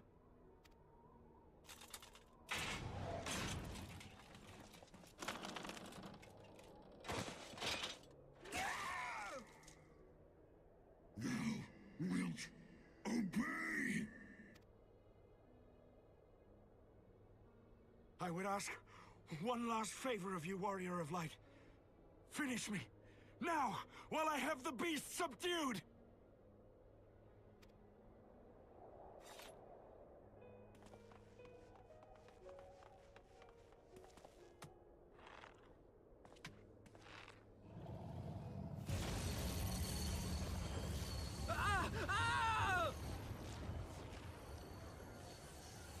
You waste your time. Kill me! It is the only way! Ending Nidhogg will be my final duty! No! You can't die like this! I won't let you!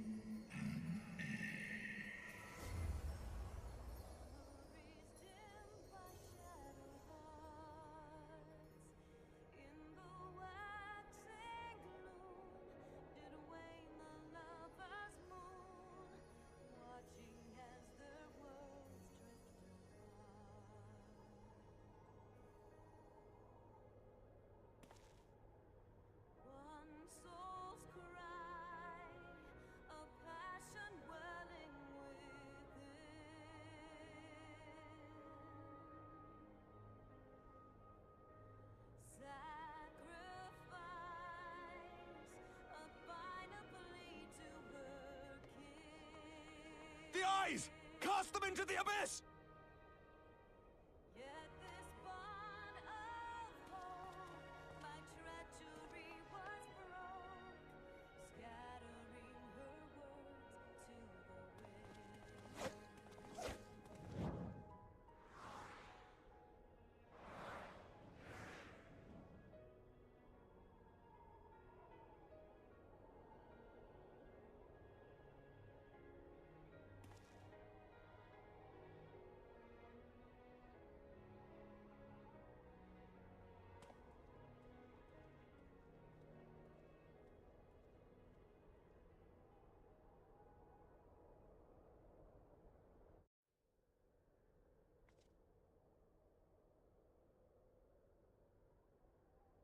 He lives. Ah, Estinian, my ill-fated friend. Lucia, summon the healers. I want them ready to receive him. At once, Lord Commander.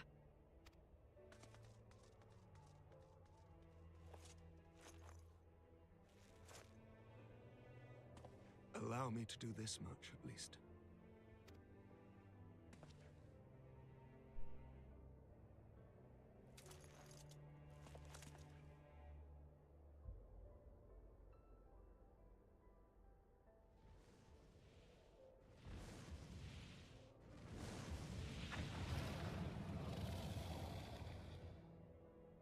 Alemon initectram.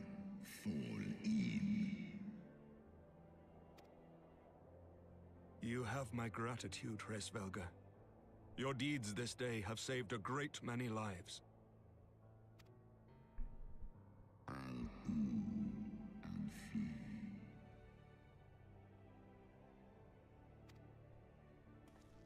Ustra udin instra reo. An hesnesh.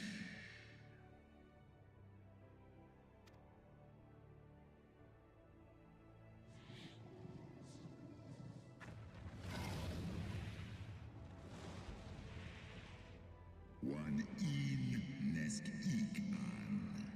Keifta.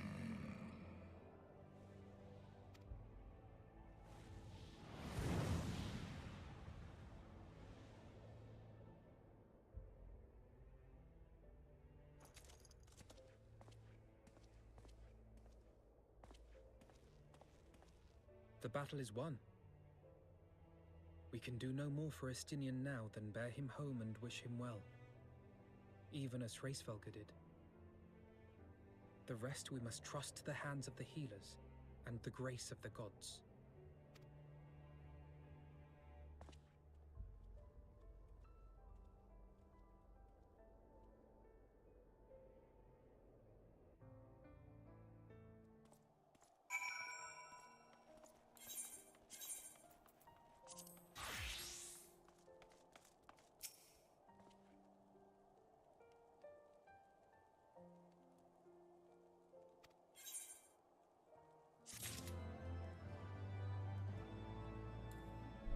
Okay, everybody, we're down to our last two quests for the evening, and I know it's getting late. Thank you for sticking around. Let's get to it.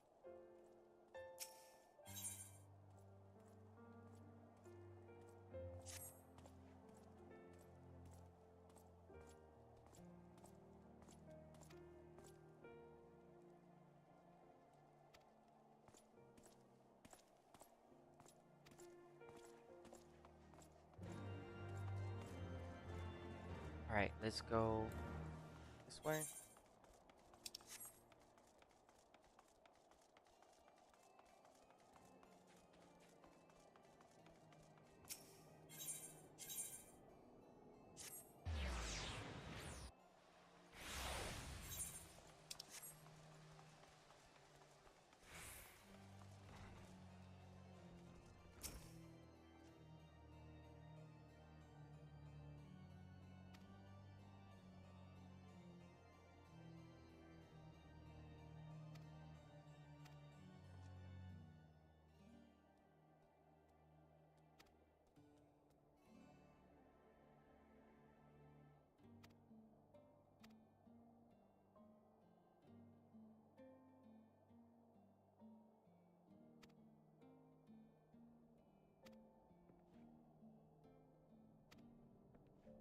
Okay.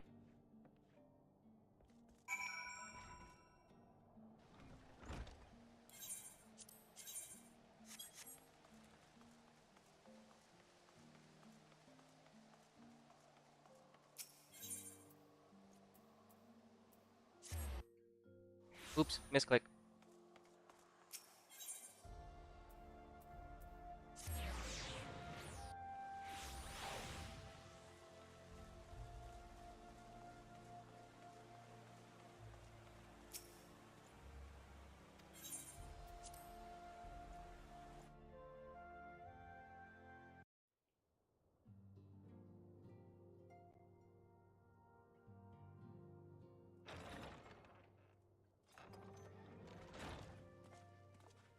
The heroes of the hour return. We but did our duty, my lord. It was the memories of fallen friends and not our heroism which saw us through at the last.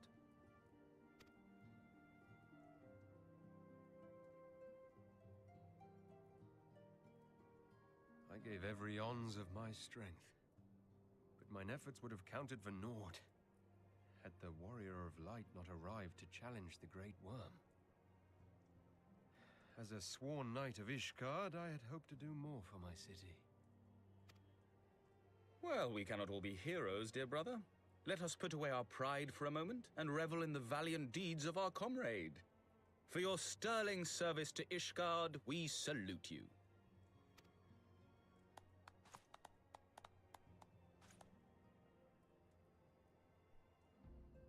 And while we're on the subject of valiant deeds, I believe I myself have earned some small measure of recognition.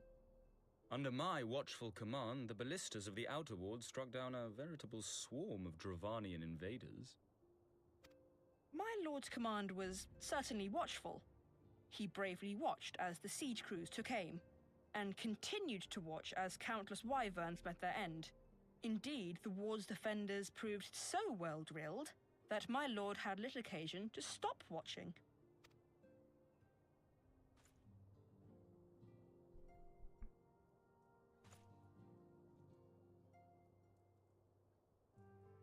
There will be time enough to determine who is most deserving of recognition later. Our friends are doubtless weary from their exertions. I had chambers prepared in expectation of your return. You are welcome to retire at your leisure.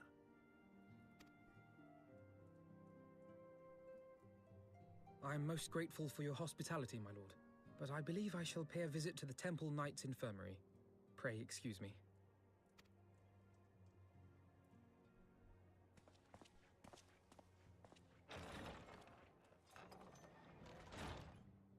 Our master Alphino has grown.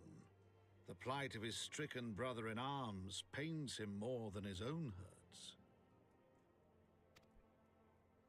In which respect he has come to resemble you, Warrior of Light. Go then, visit the Azure Dragoon, and grant him what comfort you may.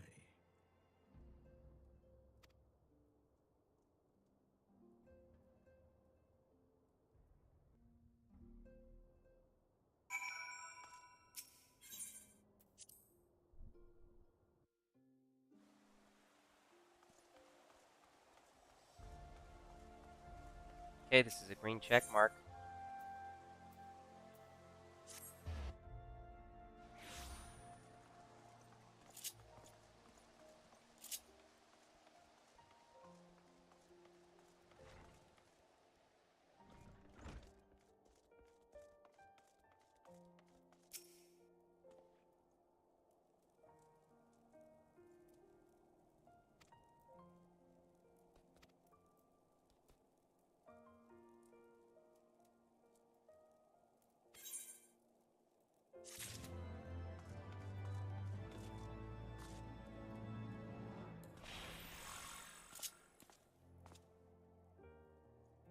Alright, last quest.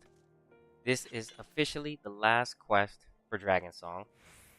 And then tomorrow we'll do the rest of Heavensward. So Sunday will be the end of Heavensward.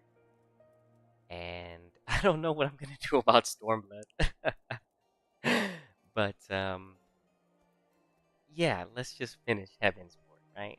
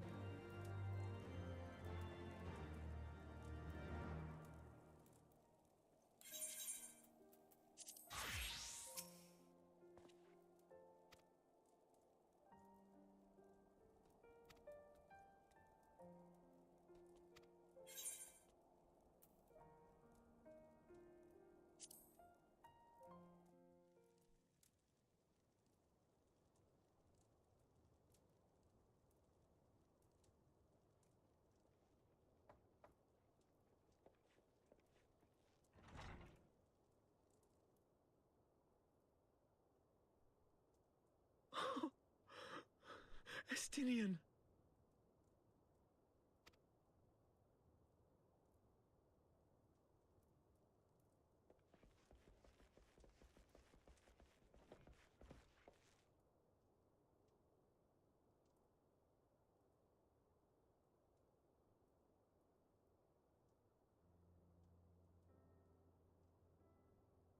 Cease your mewling, boy.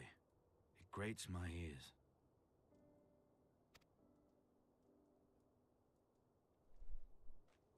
Forgive me. When I saw you awaken, I could not... It was such a relief. We feared you might never wake up. Now, Estinian. If Master Alphino thought any less of you, you would still be Nidhogg's plaything. Or dead.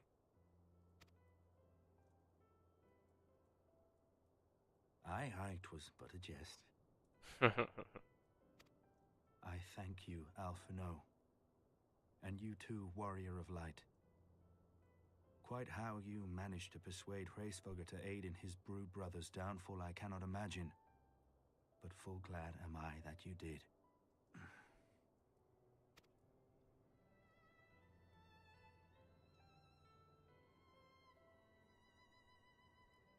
I, for my part, owe you an apology. When last we met, I did willingly loose an arrow at your heart. Can you forgive me? There is naught to forgive, Hameric. You but acted in defense of Ishgard as is your duty. Were you any less single-minded about it, I would not follow you into battle, nor trust you at my back.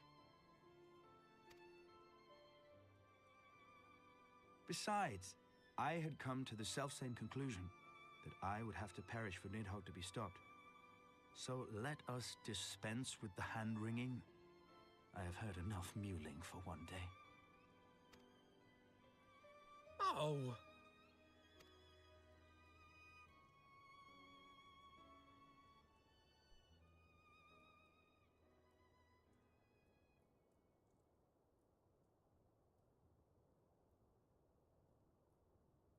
The tendrils of Nidhogg's foul presence bound up every fiber of my being, usurping my senses, but I yet retained some trace of awareness.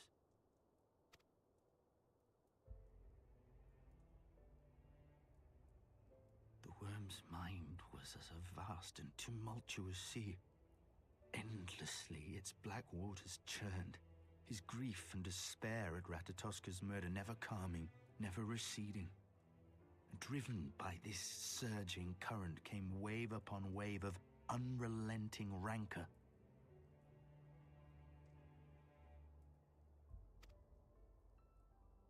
It was the very image of my own heart. There I saw the dark reflection of the hatred I felt after Nidhogg slew my family, when no path remained save vengeance against dragonkind.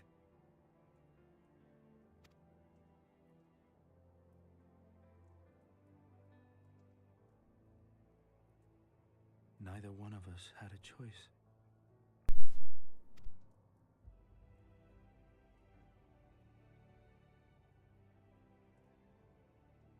Had I not had them to gainsay my obsession, it would surely have consumed me as Nidhogg's did him, and we would have been in all respects alike.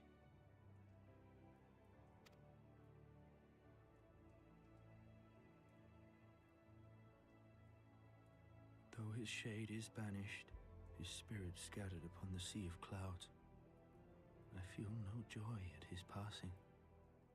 Where once I craved vengeance, I now crave rest.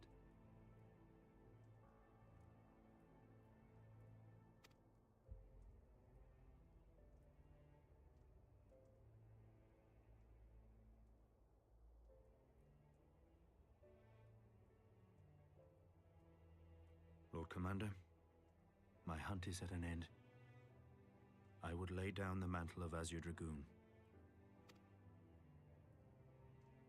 My friend.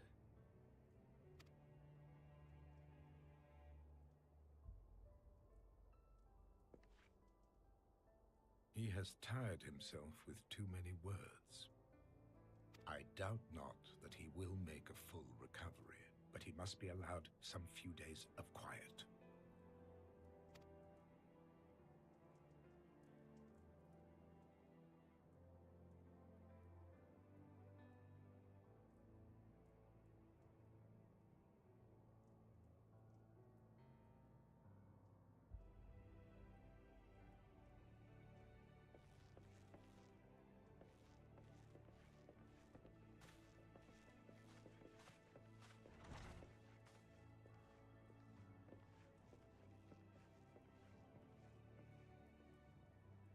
I too must see my path to its end. Sleep well, my friend.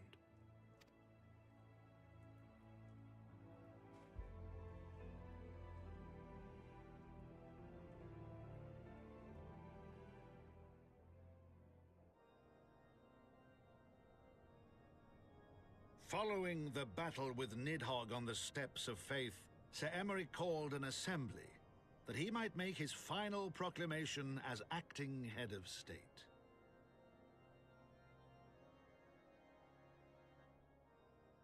'Twas there, with one decree, that the 1,000-year rule of the archbishops was ended, paving the way for a new republic.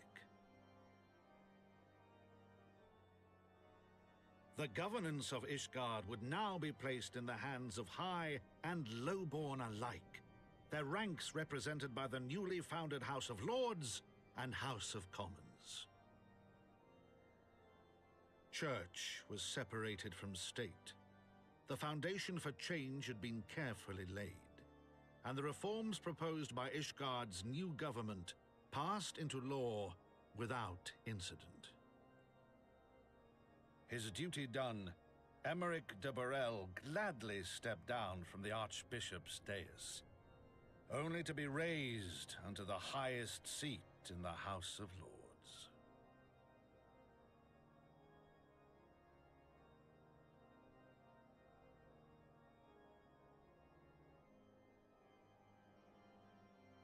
Though he strove at first to refuse this honor, the unexpectedly strident voice of the Count de Durandare left him little choice but to accept.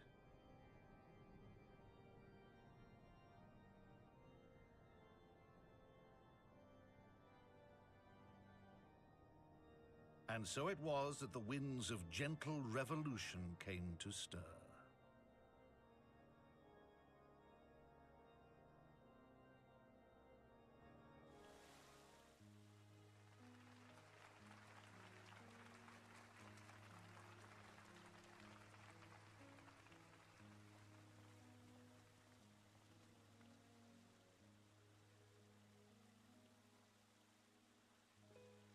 Prominent among the many honored guests at Sir Emeric's investiture were the ambassadors of Dragonkind, a fitting symbol of Ishgard's newfound peace.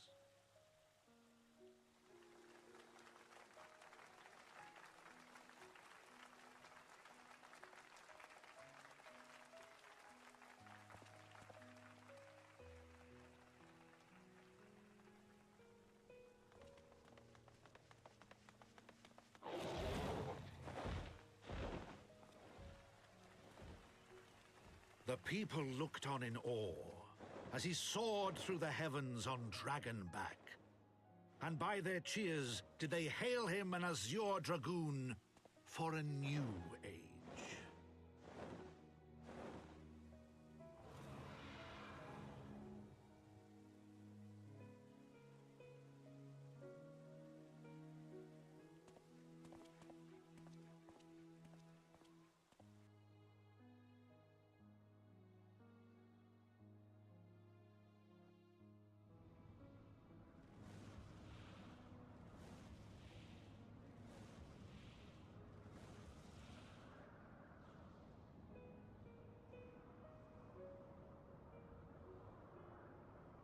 Thus were the notes of the dragon song rewritten, the din of war giving way to a rising litany of peace and hope.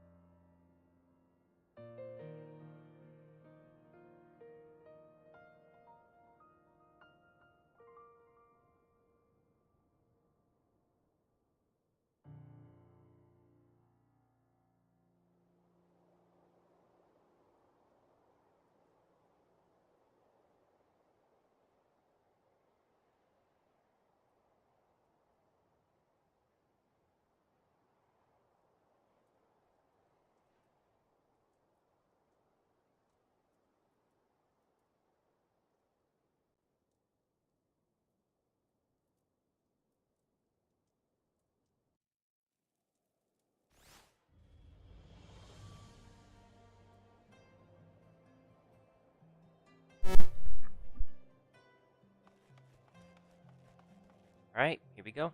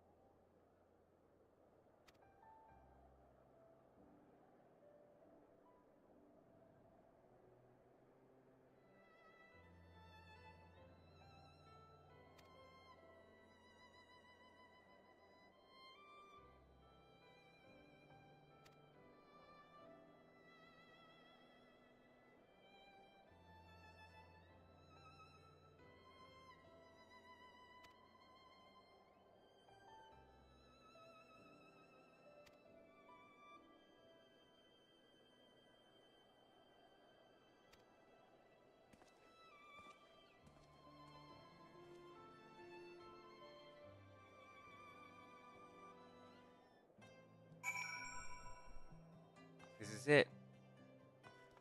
The last green check mark for Dragon Song.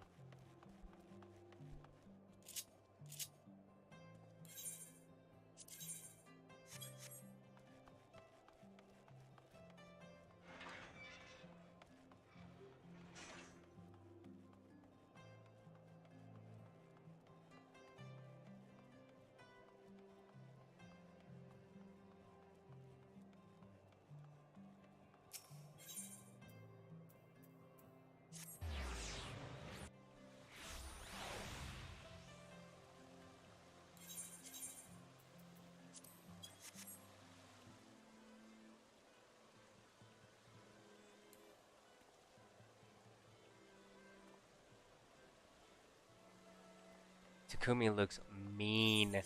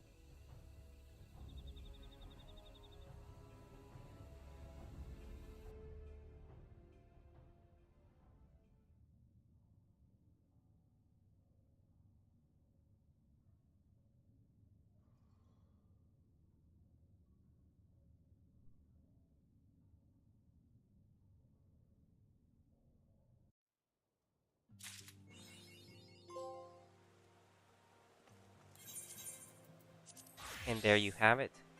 That was the last quest for Final Fantasy XIV Heavensward.